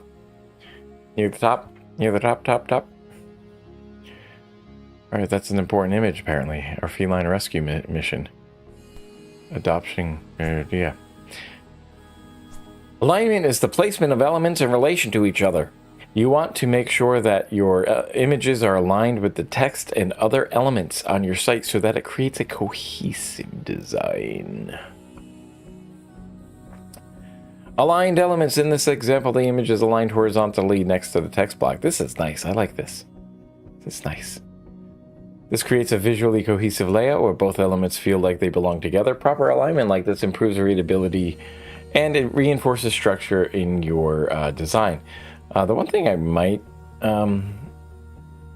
say, although I do love that it does look like it's like this is centered, that this is centered on this block, on this div. And I think that's done with the flex layout. Aligning elements with the center and doing a flex wrap. I'm not sure what flex wrap is. I think that's like it'll overflow to the next thing. To the next row or something, you know. The next line, the thing underneath it. That one. The last thing to consider is accessibility for images. You want to make sure that your images are accessible to all users, including those with visual impairments. This means use alt text for your images so that screen readers can read the text to users who are visually impaired. Use alt text. So many people on Blue Sky don't use any alt text. It's like the feature is so easy to use. It's right there. You can even set it up so that when you post an image, it will remind you that you haven't added alt text. And then you can go in, you can add the default if you want. You know, even just adding the default is better than nothing. But still. And it's especially journalists. Like journalists, they're like, I just gotta get it out there. I just gotta post this image out there. And it's like you grabbed that image from somewhere else, and that somewhere else it probably had alt text associated with it, and share the alt text. What is the importance of balance and design when placing images? That's the thing with journalism these days, is that they're trying to be all about speed. About getting information out there quickly as possible. Which isn't bad, but you're trying to, I don't know. Makes it, you gotta also weigh, who you're getting the information out to, you know? Like you're just focused on the majority, and you're just saying, well, everyone else can fucking figure it out. What is the importance of balance and design when placing images? Balance and design. Harmonious. Balance. Harmony. I don't even need to know anything. I just need to know that balance means harmony, and that's how I get the answer.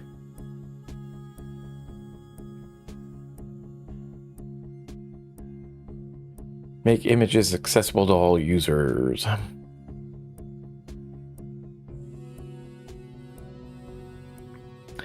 No, it's the harmonious design by distributing a visual weight. The purpose of using high-resolution images is to ensure the images look good on the right, on all devices, maybe.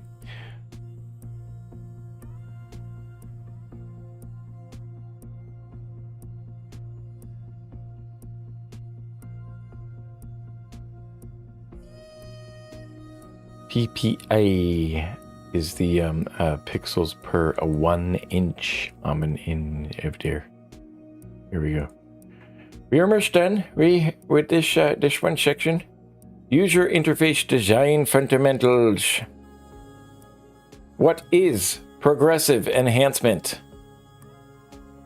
Something to do with car insurance. No.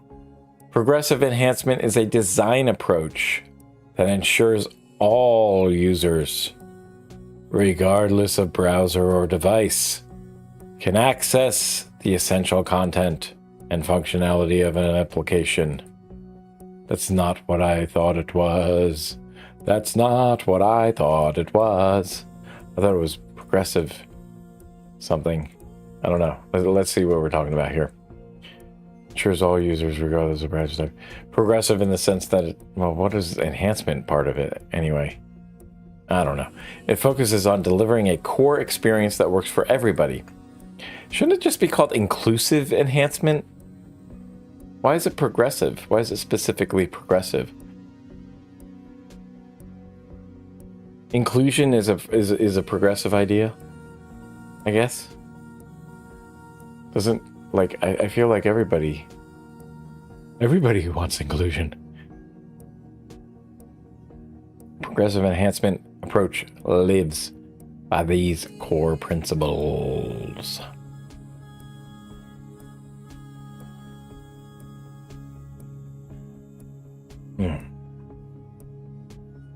All core content and basic functionality should be accessible on all browsers. All advanced layouts should be provided through external CSS style sheets. All advanced functionality should be provided through external JavaScript files, and a user's browser preferences should be respected. Let's copy this, and we'll put this over here. Core principles. Progressive enhancement core principles.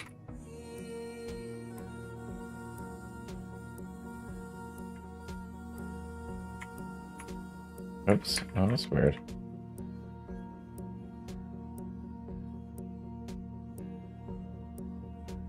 I think I heard Mike from Skeptics with a K talk about this once. Specifically about, like, a user's browser preferences should be respected. Yeah. So advanced layouts provided through external CSS style sheets. Core content and basic functionality should be accessible in all browsers. Advanced functionality should be provided through external JavaScript files. Well, this is all just, you know, separation of concerns and stuff. But a user's browser preferences should be respected. Yeah, that's, yeah, definitely. The first one and the last one seem particularly relevant. I just don't, like, these two in the middle seem to be just about separation of concerns. I mean, I guess it's also so that, like, you want the readability. Well, I mean, that's part of separation of concerns, readability of your HTML.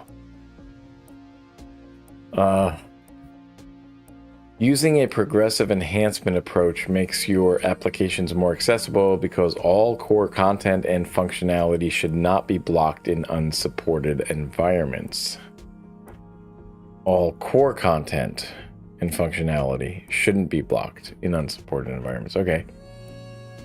Not sure exactly what they mean by that, but in terms of speed, a progressive enhancement approach can also help improve the performance of your applications. Those users that are working with slower internet connection speeds will still be able to access the content because the browser will download the necessary resources first. Yeah, okay, that's what you're trying to, that's a consideration. You consider people with varying internet connection speeds. Personally, I think you should just make it optimized so that it works on slower connection speeds. Yeah.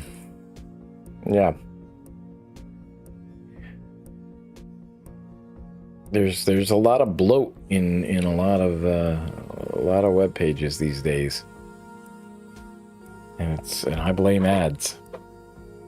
When it comes to SEO, progressive enhancement can also help improve the visibility of your application. So search engines will be able to crawl the content of your applications because the core content is available in the initial HTML response.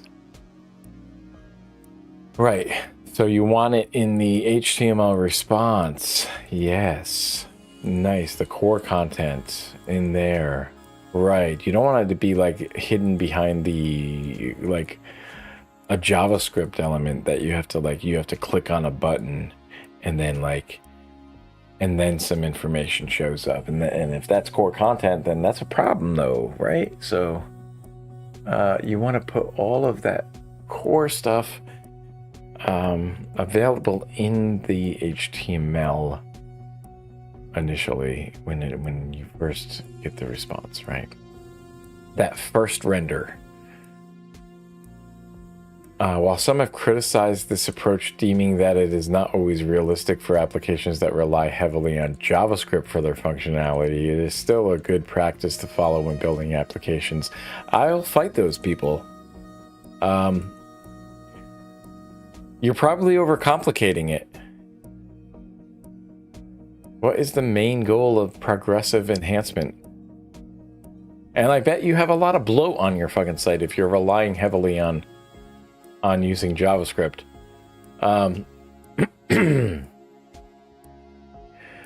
Ensure that the application is heavily reliant on JavaScript. No. You want to ensure all users, regardless of browser or device, can access the essential content and functionality of an application. That is an exact verbatim quote. You should at least, like... I have a problem with a lot of these multiple choice questions. They're just so obviously... Like, it's so obvious what the answer is. That's just not good test design. Not good multiple choice design here. Which of the following is not a core principle of progressive enhancement? And I will eat my hat if that ends up being wrong. I did no other thought other than recognizing that I read this sentence before. Which of the following is not a core principle of progressive enhancement? A user's browser. See, these are like actually okay. Not a core principle. We have to go through a list of things that are you know, potentially good. I don't know. A user's browser preferences should be respected. That is one of the things. All advanced layouts should be provided through external CSS style sheets. That's one. A browser's preferences should be ignored. Come on, but then they screw the pooch by making it so fucking obvious. Do they just want people to be able to move quickly through the course and then like look back and go, well, I don't fucking remember a goddamn fucking thing? What is a common criticism of the progressive enhancement approach? It is not always realistic for applications that rely heavily on JavaScript for their function. I guess that's it. It's a verbatim quote. I have problems with these. Piss boys coming out. I have some problems with these questions. Okay, we got a minute and 43 seconds before we go on the next break. And you know what? We might actually do this. We might actually get through all of this. We've got like 3 more pomodoros after that, after this one. Yeah, we might actually do it. What we got coming up next, because we're going to save the fundamentals review for another day, because, you know, it's just rehashing the same stuff we just did. So I might as well review on another day. Let all that stuff that we did today marinate, and then we rehydrate it when I come back on probably Friday. Well, hopefully Friday. Yeah, I think I feel like Friday should be good. We'll see. We'll see how tomorrow goes. And Thursday. User-centered design. That's what we're going to do when we come back.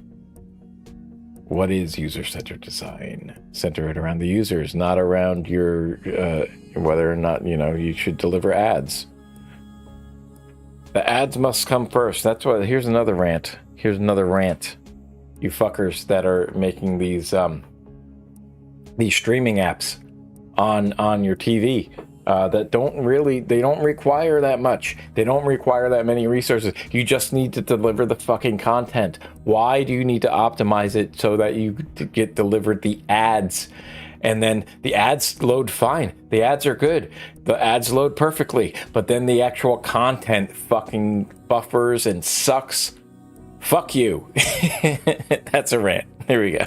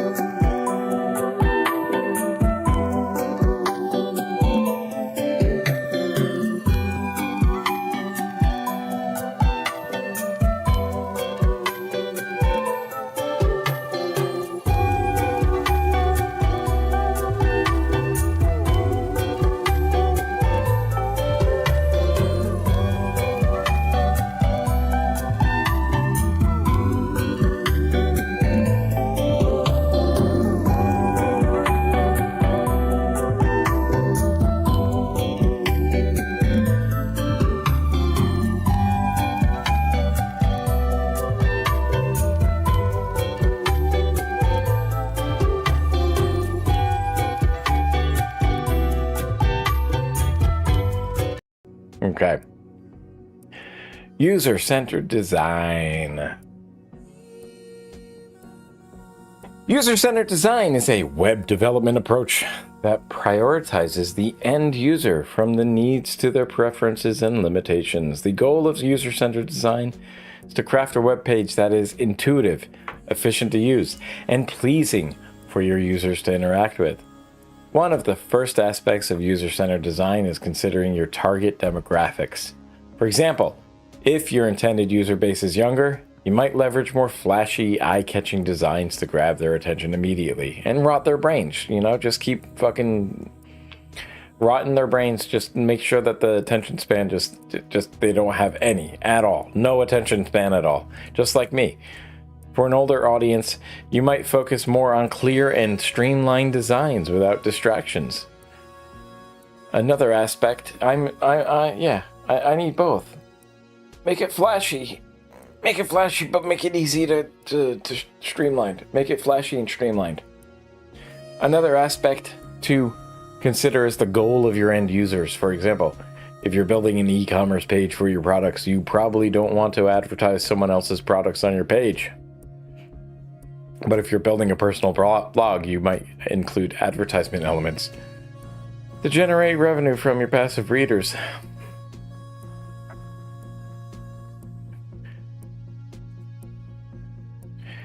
User behavior is an important factor as well. You'll want to leverage an analytics tool like Google Analytics to measure how your users engage with your pages. This can reveal areas where users might be getting stuck and leaving your page, or opportunities to improve the overall interaction flow.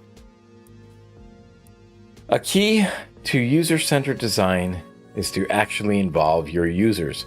Providing a feedback channel where they can share their experiences and pain points with your site allows you to capture vital information and iterate further to improve. Ultimately, user-centered design means you need to put the user at the forefront of your decision-making, whether that's through research or direct feedback. What is the main goal of user-designed feedback? It's to create a website that is efficient and intuitive for users. It's important to consider target demographics in user-centered design because what? Why is it important? You want to choose. What? Right. Consider you want to choose appropriate design elements for the intended audience, obviously. What is one way to gather information about user behavior on your website? In-person interviews.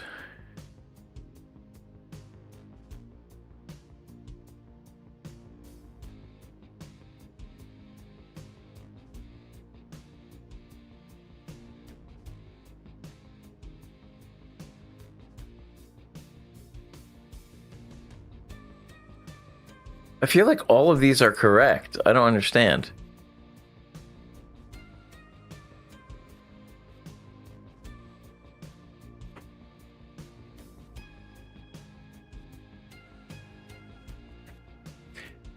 What are user requirements, user research? And testing users. User research is the systematic study of the people who use your product. The goal is to measure user needs, behaviors, and pain points. User research comes in many forms. Perhaps one of the most common is the Net Promoter Score, or NPS. Let's see, Net Promoter Score, the NPS.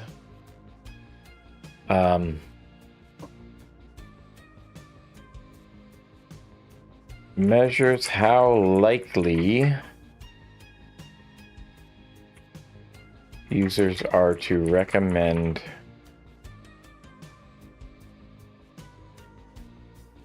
product to a friend or family member. An acquaintance.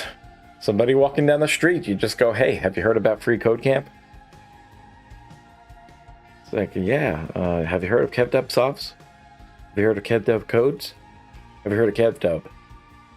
Do you know anyone named Kevin? NPS measures how like your users, like I said, is measured through a survey offered at key milestones along the user's journey. Measured through a survey. 7 days, 30 days, and 90 days.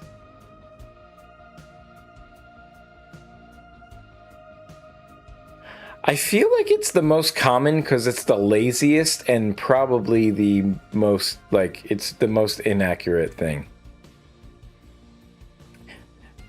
First off, it's self-reporting. Second off, it's like so subjective. So there's no...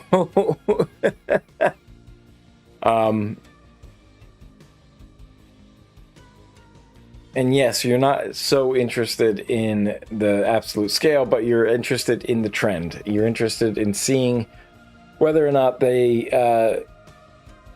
are more likely to recommend the more they use your product, or are they less likely to recommend the more they use your product.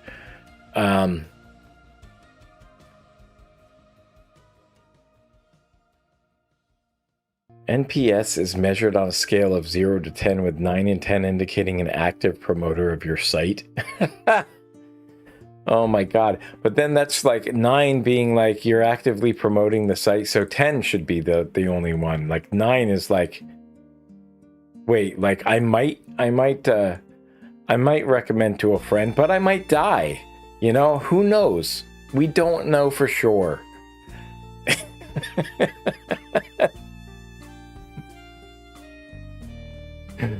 Okay.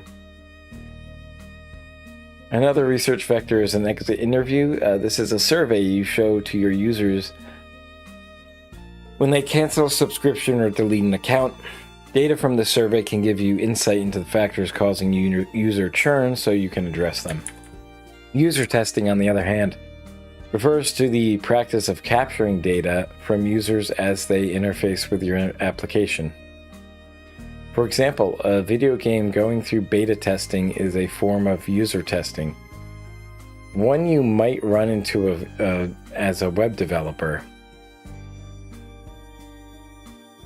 You might run into A/B testing. It involves shipping a new feature to a randomly selected subset of your user base. You can then leverage analytics data to determine if the feature is beneficial. Finally, user requirements refer to the stories or rubric that your application needs to follow. This can inform the development process. User requirements might be defined by user research or industry standards. They can even be defined by stakeholder input.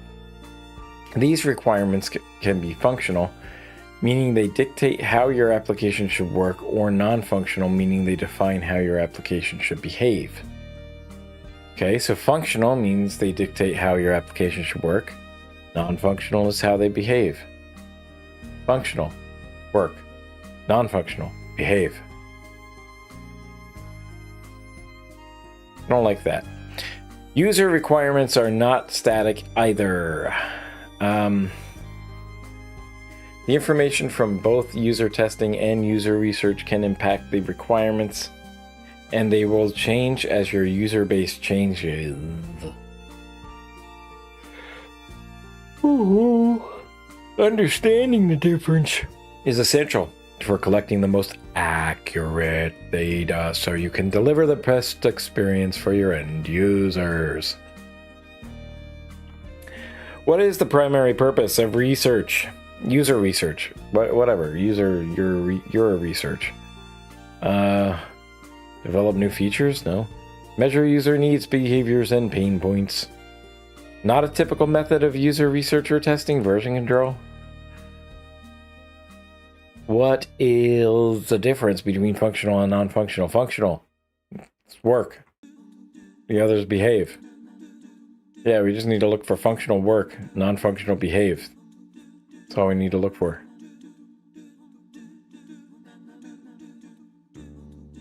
What are best practices for designing a dark mode feature? Well, it should function the same as your light mode feature. You just need to, like, yeah, you make sure that everything works, basically.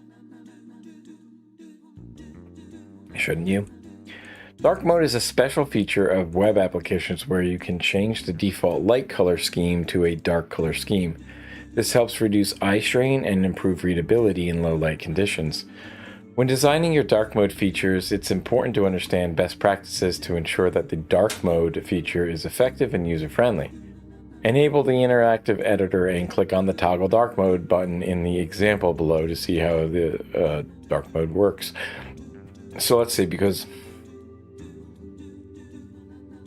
we have this body dark and the index is just toggling the class list. Theme toggle is the ID, and then the class is content.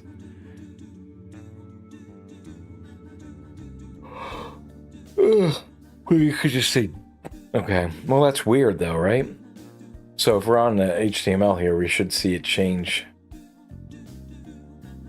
Oh, it doesn't change.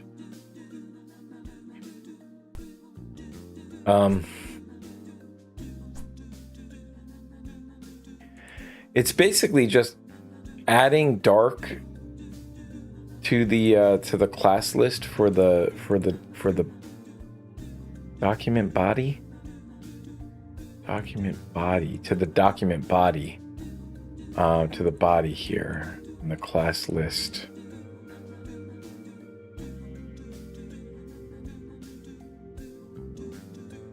Oh, we don't actually see the body. They're hiding it. They're hiding the body.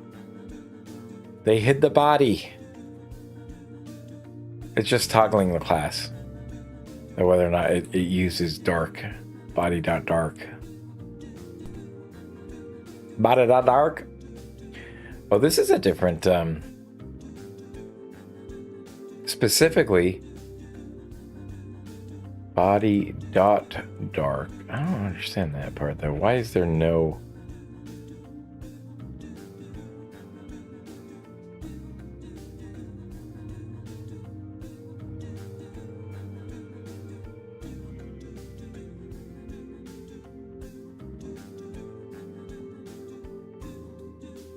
I don't get this part. Why is it not a space here? Why does that not work? Because that is part of the class list, is it not?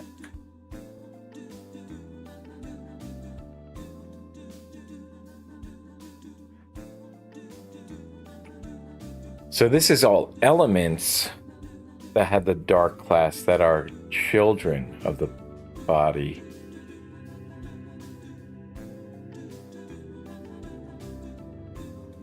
And then I guess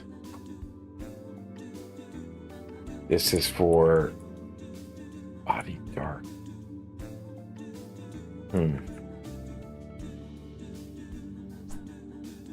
Okay, they're just being like, explicit about it being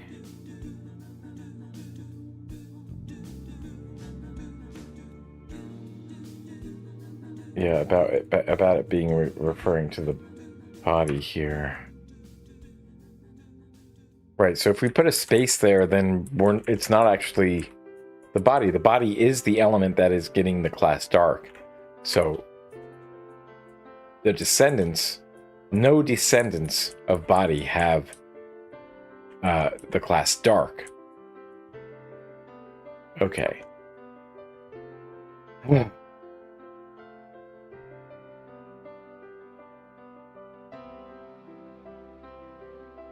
But then I'm not sure I understand.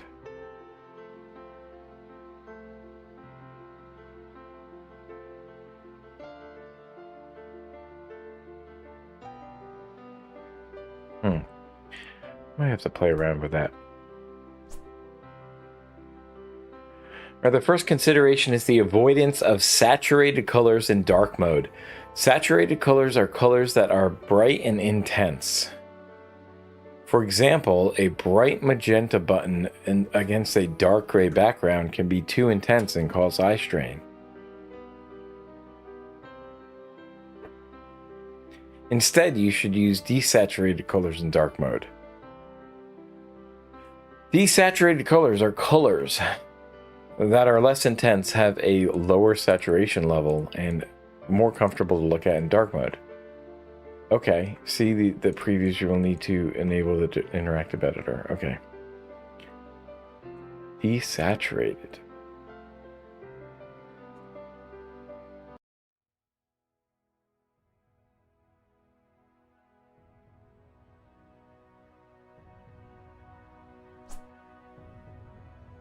Wait, they just said simple dark mode. Okay.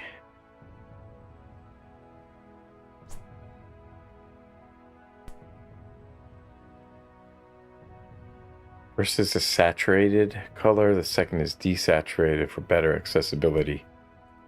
So this is interesting. Use desaturated colors for dark mode. For dark modes.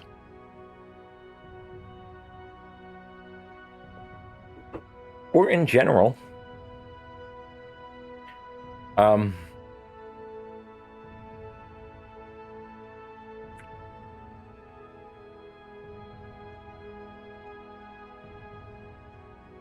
For dark mode backgrounds, foregrounds.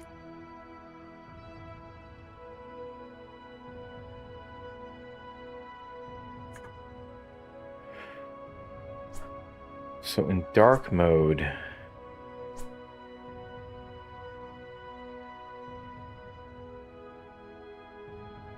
okay. See if we can breeze through this. Now we're gonna have to. Okay, let's see. Another consideration with dark mode is to use a pure black backgrounds with white text. While this high contrast can be effective, it can be too harsh on the eyes. Instead, consider using a dark gray background with a light gray text for softer contrast. Text will be easier on the eyes and more comfortable to read in dark mode.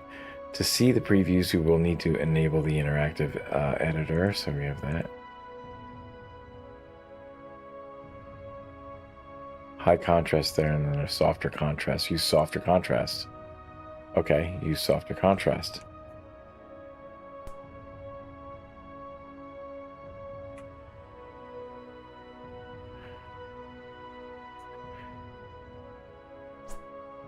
Another consideration is the site's brand identity. Brand identity is a set of visual elements that represent a brand, such as logo, colors, and typography. When implementing dark mode, you should consider how the dark mode feature is consistent with the brand's colors and style. It's fine to have the brand icon and buttons at full saturation while the surrounding elements are desaturated. In general, it comes to design, you always want to be mindful of the user experience and contrast levels, so dark mode is no exception. By following these practices, you can create a dark mode feature that is effective and user-friendly. So what is dark mode? It's a feature that changes the default light screen to a dark color screen. It's just a feature, yeah, default, yeah, okay. Why is it not a good idea? It's too much contrast. Can be too hard. What types of colors are suggested to use in dark mode is desaturated colors. Okay, we're going to take a quick break. We'll be back.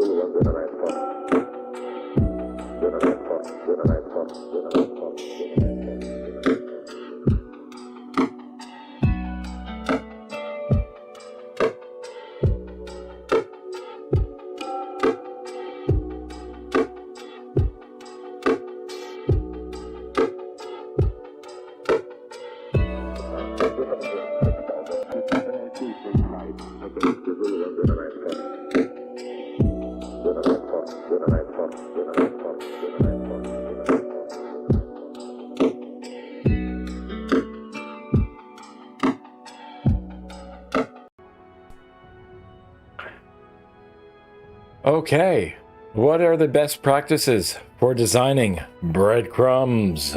What are the best practices in presenting breadcrumbs? Okay. Well, you got to make sure that you get a nice tasty bread. Like you kind of want to you can season it ahead of time, like put a little oil or whatever, and not a lot, just a little bit. And you're gonna want to let it dry out. You just want to get very dry bread. Make sure stale works too. You just have it stale bread, as long as it doesn't taste too bad. But that's what they like. That's what the oil is for. And some flavors. You want to add some flavors. You mix in some herbs and some oregano or something. And you want to grind that up into a food processor, and that's how you make breadcrumbs. So let's test my knowledge and see how I know what the best practices are for designing breadcrumbs. When it comes to web design, there are many types of navigational aids you can use. Examples include top navigation bars, sidebars, and footers. But if your site is on the more complex side, with deeper levels of navigation, you might want to consider using breadcrumbs. Okay, maybe they're not talking about actual bread. Breadcrumbs are a navigation aid that shows the user where they are in the site's hierarchy. I want to kind of just copy this. I'm just going to copy that. Navigation aid shows the user where they are in the site's hierarchy. Okay, that's what a breadcrumb is. Interesting. But what about like when you're scrolling and then it just keeps the head, the top element in, right? Okay. Interesting.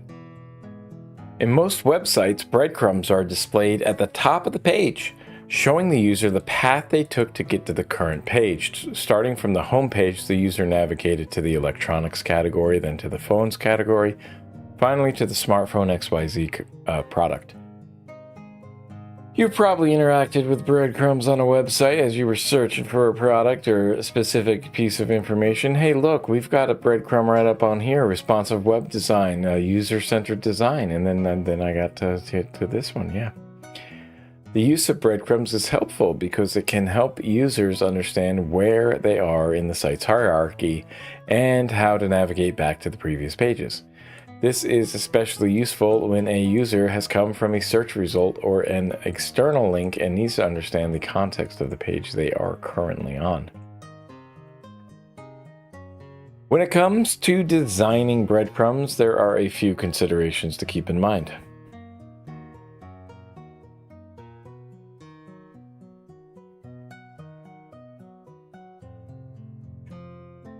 The first is to decide on what the separator will be. The separator is the character that separates the different levels of the hierarchy. The common separators include the greater than sign, the right angle quotation marks.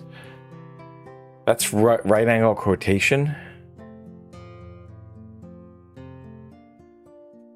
What? I've never heard of that. Right angle quotation marks.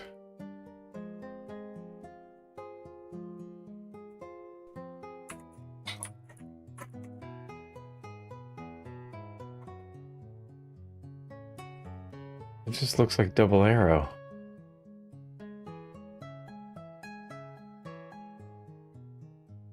That doesn't even look like right angles. A guillemette? French quotation marks. I don't think that's right angle. They don't look like 90 degrees right there. Right? It's not right angle. It's pointing to the right, and they're angled quotation marks. Right pointing double angle quotation mark. That's what that is. Okay, yeah, that's like with, you know, terminal thing and whatnot. The guillemot. Not guillemot, which is several species of seabird.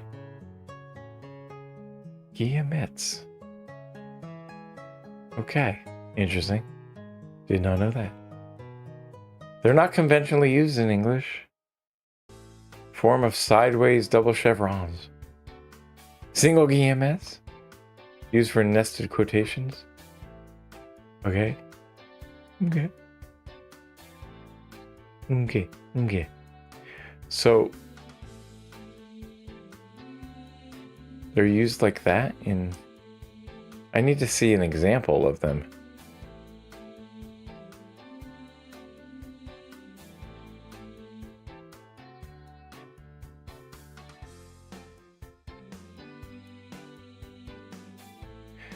Adobe PostScript and the X Window system.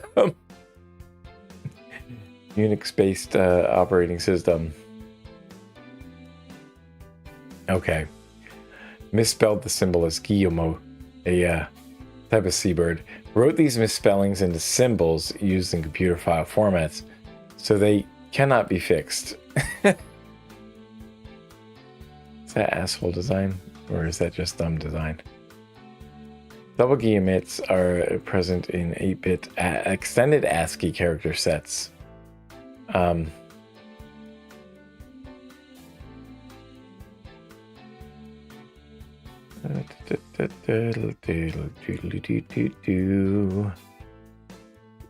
UUOOAB. Can I write that? Let's see. No, I need the ASCII. I don't know if I can do the Unicode. No.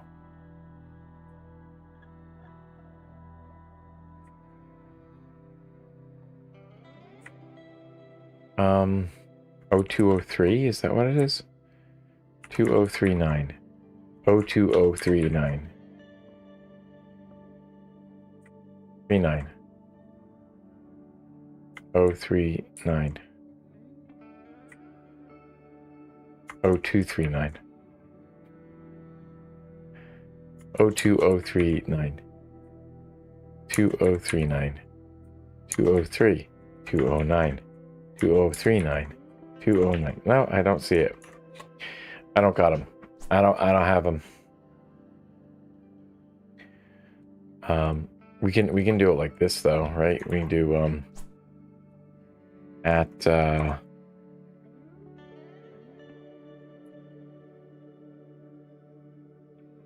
it doesn't render it. Wait a minute. Just put it in like a span or something like that. Or does it just not render it? Does it not render it? Oh, it doesn't render it unless you are in display mode. I see. I see. LA qual. Oh no, we're disconnected. We're disconnected. We disconnected. Are we back now? We reconnection? Are we reconnected? Are we reconnected? Okay. Angle brackets.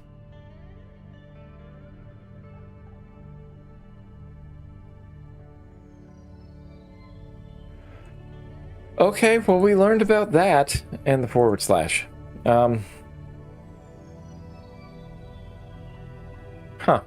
Second consideration is the placement of the breadcrumbs, and breadcrumbs are typically placed at the top of the page, or, you know, in some nice tasty meatballs, either above or below the main navigation bar. Users shouldn't have to struggle to find the breadcrumbs, so make sure they are visible and easy to locate. Well, that doesn't go anywhere.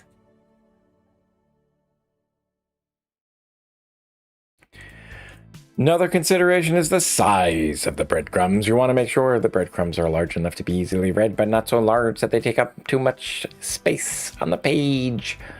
Remember, the breadcrumbs aren't meant to serve as a primary navigation tool, rather as a secondary navigational aid. In websites where there is a lot of information on the page, users can easily see where they are in the hierarchy and navigate back to previous pages using breadcrumbs. So when should you use breadcrumbs on your site? If your site is simple and has a shallow hierarchy, breadcrumbs might not be necessary. A shallow hierarchy means that the site has only a few levels of navigation, so breadcrumbs might not add much value. Typically, you will see breadcrumbs on e-commerce sites, news sites, and other sites with a deep hierarchy, like technical documentation sites. What are breadcrumbs? It's a navigation aid that shows the user where they are in the site's hierarchy. When should you choose to use breadcrumbs? You should never use breadcrumbs. If your site has a deep hierarchy for navigation, maybe you're gluten-free, you know, maybe you got celiac. If your site is simple and has a shallow hierarchy. Which are the following common separator for breadcrumbs? Slash. Oh, I got a wrong one. Oh, if your site has deep. I was thinking it was a knot. I thought it was a knot. Okay, I got it wrong. Best practices for designing cards. Hallmark, take note. Here we go. Card components are a very common occurrence in e-commerce, social media, and news sites. They're used to help display information in a structured way. When you are designing your cards, it is important to understand best practices so your users can easily understand the information you are trying to convey. The first consideration for card design should be simplicity. You don't want your cards to be visually cluttered or display too much information. For example, if a card design is visually cluttered, there will be too much information for the user to process all at once. Here's an example of a cluttered card design.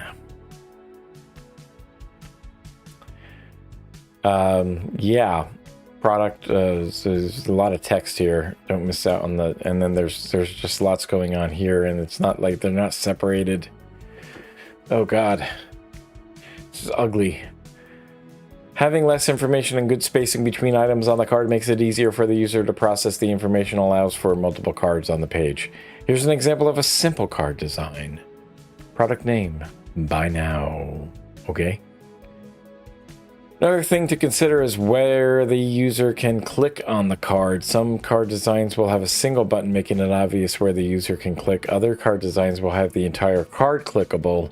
When the user hovers over any part of the card will change color or have a shadow effect to indicate that the card is clickable. Whatever design you choose, it needs to be consistent throughout your site and easy for the user to understand. Yep, and we just add a little bit of a drop shadow here. Yeah, it looks like a -5, you know, dropping down 5 pixels or so. 10 pixels, maybe more, and over a couple, not as many. Another consideration is the use of media on your card. Choosing high quality media can significantly enhance the user experience. If you are using images or videos that for, say, a product card, the higher the quality, the more the user might be interested in that product. But if you use poor media quality, then the user might not trust the quality of your products and services. One of the last things to consider is the use of color hierarchy. You want to make sure that the most important information on the card is the most prominent. You can use bright colors for important elements like a call to action button, and light colors for less important items on a card.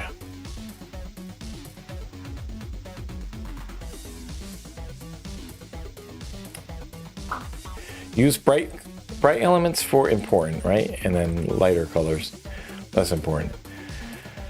That's the visual hierarchy, right? So, yeah, visual importance. Okay, so it is important for a simple card design. You want our users to be confused. That's what I want them to be. I want them to be overwhelmed. I want them to be frustrated. You want users to have a good user experience and digest the information easily. Fucking no. We hate users. Ads. They want ads. Why is it important to have good color hierarchy on your... I'm going to pronounce that like 17 different ways. Good color hierarchy on your card design. To make it difficult for users to understand the information, yes. To make the site perform better, no. To highlight the most important information on the card, okay. Fine. I wanted to make it more visually cluttered. What are the advantages of using high quality media on your card design? No advantages. Users will leave the site immediately. It will speed up the performance of the site. Definitely won't do that. Users will trust the quality of your products and services. Well, maybe.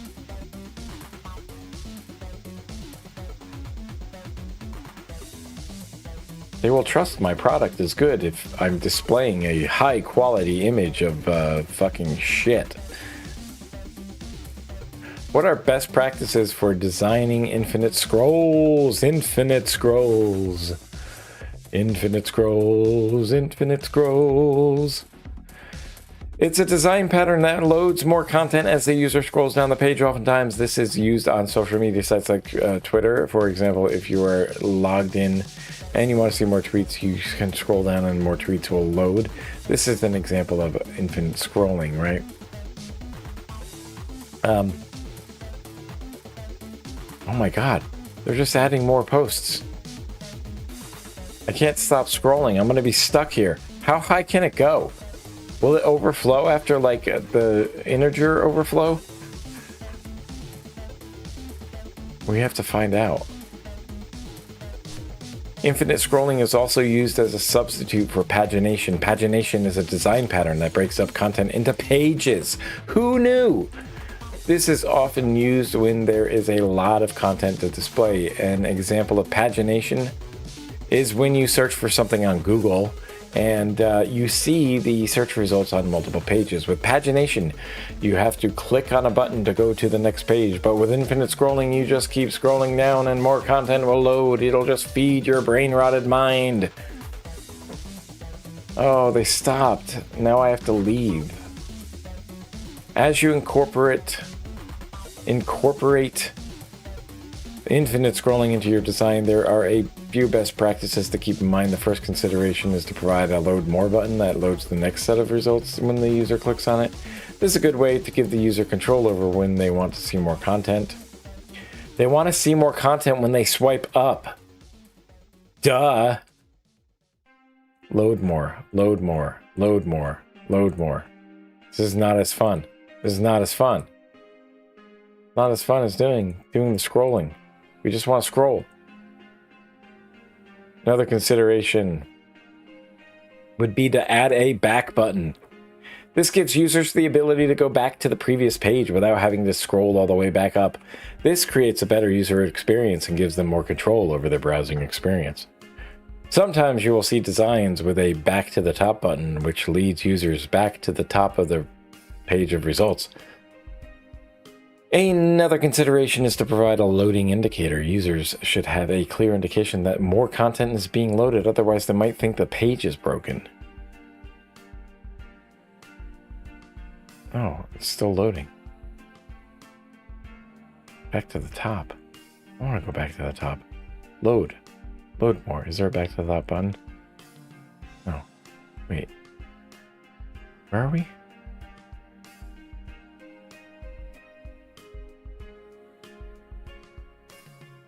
Loading. Loading. Loading. Loading. Back to the top. Okay. I really do want to see if it goes, like, how far will it go? Wonder how they coded that. Oh, well, it's right here, right? So, let's see. It's just like add one. And then they have load more posts on the action on scroll or something. How does it respond? Scroll to. So Windows scroll to, behavior smooth. The button listener, the top. Oh, that's the back button. How does it? Oh, it listens to the scroll, and if the scroll is below, or if you're scrolling past 400, then you're there. Okay, let's do these quick questions. One of the last considerations would be to keep the footer accessible to the user. If the footer contains important information, then it should be accessible to the user at all times. In conclusion, Infinite Scroller is a great way to display content on your website. Keep in mind best practices when designing your infinite scroll so that you can provide the best user experience possible. Designer loads more content as the user scrolls down the page. What is the role of load more? It reloads the page. No, it allows users to go back. No, it restricts the amount of data. No, it gives you control over whether or not you want to see more content. So why is it important to keep the footer accessible while using an infinite scroll so it helps to lead the page? No. It's important to keep the footer accessible so user can import images from the footer. Probably that one. We'll be back in 3 minutes.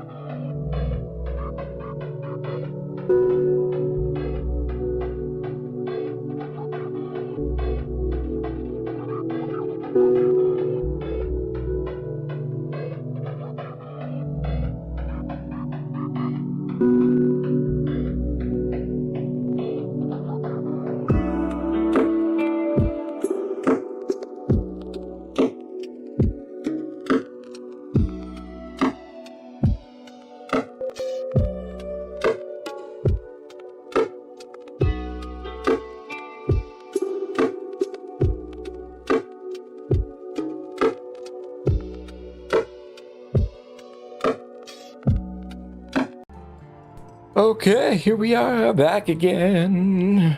We're going to talk about modals, best practices for designing modal dialogues. Do you think the crosshair adheres to that? Fuck no! Let's see, what is a modal? It's the type of pop-up that a website might show you on top of their content. HTML has a dialogue element that you can use to create modals, so the content behind a modal is usually dimmed. This helps the user visually focus on the area you want them to interact with, in this case, the modal. It's always a good idea to allow the user to click outside of the modal to close it. Yeah, that would be nice, wouldn't it? That would be nice. That would be nice, wouldn't it, Crosshair? That would be lovely. That would be just fucking great. No, we can't have that. We can't have that. Can't have clicking outside of the modal to close it. Can't have, clicking the button. You can't have focus on the button to close the modal. No, we can't have that. I want to subscribe, actually. No, close. You'll often see very prominent buttons on modals. These are called CTAs, or call to action. You want these to be easily identifiable, since the purpose of interrupting the user's flow with a modal is to prompt them to take a specific action. Modals should have a close button. While you may really want the user to click on your CTAs, it's important to give them an option to back out of the modal and resume whatever they were previously doing.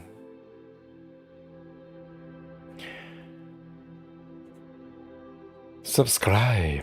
Close. Close. Yes. And have the close button available to in the upper corner. Don't have it you have to scroll down. You have to scroll down to go get to the close button. You have to scroll down to get to the close button. You have to scroll down. Scroll down.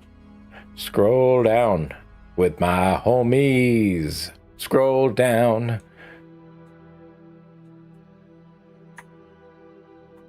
Come on, let's do some crosswordies. Did I do LinkedIn yet today? I don't think I did. Maybe I did, maybe I didn't. I don't know. Feeling cute. Let's say. Let's say. Woof, woof. Woof, woof. Oh, I gotta log in. I'm gonna come over here for a second. And I'm just gonna log in.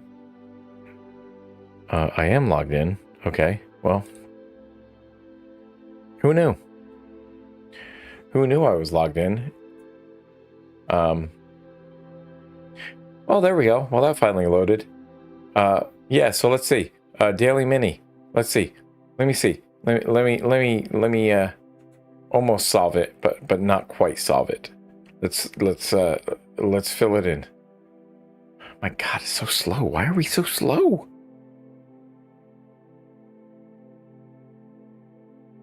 I'm hating it. A for NATO, I don't know. Association. Lots of land are acres. Acers. Inclined toward. Yucatan years are annos. Yeah, they're buttholes is what they are. Ocean is the continental divide. B for NATO. Bravo. Ah, okay. I see. Alpha. Beta. Oh, blah dee blah yeah. Jay Leno's, and then so if I could put the T in there. I know that's what it's gonna be. Oh no, I put the N. Oh no, okay. And then I'm up here, and then I have to scroll all the way over here to get that. But I can click that. Okay. Astronomy. That wasn't a good example because there was no text up there. So let's get something with text up there. Let's see. Here's an example. This is a beautiful modal. Beautiful modals. Let's see. Coolest cat in Greenland. Jerry Jerry, come on, you gotta give me something. Jerry, give me something in here.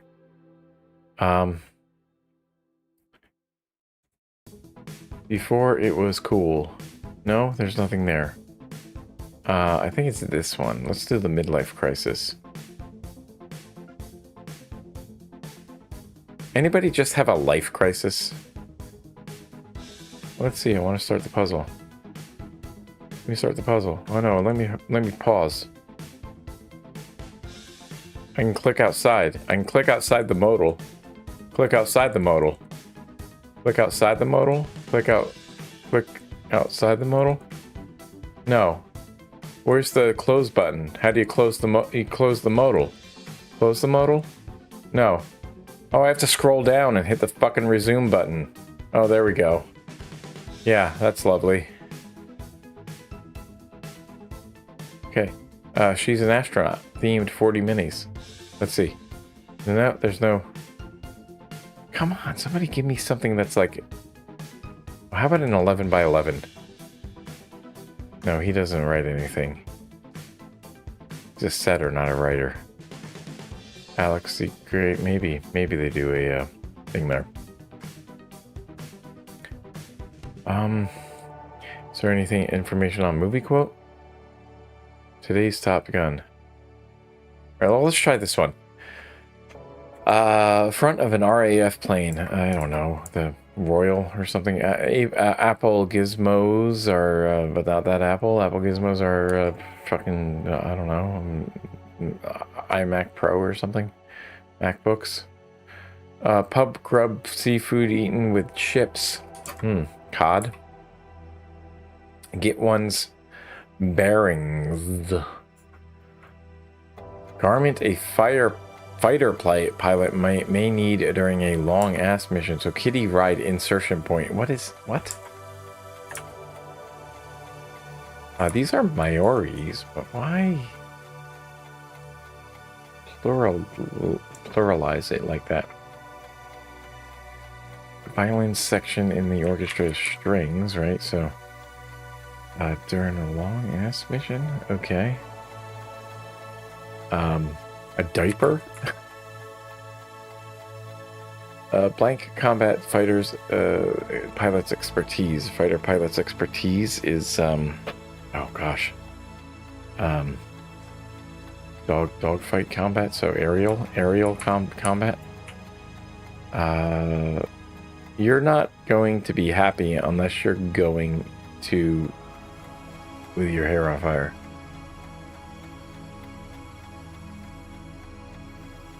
What? Mach 2? Sleazy sorts. Sleazy sort is creepy? A creepo? Slot? Is that what we're looking for? Arrow? Is this a super hornet? And let's say that we put that in there. Okay, so that's not bad. Maybe it's not bad. Maybe it's not bad anymore. Maybe they fixed that. I don't know.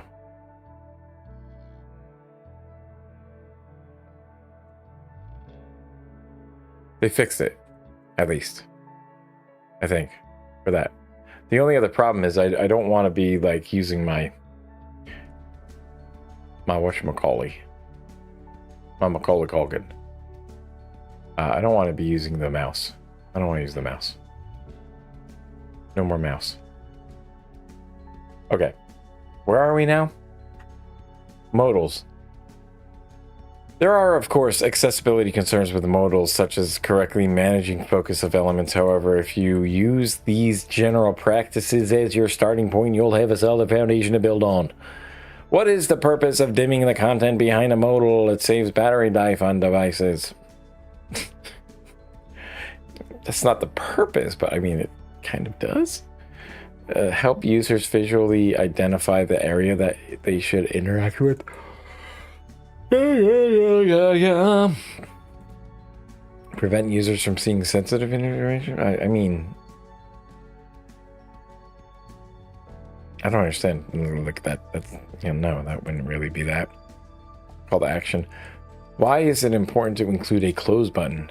It's required by law in some countries. Should be. Prevent it from crashing the browser. Give you options to exit. Yeah, make it look more professional. What does? It does look more professional. Okay. Boy, we got a lot to get through. What are best practices for progress indication on forms, registration, and setup? Progress indication is a way to show users how far they are in the process. It can be used in forms, registration, and setup processes, so the goal is to help users understand where they are in the process and how much more they need to do. For example, you can use a progress indication bar to show users what is left to do when filling forms. You don't want to create a situation where the user needs to fill out a lengthy form and they don't know how many more steps they need to complete. Transparency is key, so the user knows whether they have enough time to sit down and complete the form, or if they need to come back to it later. Yeah. Of course. When designing a progress indication section, there are a few best practices to keep in mind. The first consideration is to keep it simple. You don't want to overwhelm the user with too much information where they get frustrated and leave the site. The second consideration is to make it possible to go back to previous steps. This is important because users may want to go back and check the previous answers or make changes. Another consideration is to make the progress indication section easy to find. If the user can't find it, they don't know how far they are in the process. The last consideration is to have clear section titles, percentages, or steps. Oh boy. If you just have a progress bar with no context, the user won't know what it means. Okay, cool. There are just a few best practices to keep in mind when designing progress indication on forms, registration, and setup processes. So study a few examples on big websites and see how they implement progress indication. Then test your design with real users to see how well it works. What is the primary goal of using a progress indication in forms or registration processes? Reduce the number of steps, speed to inform users how far they are. Why is it important to allow users to go back to previous steps? Right, to let users change their answers. What should you consider when placing a progress indication section on a web page? Yeah, it should be labeled with indicators and stuff and whatnot. There we go. Got just a lot more to go.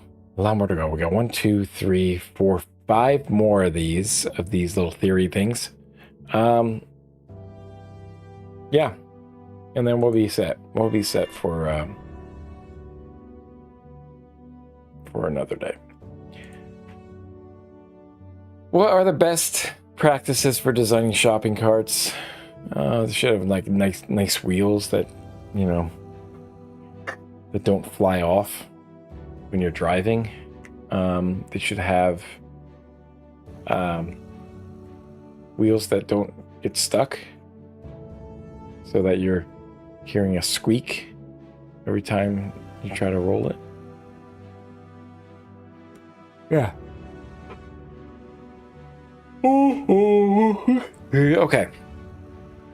There are literally thousands of e-commerce websites on the internet, and the shopping cart is a crucial part of the e-commerce experience. So a good design can make the shopping cart experience more enjoyable and increase sales. A poor design can lead to abandoned carts and lost sales. In this lesson, we will discuss some best practices for designing shopping carts.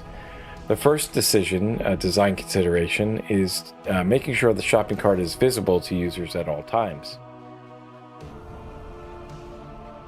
Most shopping cart designs will have the cart displayed in the upper right-hand corner of the page. Users should see the number of items in the cart displayed next to the cart icon and be able to click on the cart to see more items about the items they're See more items about the details they are purchasing. More details about the items.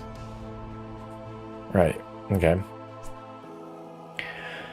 Another consideration is providing a clear way for users to update the quantity of items in their cart. This can be done by providing a quantity input field next to each item in the cart. Users can easily update the quantity of an item by changing the number in the input field. You should also provide a remove button, and this allows users to easily remove items in the cart or whatnot, whatever. This is all very obvious. Well, they have a remove one, but like it doesn't work. It's not functional. Somebody forgot to do that. Is that something that they're like actively working on with freeCodeCamp? Another consideration is the shopping cart icon itself.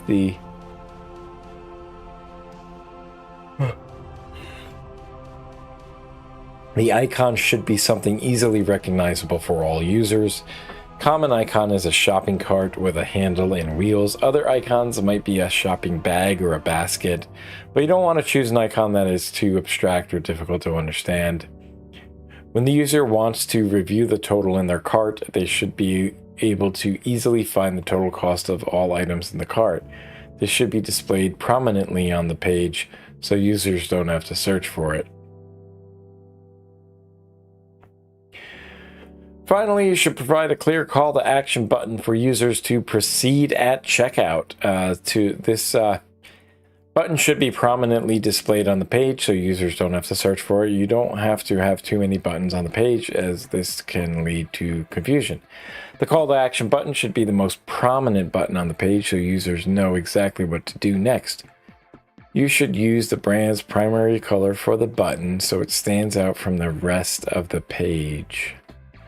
The brand button. Okay, primary button.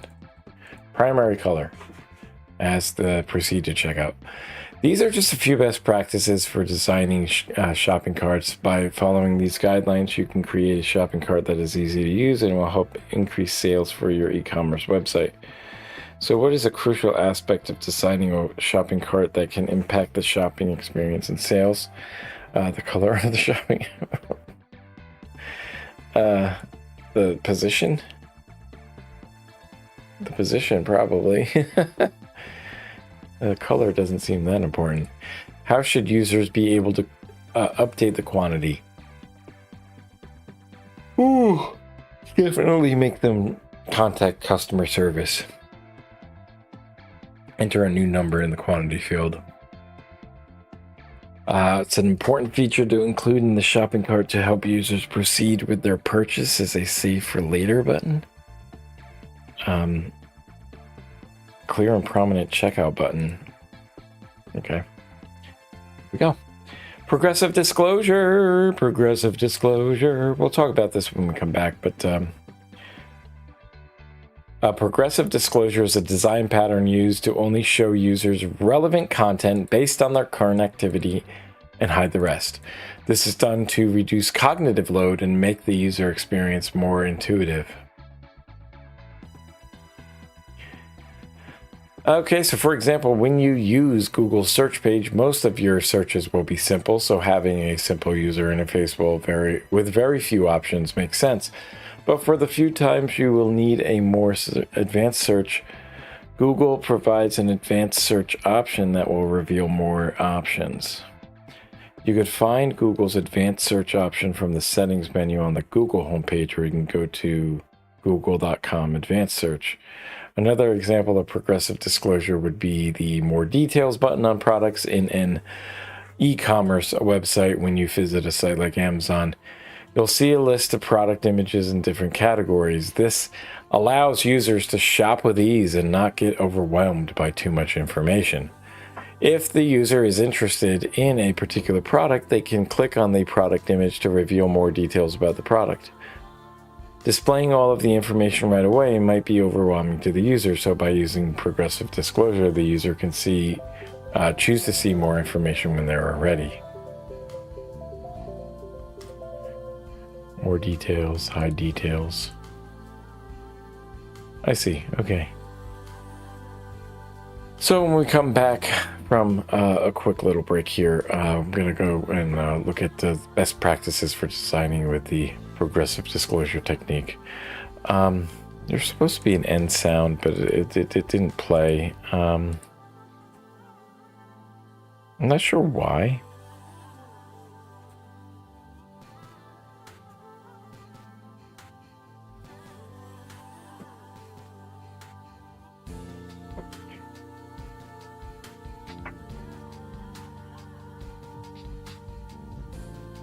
That was weird. Okay. Well, I was bringing that up. That's supposed to be the sound. Why is it not? Oh, you know what? Wait.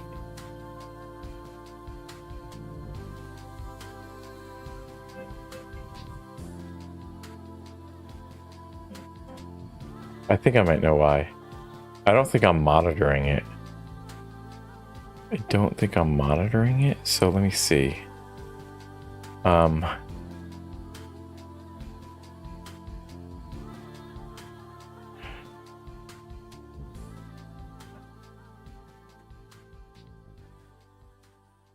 gosh, I don't know.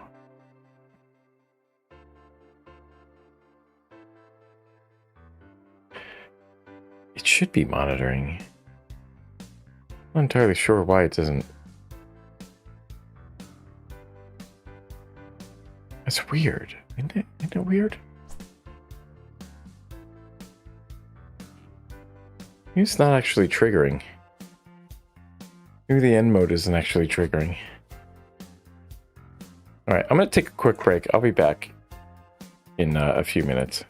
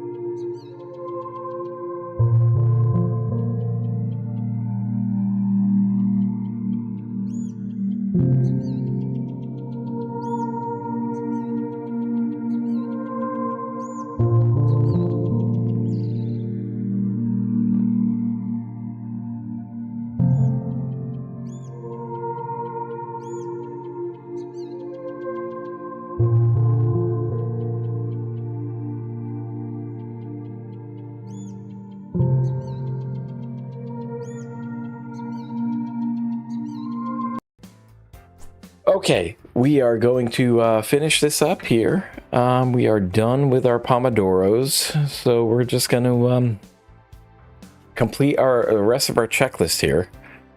Because I'm feeling good. I'm feeling like I want to keep learning here today. So let's keep going. So what are some best practices for designing with progressive disclosure technique? The first consideration is to keep all important information visible at all times. Users should not have to struggle to find key information because it is hidden by extra advanced features.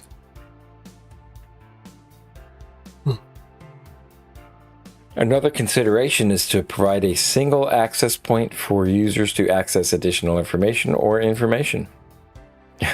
Additional features or information. This could be a button or a link that is always visible on the page. Adding multiple access points can be confusing for users and can lead to a poor user experience.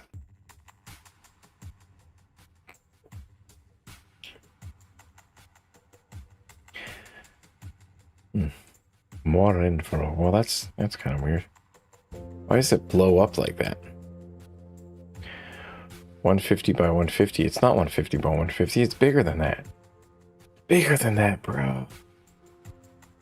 As you design your applications, think about the overall user experience and how you can use progressive disclosure to make it easier for users to find the information they need. When done correctly, it can make a huge difference to the overall user experience. What is the main purpose of using progressive disclosure in design? Well, we want to increase the number of features visible entertain. Yeah, you want to overwhelm users. Only show the relevant activity, of course. How does Google implement progressive disclosure on the search page so they hide the search bar behind a modal dialog? What?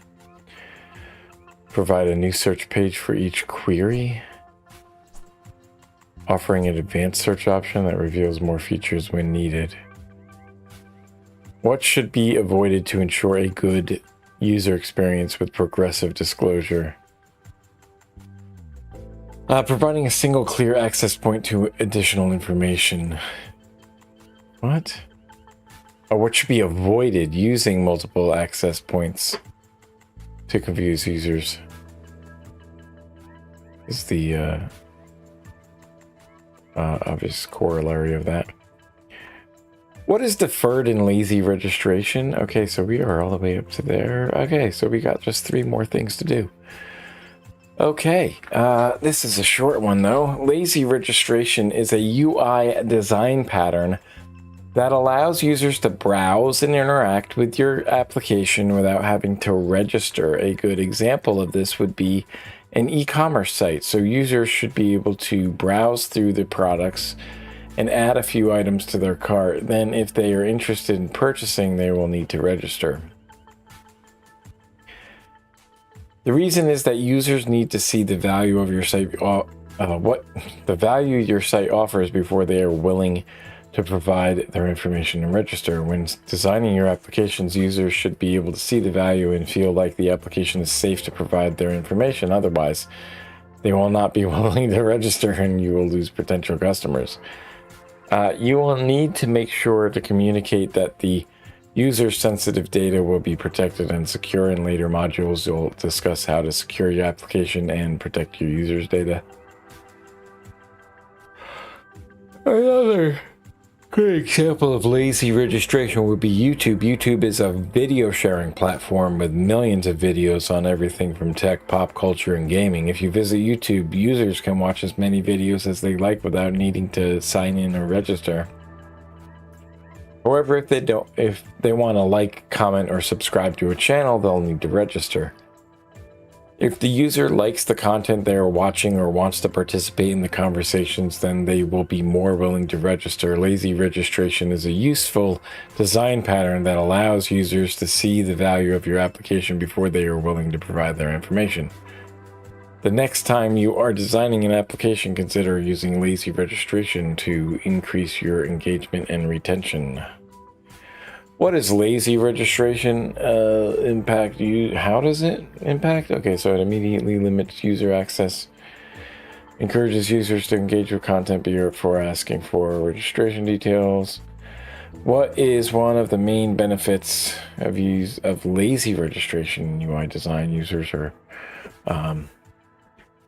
they can see the value before registering. Which of the following is an example of a platform that uses? Oh, of course, right. Oh, well, this is a great question, actually. Okay, I actually like this one. This is a great multiple choice question. A banking app requiring users to register before browsing financial products? No. An e-commerce site allowing users to browse products and add items to a cart before registering. That sounds wonderful. An email service that asks users to register before reading any emails. A health app that requires registration to access general health tips. Okay.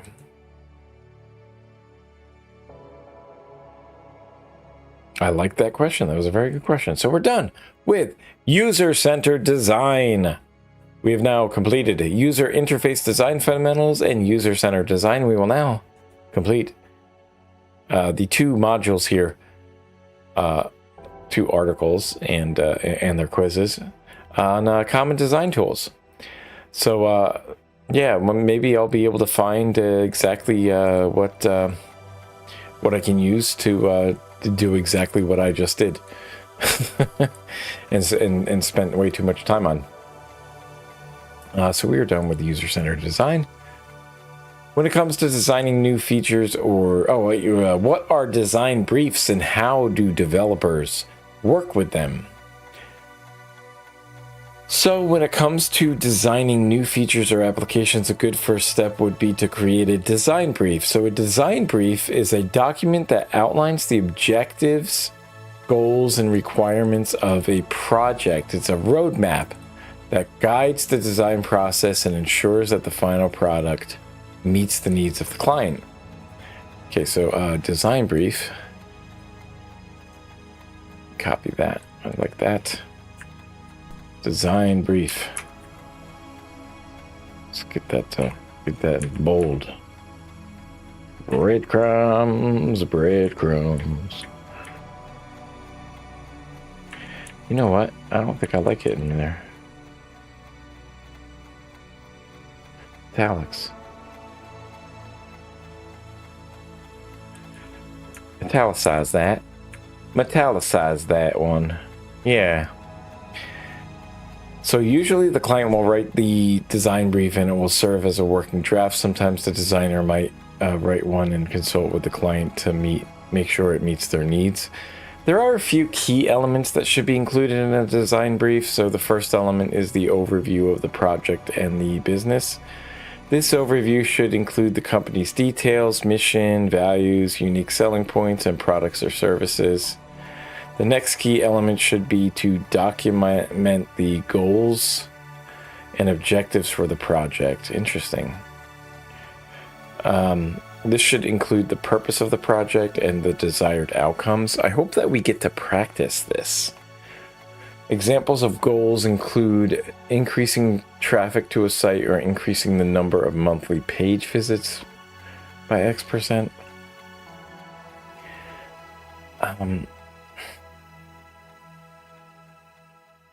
Is that of a redesign? That's of a redesign, not of an initial design. So another key element would be the target audience. The design brief should include information about the target demographics, interests, and needs of the audience.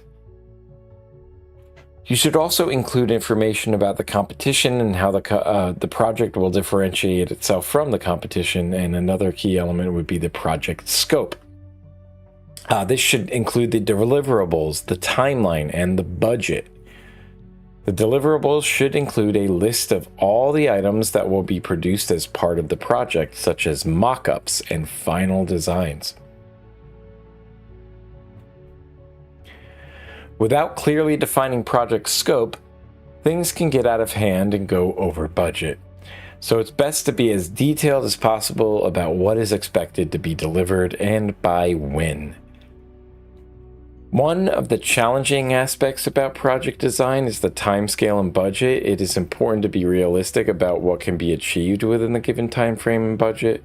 So having a design brief that outlines these constraints is important.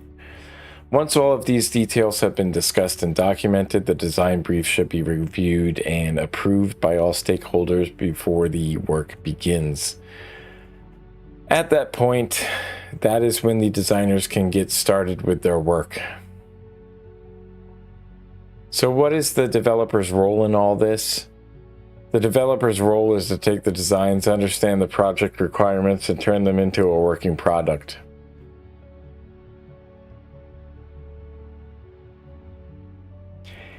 This involves writing code, testing, and debugging the application to ensure that it meets the requirements outlined in the design brief. Oftentimes, developers will work in teams where the work is split up between multiple developers. There will also usually be a project manager who will be responsible for coordinating the work and making sure that the project stays on track. So while you might not be involved in the design and initial decision-making process as a developer, it is still important to understand the design brief and how it will impact your work. What is a design brief? It's a document that outlines the objectives, goals, and requirements of a project.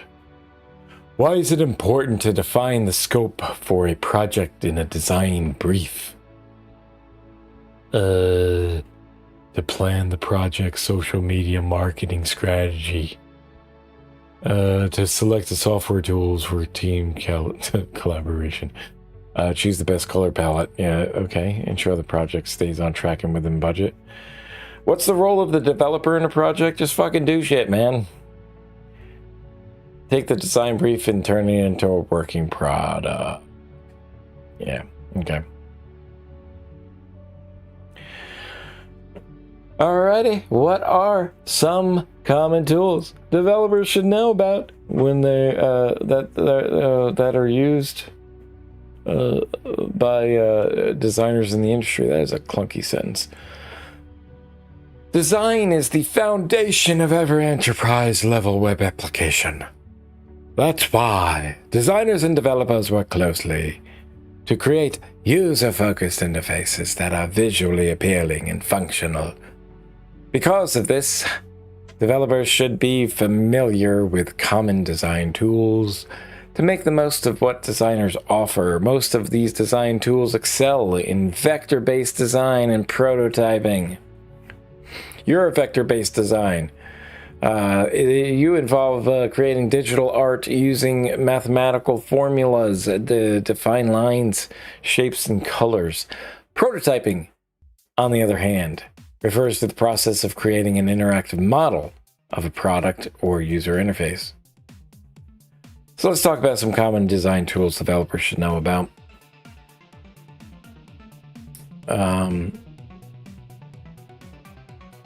Figma is one of the most common and essential design tools that developers should know. The cloud-based tool specializes in user interface and user experience design. It enables design and development teams to collaborate from anywhere, offering built-in features such as vector-based design, automatic layout, commenting and a feedback system, version history, real-time collaboration, design systems, and more. So to get started with Figma, you can use the web-based interface or download the desktop app for your computer. It has a generous free tier, so you can get a lot done without paying for the pro version. There's probably some other open source stuff that's maybe not as good, but probably functions well enough. Sketch is another essential design tool that developers should be familiar with. Like Figma is vector-based and primarily used for UI UX design. Sketch is popular for its intuitive interface and simplicity, making it ideal for developers who want to quickly create prototypes. Also widely used by developers for tasks like creating UIs, icons, and web layouts. The main constraints with Sketch are it lacks a cloud-based interface and is available only on macOS. Well, that's a bummer. That's a killer. I don't want that. Thing is, you can't really run. Can't run virtual, like Macintosh virtual machines easily. You need to get a well, the same with like Windows as well, but it seems like macOS also like restricts the kernel. Adobe XD is another vector-based design and prototyping tool for UI UX design, known for its seamless integration with other Adobe apps. Don't want to use any of those. This integration makes workflows such as interactive prototyping and animations more efficient. Adobe XD is available for both Windows and macOS and includes a cloud-based interface. For the best experience, however, you can use the app directly. So another design tool worth mentioning is Canva. You can use Canva to create a wide range of visual content, including posters, cover photos, presentations, short videos, and more. It's user-friendly and simple design makes it ideal for beginners. Fuck Canva. Additionally, Canva offers a rich library of templates, designs, images, and make it easy to create professional-looking designs. Beyond these features, Canva supports web interface design and allows the collaboration with teammates. The platform is available on the web, desktop, Android, and iOS app. Other popular design tools. So there's Framer and there's InVision. Let's see, what is Framer? See how good their SEO is. How good is your SEO? It is. It is. It's right there. No code website. Okay. InVision. Heard of Miro.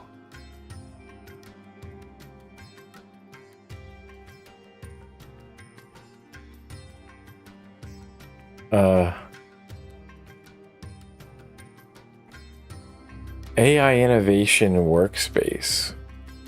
Oh, it's Miro. Oh, God. I feel like I've heard of them. They went to AI Innovation Workshop. InVision shutting down.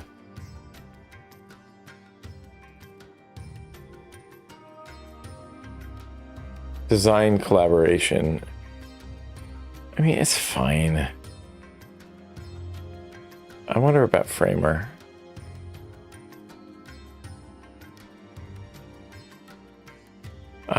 Start for free, start with AI. I really hate that they're putting fucking AI in everything.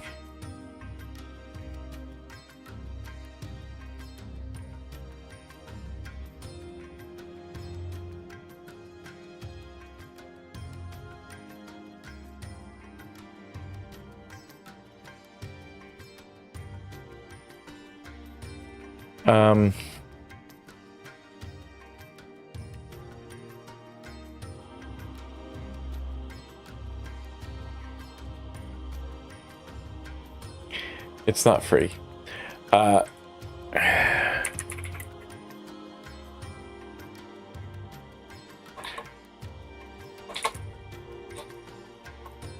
Open source alternatives. Really just free alternatives. Free local first alternatives to Figma. I don't want cloud.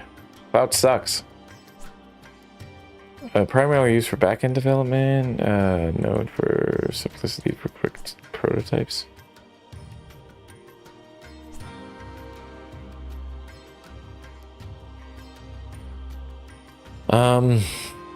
There's no coding environment in Figma. It's just for layouts. XD is known for raster-based image. I don't think that. It's vector-based as well. Specialized 3D modeling? No? I think it's probably seamless integration with other apps, right? Yeah. Okay. So that's it. That's all that we were going to do here for today. On the next adventure, we're going to do Design Fundamentals review. And then we're going to do a quiz the day after that. The day after, the next day after we do that.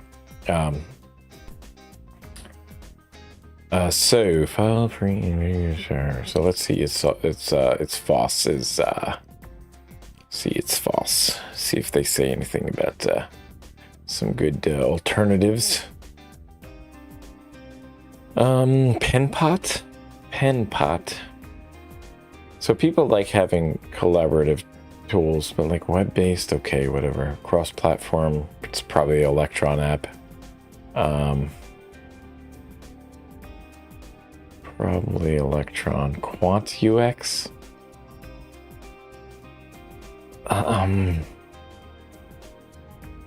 Self-host option. Self-host. Why does it have to be self-host? This is user testing. This isn't design. Prototyping tool, test your design to get insights about them. Plasmic. Wire flow. Fun. Not actively maintained. Akira UX. I mean, you could just use what do you call early development app. Well, that's focuses on being a native Linux UX app. That's nice. Exciting project. bring the utility. Okay, I'm excited about this. If this is where it's at, it's a little weak, but that was a couple years ago. Let's see if they've updated. Why can't I go to there?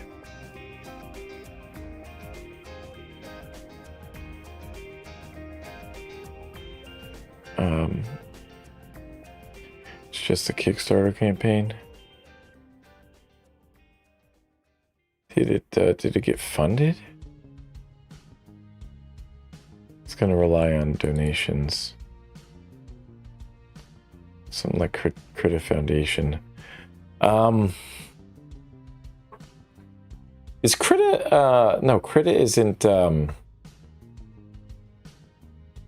KDE, is it? The KDE Foundation is what does that, but the Krita, I don't know.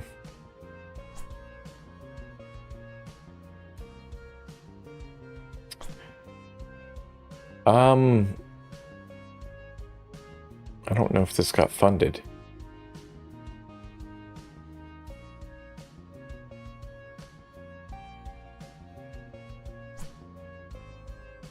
They're 3 backed. Oh, they backed 3 other things. Funding was unsuccessful. So that's a bummer. It'd be nice to have some things. Well, thing is, like, these things are different than Inkscape.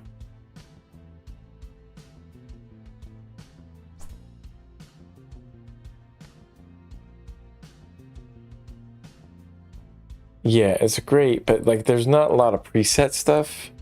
It's focused on preset design and that stuff. The user interface is an idea. Also, it doesn't have a lot of like I'm sure that you could like actually build something around it and build like an extension or something. Or Inkscape that could do something that's similar. But again, you're stuck with the UI that probably isn't going to be as easy to use as what you want it to be for creating mockups. And it can still work. It just takes a lot more effort. Krita is KDE. So they said Krita Foundation with the KDE community. Yeah, Krita. What about KDE? Is there a KDE Figma alternative?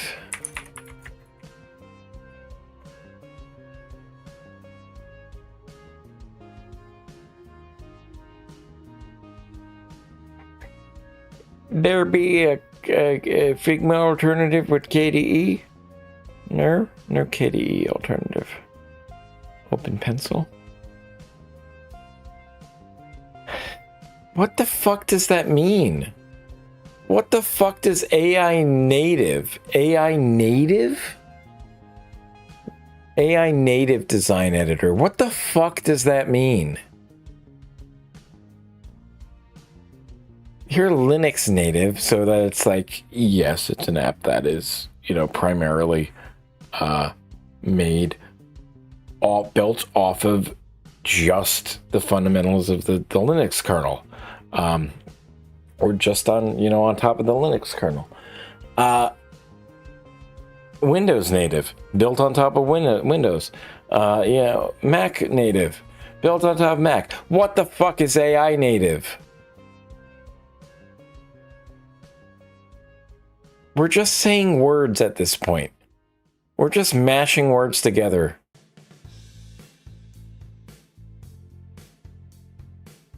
All right, so they're still lacking, but this is a relatively new article by flowstep.ai. God, it's because it's their brand, their product. Okay, so Penpot is the open source alternative that costs nothing. The only downside is that it's probably an Electron app. Costs nothing? What are you talking about? Costs nothing. Unlimited $7 a month? What does unlimited mean? No cost unlimited. Fuck you. You made a fucking AI wrote this article. Your fucking shitty AI wrote this shitty article.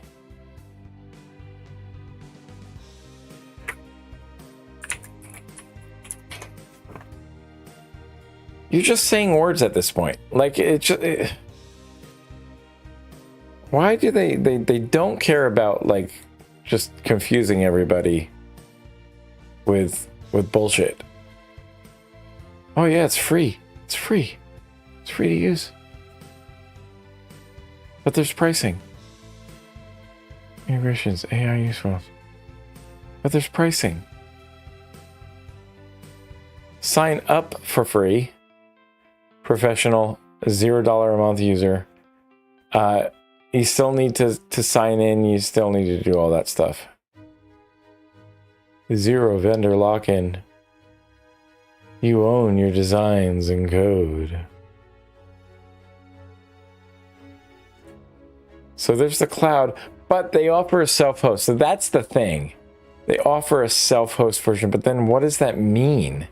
What does it mean to self-host? What infrastructure do you need?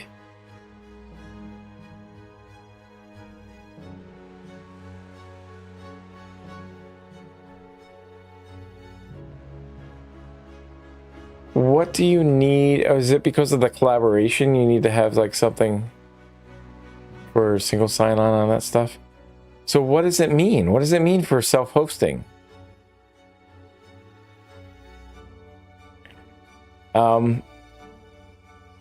You can put it on your own. Okay, so they're using Docker.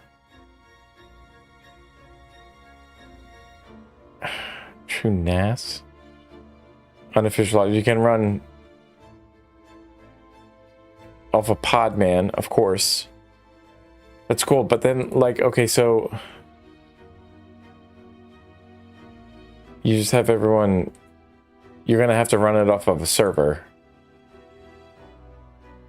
But why does it need a server? Like, presumably you are doing a.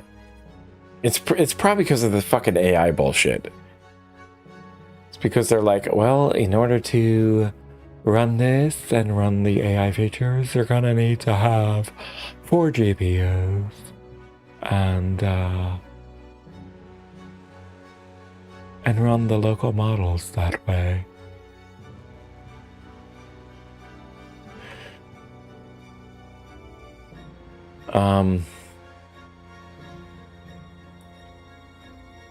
So they built it off of Ubuntu, so then explored by Candlers years ago. Ubuntu 20 is a bit outdated. Aren't they up to Ubuntu 24? Or 22? What's the latest version of Ubuntu?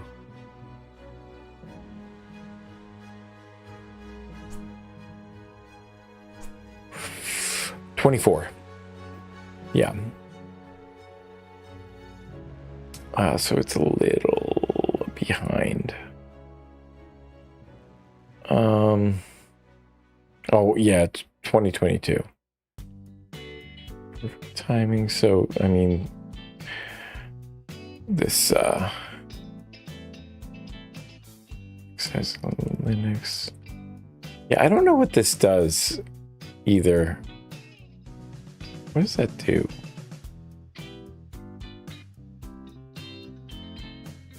I want to see if this works. Like, how much context DuckDuckGo retains. Okay, so it's not that. This is in the Docker. Adding that to your volume. I don't know what that does. What's the Z flag? Document volumes. What is the Z flag?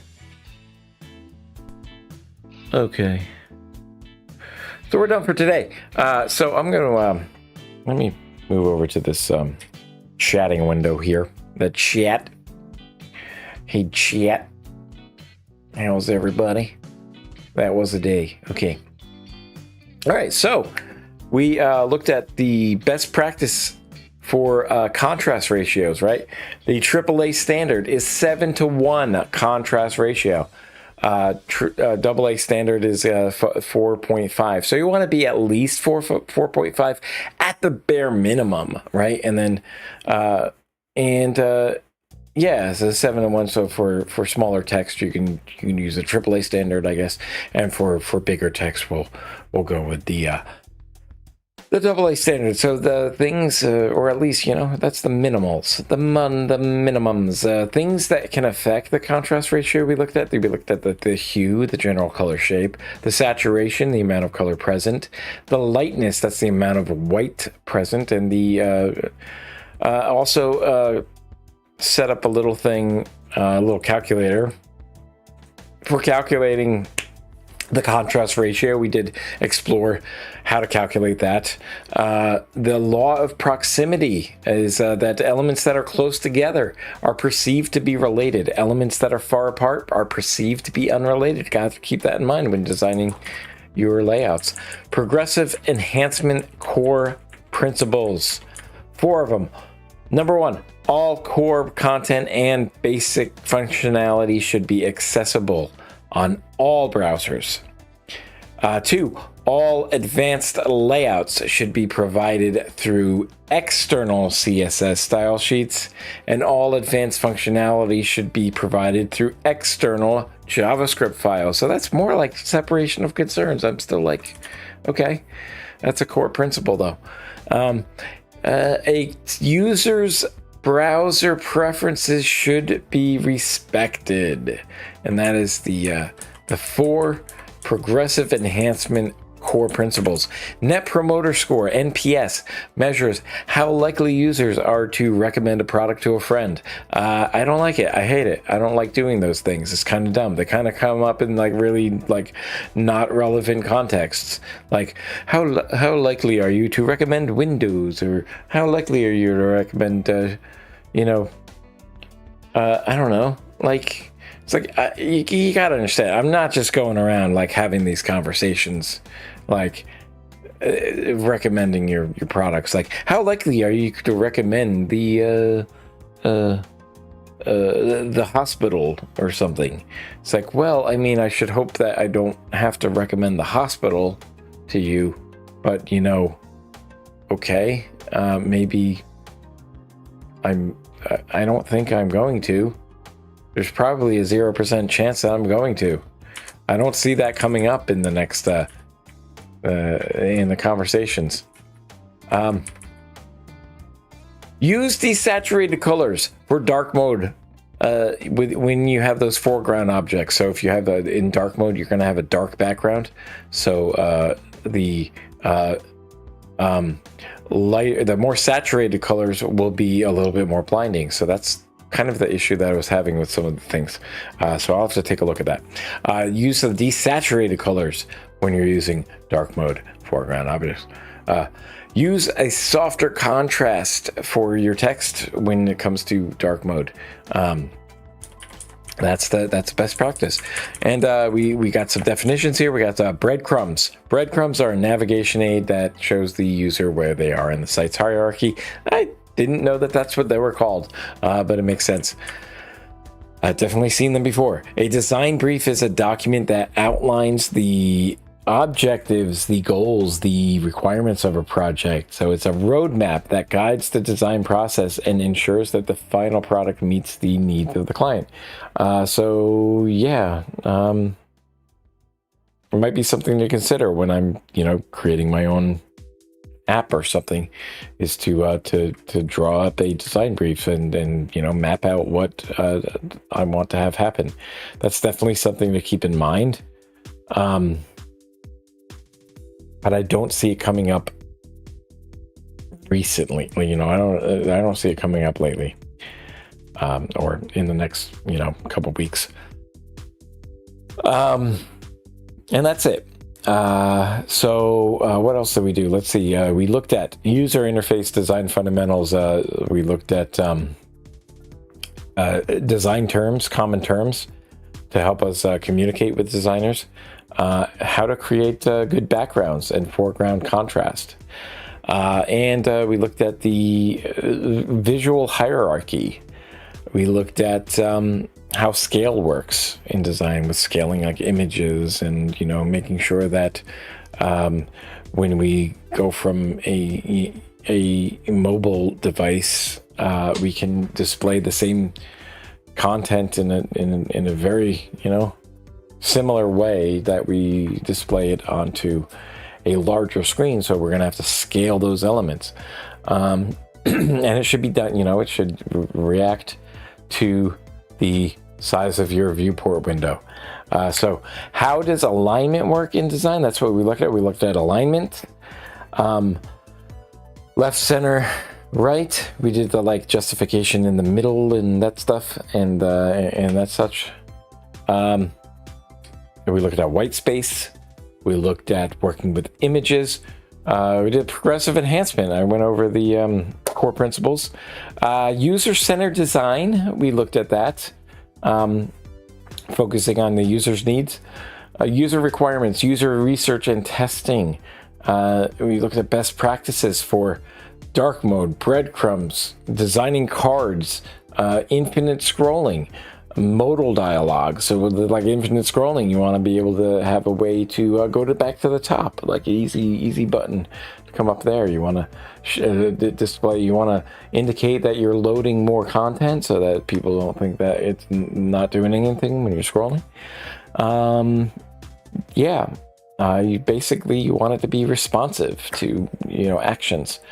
Modal dialogues, we looked at those. I went on a rant against Crosshair. We took a little sojourn into solving some crosswords and getting upset with that.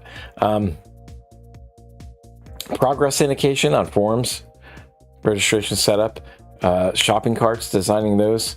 Paid a little less attention to those. I don't see that coming up in the next couple weeks here, at least. Not something I'm really focused on. Progressive disclosure. What was progressive disclosure? That's when you want to open up more details about something, but you want to hide all those extra details so it doesn't clutter the screen, and just make it easier for users to get the most important context, and then have a choice into whether or not they want to see more details or they want to use more advanced features. Deferred and lazy registration, we looked at. That's when you defer, when you have a website that doesn't require you to create a login immediately. It gives you some time to play around with the features of the website, and do some stuff before you actually commit to registering and giving your information, contact information, login information, that stuff. Cool. And we looked at design briefs, and we looked at the common tools, which I'm not really too concerned with right now. But cool. I think it was a good day. So that's it. That's day 4. Day 4 of web development. And this has been Kevin reminding you that you can't do everything in just one day. No, you can't. But you do a little bit every day, and then a day after that, and then a day after that. And then suddenly, how much have you learned at the end of 90 days? That's what we're going to find out. We'll see you on day 5. Bye-bye. Ta-ta for now.